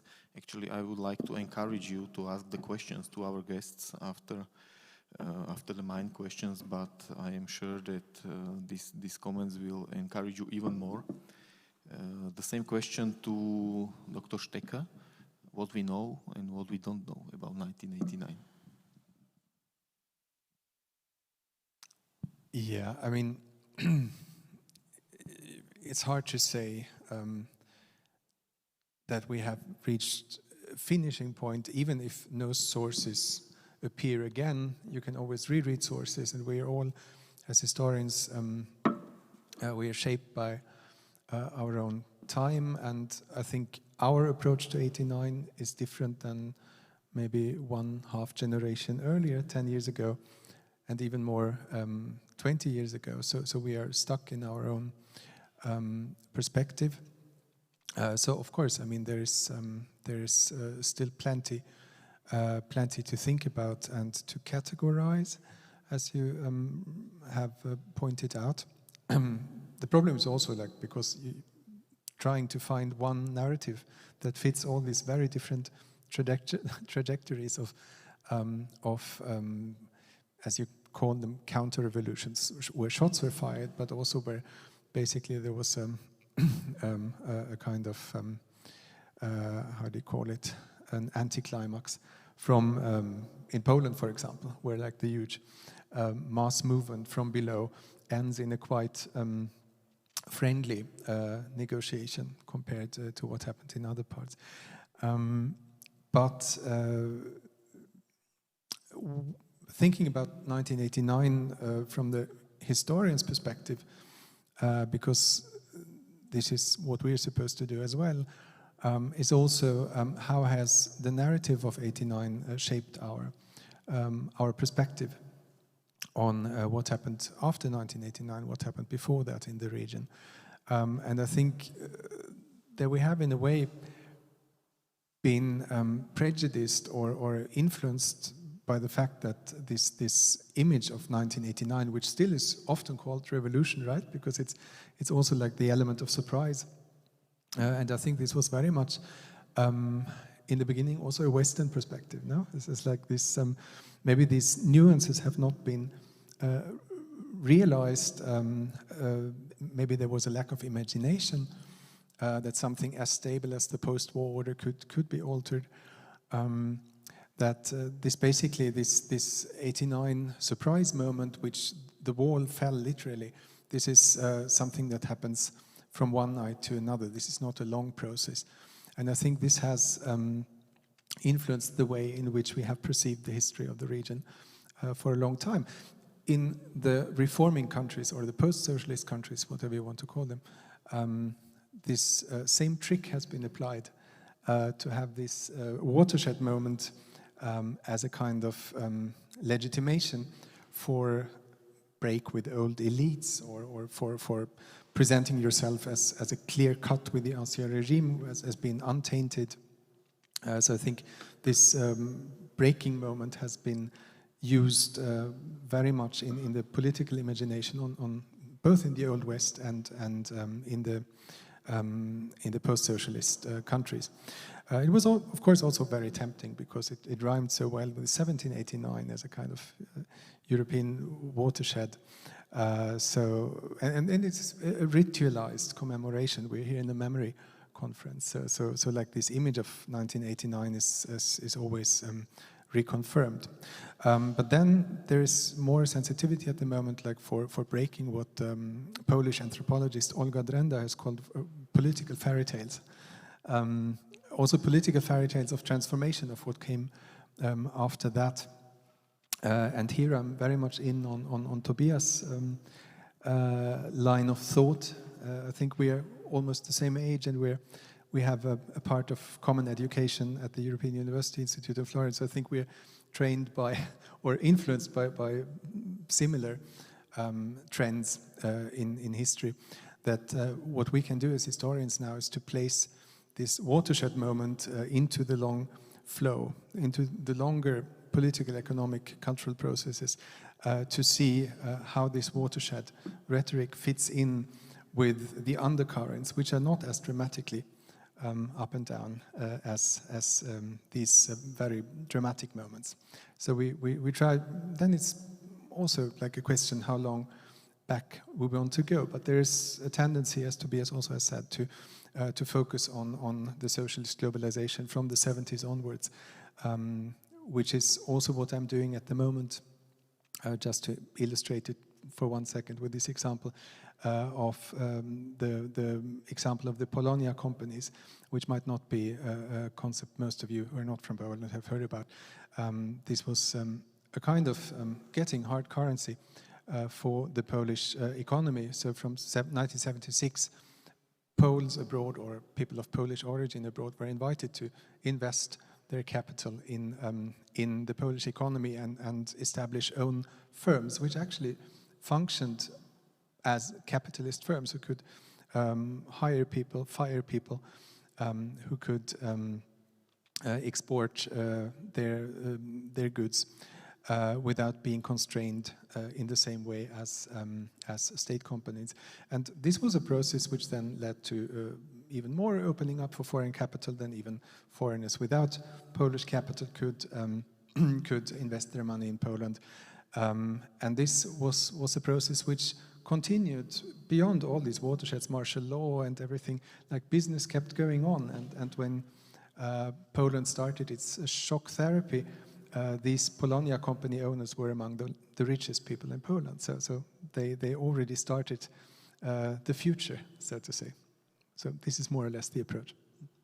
Thank you. And Mr. Ruprecht, place for you what we know and what we don't know. And do we know enough? Or we never know enough, do we? If I said this, we would make ourselves unemployed. you started your question with the question on the secret services. What else is there to get from the archives of the secret services? And I'm by no means an expert on secret services and their archives. But on the one hand, well, as I mentioned, I work on Russia, and good luck with getting into the archives of secret services in Russia these days. This is not going to happen anytime soon. And also, I wonder, you probably know this much better than I do, but my hunch is that if we do more research in the archives of secret services in those countries where we can actually do this, we would certainly find a lot of new examples and confirmation of things that we already kind of know. So confirmation of the fact that these states were repressive police states and treated their populations not very nicely, which is all fine. I mean, it's not an argument not to do research in these archives, by all means. It should be done, of course. It should be found out what these states did to their populations. Just if you think about 1989 in a more, I don't know, more conceptual way, and you want to ask broader questions, how we should think about 1989 in the future, and how we should write our histories about 1989 in the future, I think this is perhaps not so much a question of finding more material from the archives, but thinking about other actors during the transformation of 1989. And I have two suggestions. One would be, as a research agenda on 1989 in the future, is to look a bit more at those people in 1989 and the years after who were either the losers of this process or at least the perceived losers, the relative losers of this process.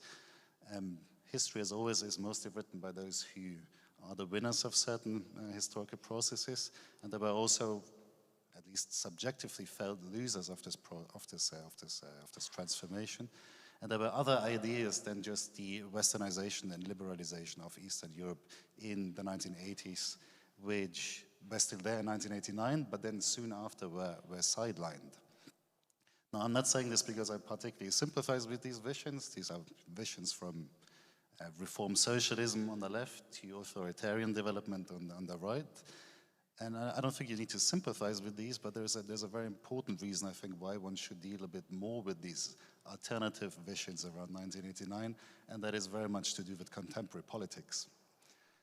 I think to understand the changes we see in Eastern European politics over the past decade or so are very much to do with different interpretations of what was actually happening in 1989.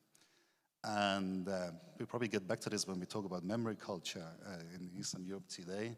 And 1989, or the narrative that most of us grew up with and believed to know about 1989, is a very liberal narrative about 1989. It's a story of a liberal victory over repressive communism and a successful westernization. And if you look at the narratives that are presented by governments in countries like Poland or Hungary, they have very different stories to tell about 1989, and it's usually more seen as a treason of true interests of the nations, and a treason of liberal elites who went together with reform communists. And again, this is not to say that we need to sympathize with these narratives, but I think to understand the success or the political purchase of these narratives in Eastern Europe today, we also need to look back at 1989 and those who did not see themselves as the winners of this process. And the other suggestion I have for future research on 1989 is, well, I'm a global historian, so perhaps a bit of a biased view on this. I think more should be done on the view of Eastern Europeans in the run-up to 1989, not only of Western Europe and the United States, but also different places in the world, because Eastern Europe was not as isolated as we tend to think about it, and there were plenty of reform, well, there was plenty of reform inspiration from other places than just Thatcher's UK, Reagan's United States, or West Germany. One example, I think, there's been some research on this lately, but I think this is probably not, there still is some things to find out, is the example of Southern Europe and the democratization of Southern Europe, Portugal, Spain, and in Greece in the 1970s. and the transition model that was developed in Southern Europe. So there's this model of peaceful, elite-guided transition was first tried in Spain, rather successfully, which had quite an impact on liberal dissidents across Eastern Europe. One example. Latin America and the Latin American transition to democracy is another example. And also we can see that there are clearly links between Eastern European intellectuals and political leaders and Latin America, and then an inspiration, especially for these elite-guided transitions. And then also when it comes to the question of memory afterwards, there was quite some exchange, especially again between Latin America and Eastern Europe, about how to deal now with the memory of an authoritarian past. So I'd say these two areas might be promising one for future research on 1989. Thank you very much, and I will follow to your comments with the question, remembrance policy. How has changed during the last 30 years? And especially the question, are there the different view in the East and the West on the 1989? Mr. Ukielski, you could be first. Well, of course, there is a kind of difference in the view between the East and the West, even though if we perceive it on the more global point of view, the 1989 finished the Cold War, or made that the West won the Cold War, in fact. And what is interesting, it was perceived as a victory to the greatest extent in the Eastern Europe or Central Europe, so those countries that were subordinated to the Soviet Union, even than in the West, I would say. Because the West, especially in the very beginning, was very careful or cautious towards what was happening in Central Europe, and the Central Europe was, well, regaining freedom, independence. So this joy was much greater than in the West in the very beginning. Then, of course, all what you said happened. So I would see at least two waves of disappointment. First, in the 90s, when those economic deep changes, at least, or shock therapy, were imposed, and millions of people perceived them as you said, losers of the process. And another wave of discontent in Central Europe came a few years after joining the European Union, when it appeared that the Western paradise is not that paradise. And of course, it is combined together with the crisis of European Union itself. We can see, because I would be also very careful with making exception for the Central Europe. Similar processes of political processes we can see in the west of Europe, we can see in the United States, etc., etc. So this is not a Central European issue only. So this is my first remark. Second, more focused on what is happening in Central Europe itself, in the field of memory, because it is a topic which I'm most familiar with, I would see a pattern, a kind of model. The first decade, I mean 1990s, is a moment either forgetting or at least not paying attention to the history, to the remembrance. Focusing on the future, focusing on reforms, on transition. In Poland, we had a catchword, leave the history to historians. Let's look to the future. Today in the morning, we had discussion whether history should be left to the historians only.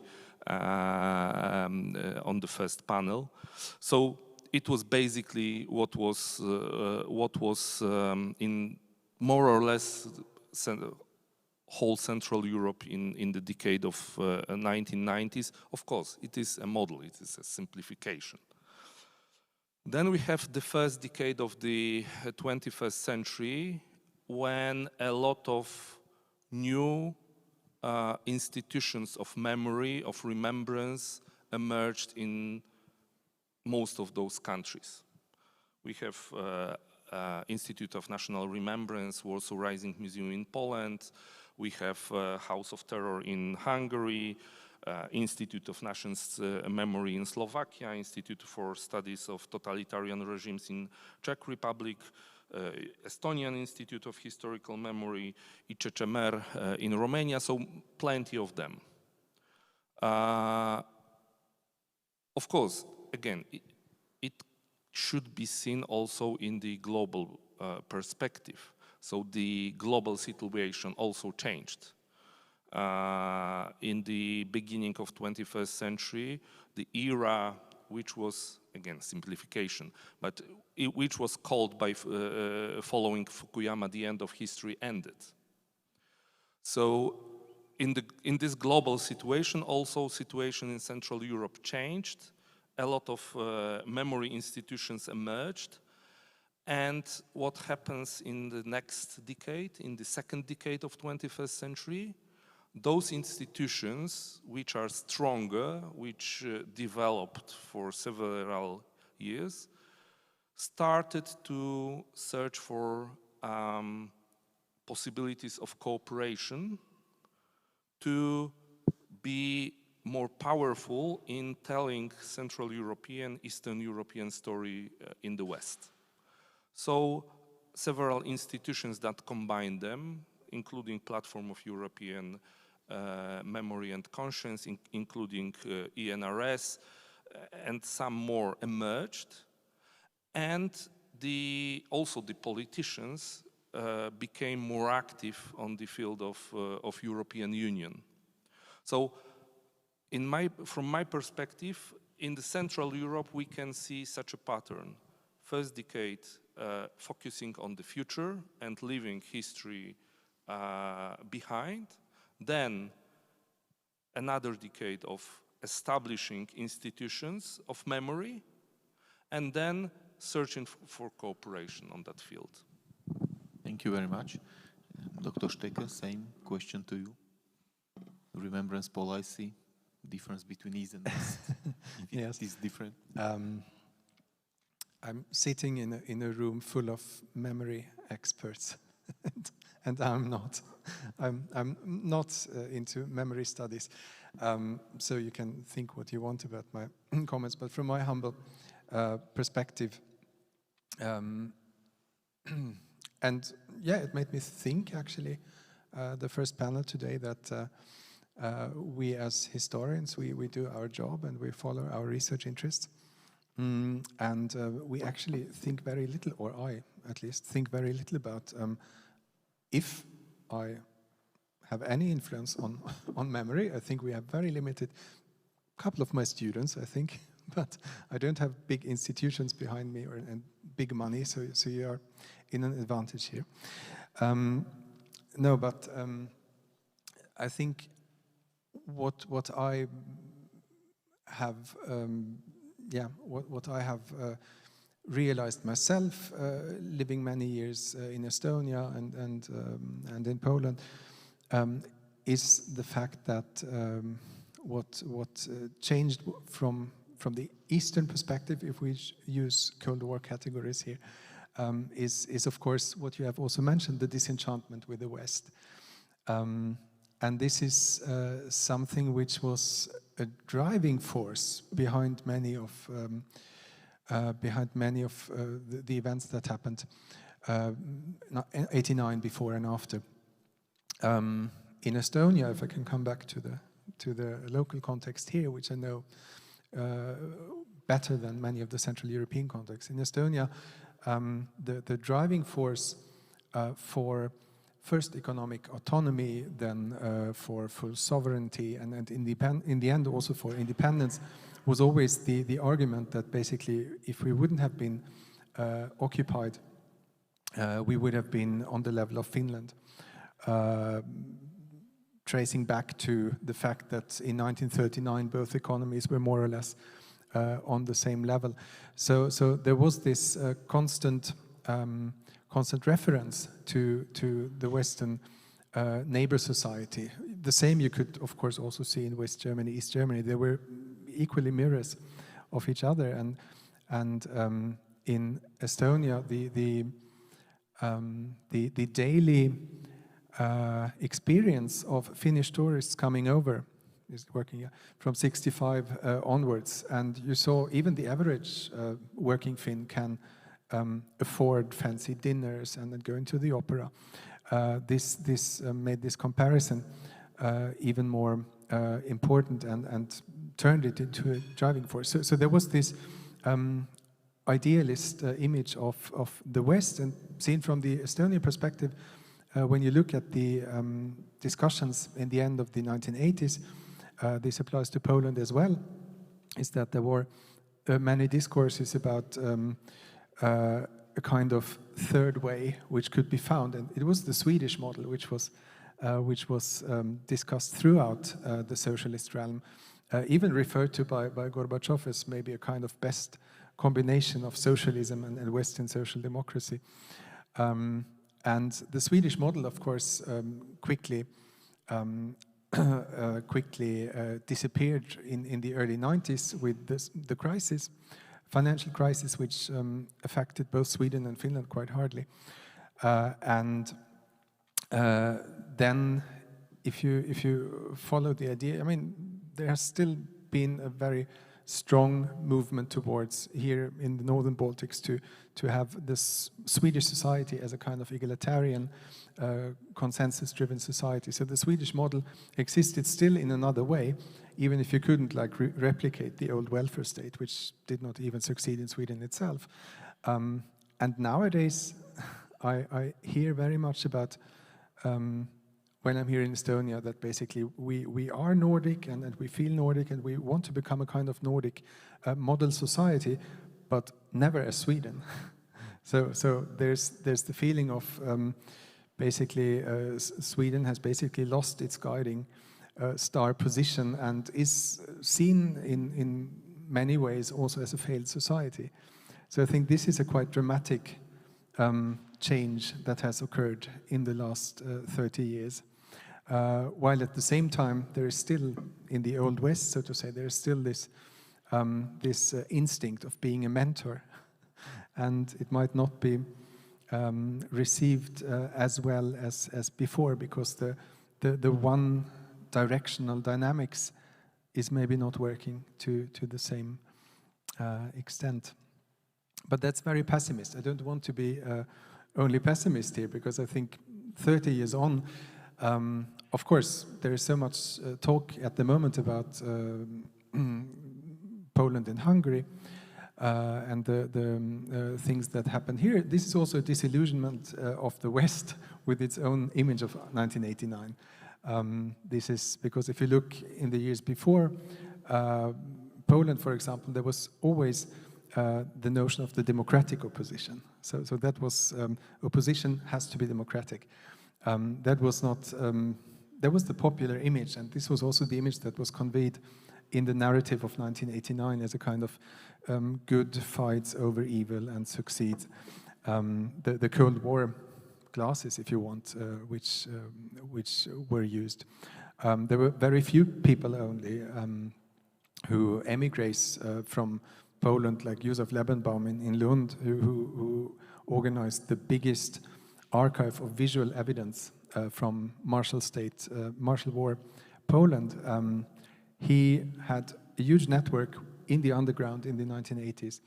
And he said, okay, I'm not focusing only on solidarity that went underground. I will support all kinds of oppositional groups that exist. There was a huge undergrowth of all kinds of ideological directions, even groups that took up maybe some of the anti-Semitic heritage or the authoritarian rightist heritage of the pre-war era. And this was something that many Western observers didn't want to see or didn't want to understand. So I think there's a disillusion on both sides. But just to wrap up with the positive thing is that I think in the crisis years of the 2010s, we can be very happy that we have a security system that still has proved to work within the NATO and the NATO partners, Sweden and Finland. I think this is a positive development, and the windows of opportunities were wisely used. And then recently there was a conference in the Swedish Parliament dedicated to Swedish-Baltic relations 30 years on. And I think this is a success story. I think Nordic-Baltic region building is something that is not a revival of pre-war traditions, because the links were not at all that strong. This is something that developed in these watershed change years of 1988 and onwards. And this is a very positive heritage. We can look positively on 30 years. Okay, thank you. And Mr. Ruprecht, the floor is yours. Yeah, the same caveat applies to me as Felix said about himself. I'm not a memory expert talking to a room of memory experts. I can just share some personal observations. And I was surprised about what you said earlier, that the memory of 1989 was more important in Eastern Europe than it was in the West. For me, as a German, West German originally, working on Russia, I always had the opposite impression. So in Russia, 1989, as a memory moment, never played an important role at all. In 1989, the state was disintegrating in the Soviet Union, in Russia, and people were busy with different things. And the social consequences of this were very dire, and there was no reason to cheer much for things that were happening in the countries around them. This was, and as a consequence, it never became much of a topism in memory culture at all. On the other hand, the West German or German perspective, I always had a sense that for Germans, 1989 was more important than for anyone in Eastern Europe, because it kind of confirmed the own view of the world. It was a confirmation of who we are. We are on the right side of history. We won. Our model of society is superior. Everyone else wants to become like us, for better or worse. I don't want to be normative here, but I think this was a widespread perception. And you can really see how important the fall of the Berlin Wall, the 9th of November, was then in memory culture afterwards. And for at least the first 2 decades after 1989, the events that I also remember personally, this was always a big thing, a big celebration of the, call it the superiority of the own model of society. And, but this has changed lately, I would say, in the past 10 years or so. So if you look at the last 2 anniversaries of 9th of November in Germany, the tone has become slightly less celebratory, and the official speeches that were given by the Chancellor and the President, you could really feel that they tried very hard to be a bit more self-critical about the developments, about the relative losers in this process, the mistakes that were made, and something you didn't hear so much in the first 20 years of these celebrations. What else did I want to say about memory? There was something else. Yeah, you asked about the difference between East and West in the recollection, the memory of 1989. Again, a personal observation. My sense is, and perhaps we can pick this up in the discussion afterwards, perhaps you have a different view on this, but my sense is that this is no longer so much a East-West difference, but call it a class difference, perhaps. And I think what someone like, Frederick and I, fairly well educated, fairly well off urban Europeans think about 1989 is fairly similar to what people like us in Warsaw or Tallinn or perhaps even Moscow think about 1989. And the differences are much more within countries, within societies. And perhaps the dividing line is no longer an East-West division, but a vast division that we have across East and West. And I also want to finish on a more positive note, lest this become too gloomy a discussion here.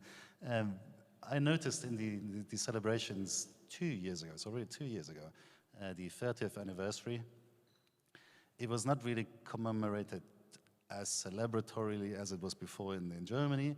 It was not celebrated much by the national governments in the usual suspects in Eastern Europe, but you could clearly see that a lot of social movements, younger people who took to the street in their protest against corrupt regimes, against populist politics across Eastern Europe, referred to the heritage of 1989 in a positive way.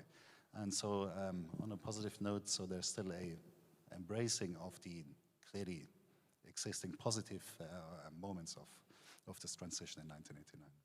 Okay, thank you. Mr. Bukelski would like to react.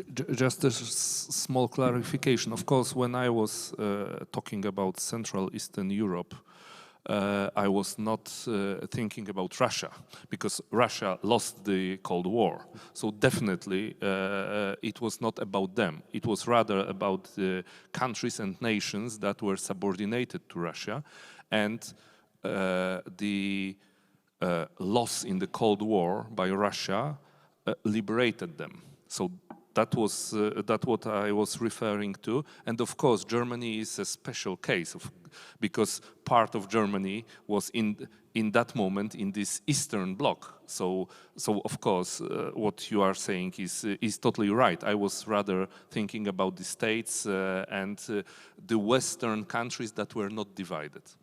I totally agree. This is my German and Russian bias. Thank you very much. Now it's time for the questions. I guess that many interesting theses could be listened. So please just wait for the colleague bring you the microphone. Thank you. First, thank you very much. It's very interesting. Of course, the speakers are quite inspiring and thought-provoking. And I guess they have a very difficult job being global historians. You know, it's difficult to kind of get the common points of our countries and, you know, to get the theme, to identify a thread, if you like. I have 2 or 3 questions. I was curious first to get to follow you on the issue of counter-revolution. And of course, here, I come from Albania, our country has perhaps different narratives. But I think, and this is a question, it should be a counter-revolution if there is a revolution, breaking the system. In case of Albania, many would argue that it was not a revolution at all, it was an implosion after the Second War. The communists just captured the state, they killed the... And I think this is a narrative in many countries, so it's something that, you know, I'd like us to further know. On the other question, you mentioned the fact that you are not sure if the regimes fall by protest or if there was a movement or regimes agreed kind of to let go their own power and open up to pluralism. Where I sit, I have, you know, all these Sigurimi files in Albania. I chair this authority. To my surprise, we have found many files of dissidents of the 88, 89, 90s. And if you see much more than before, I can really, you know, witness this trend. And also if you see number of collaborators recruited by Sigurimi, in the latest year, the number goes high, meaning the oppression system, it's getting energized. They continue to do their job even better, employing more people. I mean, I got an idea listening to you that perhaps we need to focus, you know, also making the science out of its numbers, statistics, you know, even better, because in fact, it's a trend that we have seen. Myself, I was also part of the student movement going on to hunger strike. And in 91st, with the fall of dictator's regime, and this is my testimony, that we protested, but we have had fear of the regime. And in the moment they surrounded us, it was a clear conflict. I mean, strong conflict. It was not this, then they let go. No, it was quite a conflict in society. People knew what they wanted.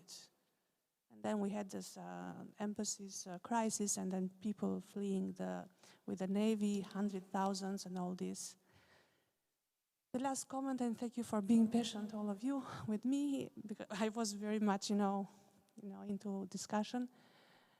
Is that yes, when it comes to celebration, every year gets a little bit, more gray. Perhaps in our countries, I speak for my country, the dictator was bad, but democracy somehow it's a little bit disappointing with the high corruption and growth not being at the level that we wanted. We had these high hopes that things will move fast, and now I am becoming a grandmother. I am a grandmother, and then I see again, some hopes really far away. So perhaps, we should take into consideration this aspect, that disappointing democracies, quasi, not pure democracies.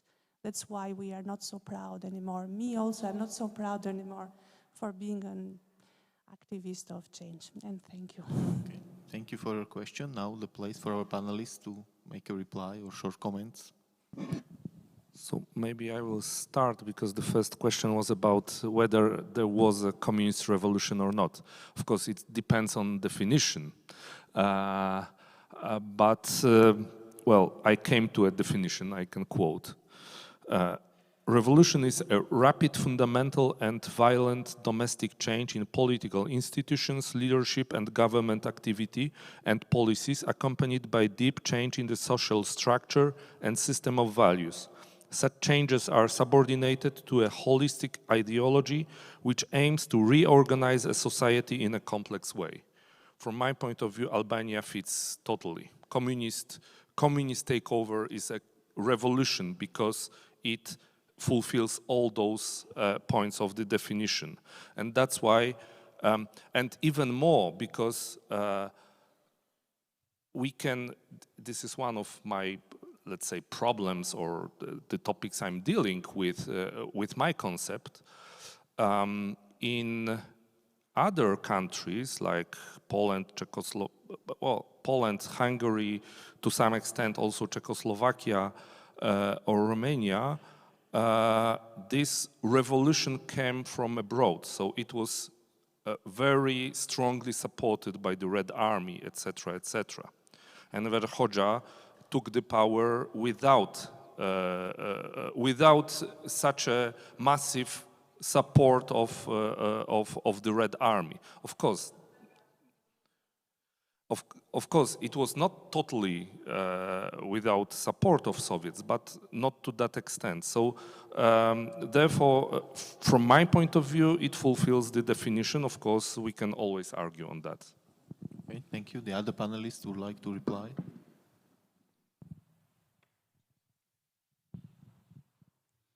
You can. This is probably the key historiographical question on 1989, isn't it? Was this a revolution?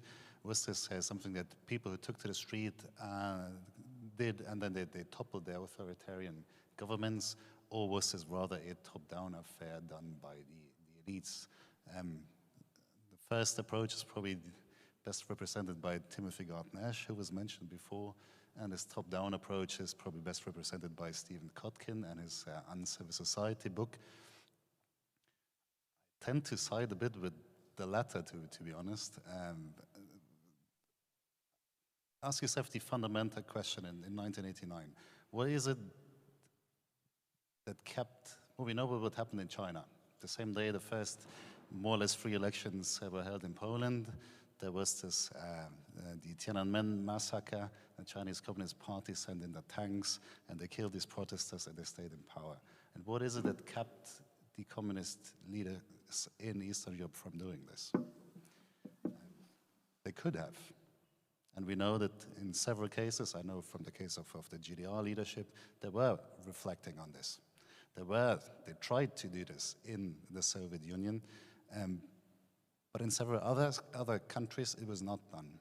There was a willingness to discuss, and I think this is a fundamental change in the mindset of reformed communists in the 1980s that would not have been possible a generation earlier. So I think this changed political mindset of leaders is really key to understand the way in which 1989 played out in these countries. Okay, thank you very much. And there were some other questions, as I can see. Michal.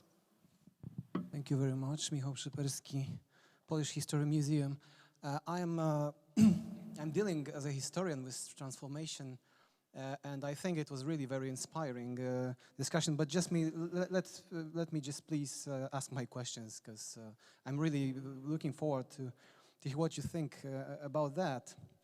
So the first question is really, out of all the things that were said, is really a cohesive version of 1989 possible to be created? As simple as that. Is it? And I mean, and shortly, if so, then how to do that? I tend to have really a significant problem with you not using or almost omitting the usage of post-colonial approach in here. Well, personally, I can say that probably I'm younger than you, and maybe I'm representing maybe a newer wave in a sense, or maybe the more radical in that sense, because I'm really of the opinion that 1989 is absolutely, there is a fundamental need to rethink it, revisit it, and just to maybe to crush the existing or not existing and sort of vision that we have now. And here comes the question. I mean, if we are, because the global approach is something that I'm really hoping is we can really profit with that perspective. If we are to globalize the experience of Europe, or be that East Central Europe, how, if we globalize it, how the story of EC is to be told? Because I mean, if we are to globalize it, we are already putting it in a certain frame, and it seems to me that in such perspective, EC doesn't speak for itself anymore. Or maybe I'm totally wrong. If you may elaborate on that. And the very last question, we all know, or we tend to know, we talk about it a lot, that we know what the East took from the West, be that market, so on and so forth, civil society, like another utopia we had, or we still have. Okay, and then what West took from the East. Was it anything like that? Must have been something, I think. Thank you for that. Thank you for the questions. Who would like to start? Not easy. Okay. I can make a start, perhaps. Let me just pick out this question on what did the West actually take from the East. I can think of two things off the top of my head. And one is what I mentioned in my answer earlier today, the de-radicalization of the left as a global process that was happening in Eastern Europe, it was happening in Latin America, it was also happening in the West. And the radical left in the aftermath of 1968 in Western Europe had rather radical ideas of new forms of socialism. In some cases, as in the case of Sweden, even the prime minister of the country had rather radical ideas of third world solidarity. And alternative movements after the 1970s had rather radical ideas. And in the 1970s, these alternative movements, the case I know best again is the West German one, got in touch with dissidents in Eastern Europe. And a lot of the de-radicalization of these people who then formed the Green Party and in a couple of weeks probably will be part of a German government even. And the de-radicalization of this generation was very much to do with things that they learned from dissidents in Eastern Europe.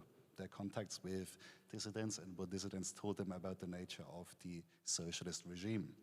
So this is one example of ideas that were taken by the West from the East. And the other example I could think of is what happened after 1989 with the rather radical deregulation of the economy in most Eastern European states.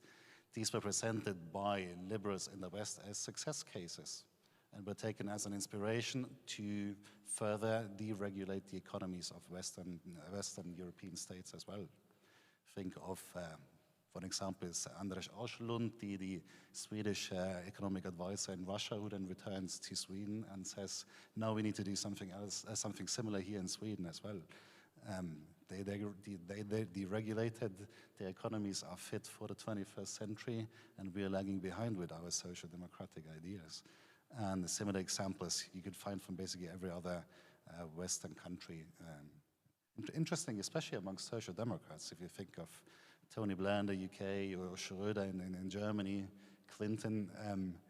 It's, I think, not a coincidence that in the years after 1989, social democrats, socialists of a sort, turned to rather neoliberal ideas of how to reform the economy and make it fit for the new century. So this is also something that was taken from the East and influenced the West. Okay, some other panelists. Should I? Yes. Or, yeah. Coming back to what Tobias just said, Philip Ter made this argument in his book Europe After 9 as well, that basically the West was inspired by the neoliberalization of the transforming economies. I don't know, is this what you believe as well? That the social democratic turn towards more harsh reforms was directly influenced by? Of course, it's never a story of direct influence, but you can clearly see that there's a debate, for example, in the or in the Labour Party in the immediate aftermath of 1989, and they discuss what kinds of lessons they can learn from the end of socialism in Eastern Europe. And of course, it takes some time, and of course there are other factors that changes the economic thinking of the Labour Party. But I still do think that there is evidence for the enormous impact on the rethinking on economics amongst social democrats that was taken clearly from Eastern Europe. I just wanted to go into another direction. If you think, I'm not thinking models here, what is transferred from East to West, but the case I know best, the Nordic-Baltic region building that actually I think has succeeded. And here I see a very clear long-term influence by especially the Baltic communities in Sweden, which consisted of war refugees, and there was also a very sizable Polish community in Sweden. And I think this has somehow contributed to a kind of Europeanization of Sweden as a Nordic country, which still talks about Europe as somewhere beyond the Baltic Sea. And I think that through the numerous emigre groups from the other side of the Baltic, I think that Swedish geopolitical thinking and even Finnish geopolitical thinking has changed when it comes to common security. I think there the isolationist stance of the Nordic states has taken over some of the perspectives that are vital to the neighbors behind what once was the Iron Curtain. I think this is what I could think about, a kind of transfer in the other direction, spontaneously. Okay, thank you, Pavel Lukielski. Well, of course, I won't answer all your questions, massive questions, at the moment, but I will rather extend them. Because if we speak about global view on that, so if we take into consideration the global view from the geographic point of view, so we should also take into consideration the depth of time. So 1989 is just a point on the timeline. Communist period in Central Europe is just a short period in history. So now the question is whether Central Europe is a specific region throughout centuries. And for me, the answer is obvious. Yes, it is. If we analyze books of Oskar Halecki or Jeno Such, who go deep into Middle Ages, there is still difference. In fact, according to Jeno Such, the difference between the West and the Central Europe was the smallest in the end of Middle Ages, something like that. So the Central Europe was the most Western in the end of Middle Ages. So I would like to draw your attention to that point of view. And going back to 1989 and my concept of counter-revolution, because one of the biggest problems with the counter-revolution is that the counter-revolution aims to reverse the revolution outcome. So, of course, nobody wanted to return to the year 1939 or 1938. One to one, let's say. Of course, symbolically, etc., but nobody wanted to return to that moment. But if we consider that the main idea was to return to the West, Kundera wrote about the kidnapped Europe, etc., and that was the idea that the West is the paradise. And we wanted to return there. I created such an idea that we, or the Central Europe, wanted to return to the path of development that was on the same path before the communist takeover, so before the revolution. So not return back to 1939, but to the same path of development. And that was the famous catchword, return to the West, in fact meaning, from my perspective.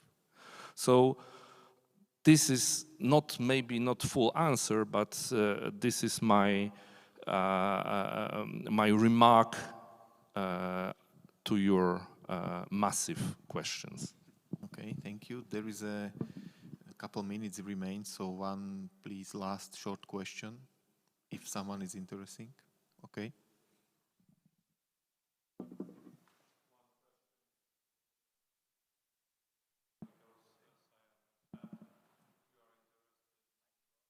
The microphone is off.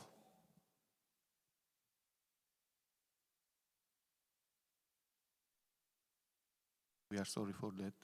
Just wait. Okay. Grzegorz Beren from Museum of the Second World War. What happened 30 years ago, it was because of the weakness of the Soviet Union. It was told by Paweł Łukielski. My question is, what is nowadays narrative in Russia about this year? What happened in Central Europe, in countries that used to be subordinated to the Soviet Union? What in Russia now are writing, talking about our experience? Okay. Thank you for the question. Please answer.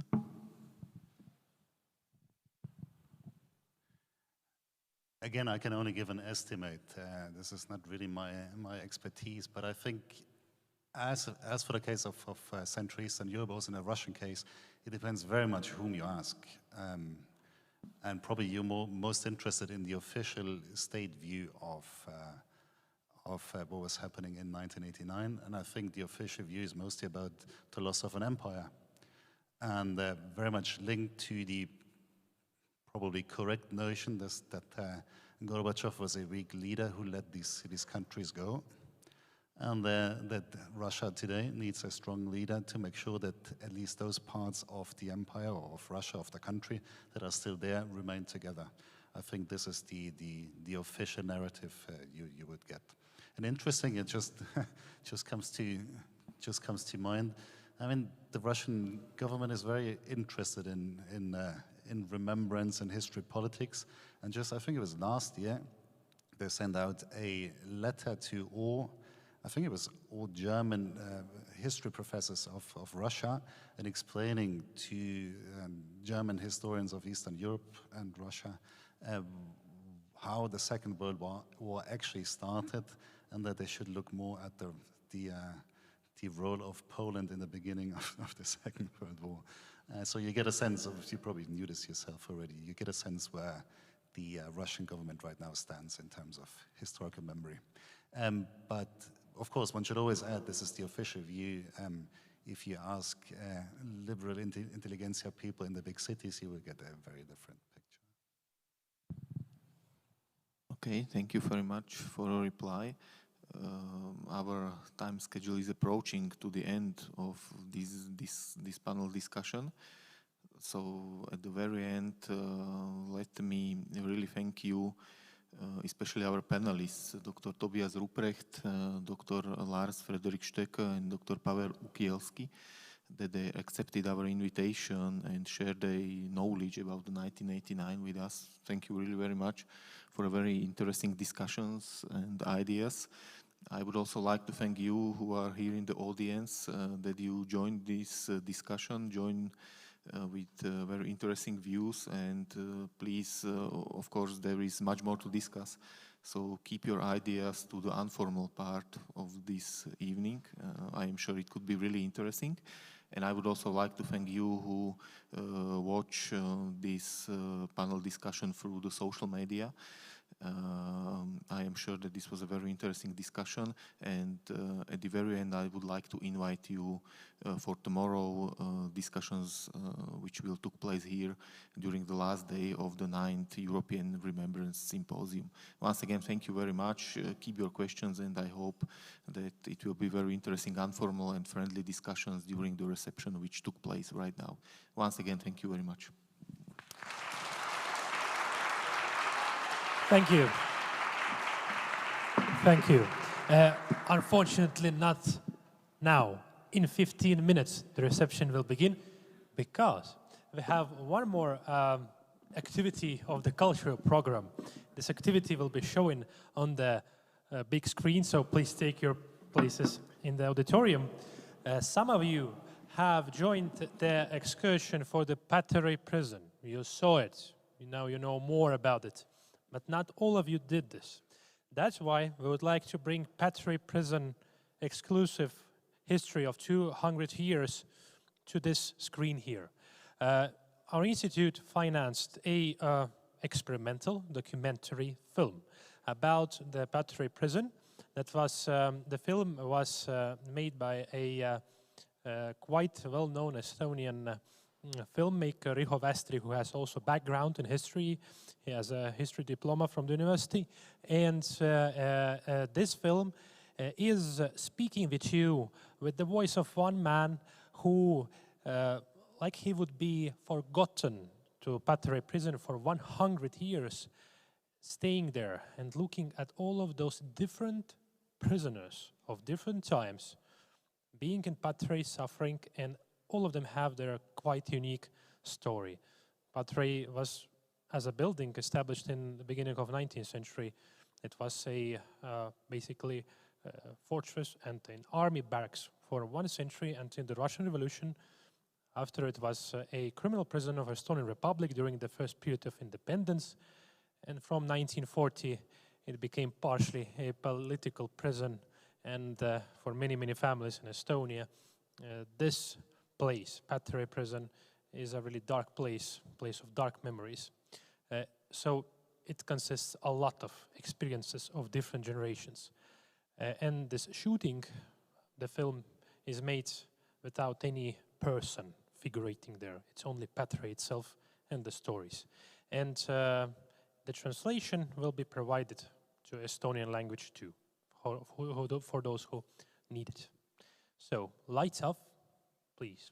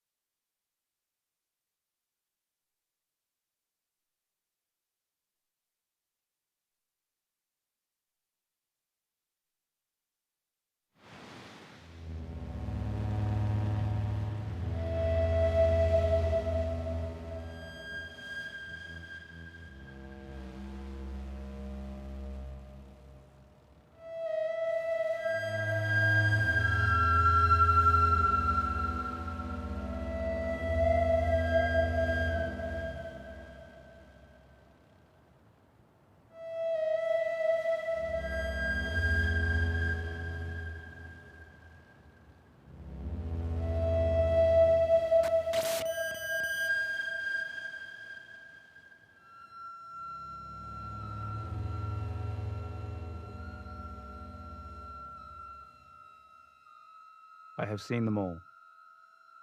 People in prison because of their ideas, the resistance fighters, the freedom fighters, those taking a stand for a better world, those clinging to the old order, tooth and nail, those opposing change, the various manifestations of them.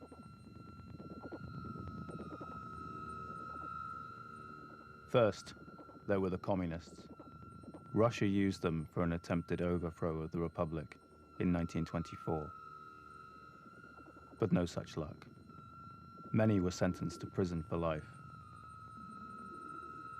There was a young girl, or her mother, poor, starving, and angry, with scant education. She took to studying in prison, immersed herself in learning Russian, hated the prison guards, the Republic of Estonia, and God. She believed that communism would make a better world, a fairer place for all people. That faith was all that she had.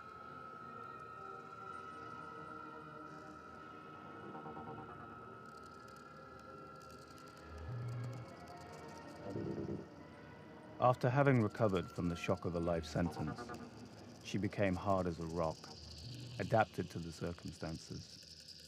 On the 1st of May, she and other comrades burst into a rendition of the Internationale. She took up the tune and was soon joined by the voices from the other cells. She was often placed in solitary confinement. It was cold there. She was not allowed to wear stockings. Clean clothes were a rare treat. The food was unbearable, cold, damp spaces, mold, hunger, no fresh air. The cough persisted. The young woman's speech was distorted by rheumatism. Her face was grey. She died in the prison's hospital ward, without God by her side,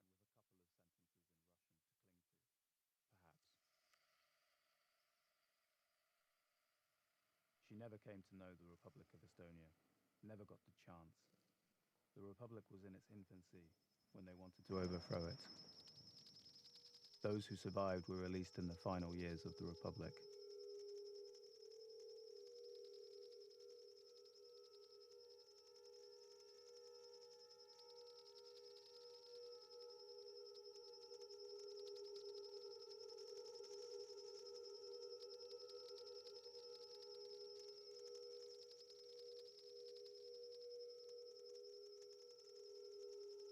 Then came the members of the paramilitary VAPS movement, who were arrested and accused of planning a coup.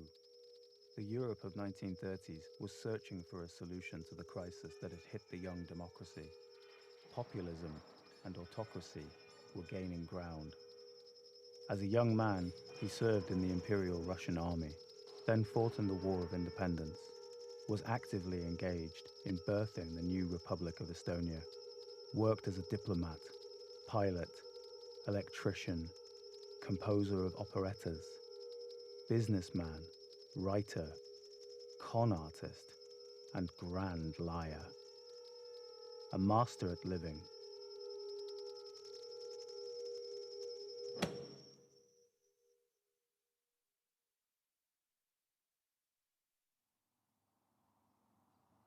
When he initially arrived at the prison, he was slightly taken aback by the overflowing latrine and the clogged showers. He saw the communists, those actually responsible for the downfall of the Republic, who had already been here for 10 years, while he was puking for the first time, standing over the latrine. He saw the greenish hues on their faces and their figures hunched from malnutrition. He saw political prisoners sentenced for life. They were maybe only 30 years old, but it was nearly impossible to tell their actual age. He saw that political prisoners were treated the same as wet work men, meaning murderers. When he saw all that, his mood turned pensive for a good while. But he got out pretty soon and escaped to the west.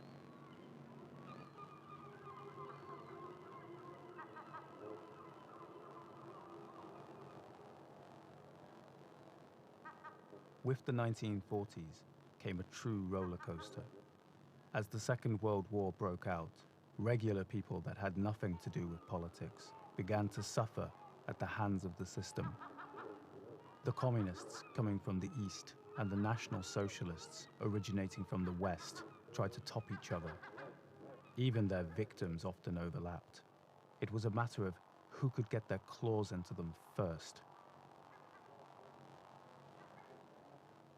But even then, fate was merciful to a selected few. I mean, among those whose chance of survival was the smallest. I mean the Jews. Those who managed to survive by some miracle, and maybe later even to forget some of what had happened, to live to almost 100. Local Jews were brought here, but some arrived from Czechoslovakia. There were even some French Jews once. One night, I hear a shuffling, dragging, strange sound, which feels disturbing even under the circumstances. I look out of the window and see a long grey procession of human wrecks dressed in some rags. Jews.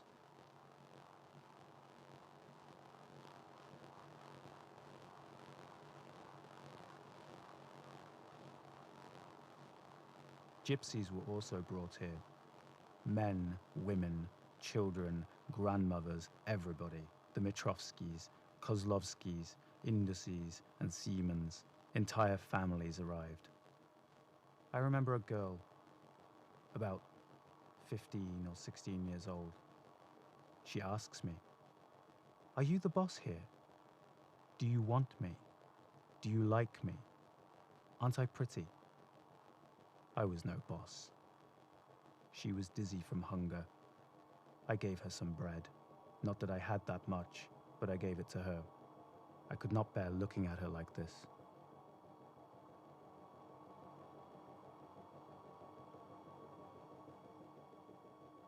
Never has Bathory been so overcrowded as in 1944.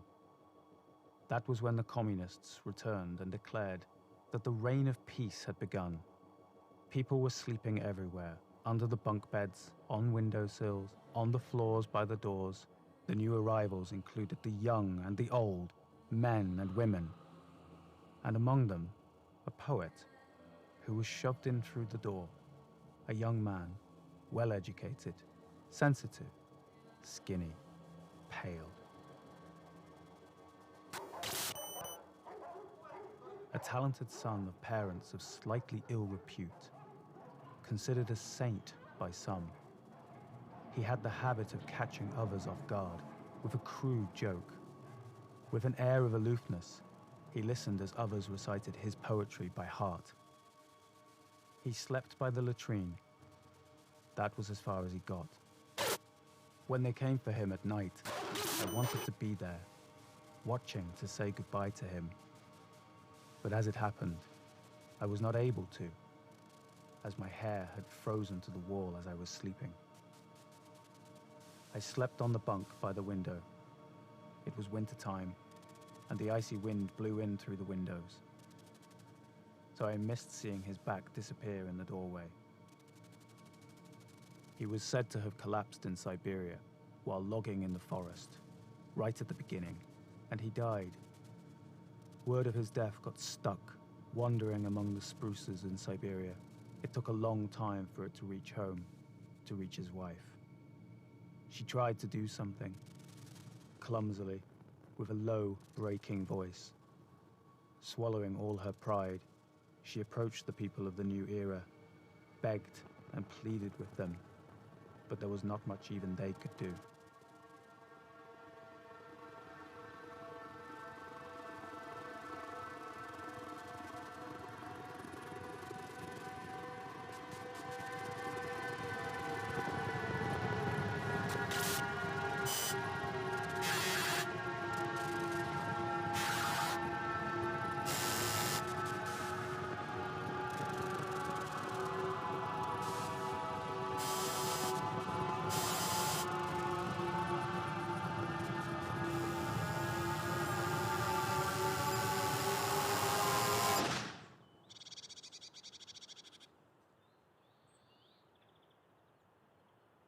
when it seemed that everyone had given up, when most of the Forest brothers, members of the National Resistance, had been caught or shot dead, the schoolboy arrived.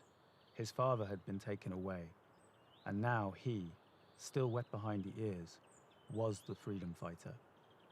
Remembering the Republic of Estonia only through his parents' eyes, it seemed flawless to him, almost paradise on earth, an ideal country. He spent a short while here, together with the wet workmen. He waited until his sentence was delivered and had braced himself for worse than what actually followed. He was taken to a camp. He served the entire sentence, every day and hour of it. Looking back on that period later, he called it a young pioneer camp. When he was released, he headed to the city of Tartu. He realized that it was better to keep the topic of the camp under wraps. He became alienated from his fellow freedom fighters. He was a dissident, a hippie, a night watchman, and finally, the editor of an intellectual magazine. He never went to university, preferring to remain an autodidact and take all the good and bad that came with that status. It was a matter of principle. He drank, he loved, he quit drinking and abandoned his drinking buddies cold turkey. He read books while keeping watch in his booth. He entertained selected friends, sharing his wisdom. He lived to an old age, longer than many of his contemporaries who had never been to the camp or a prison.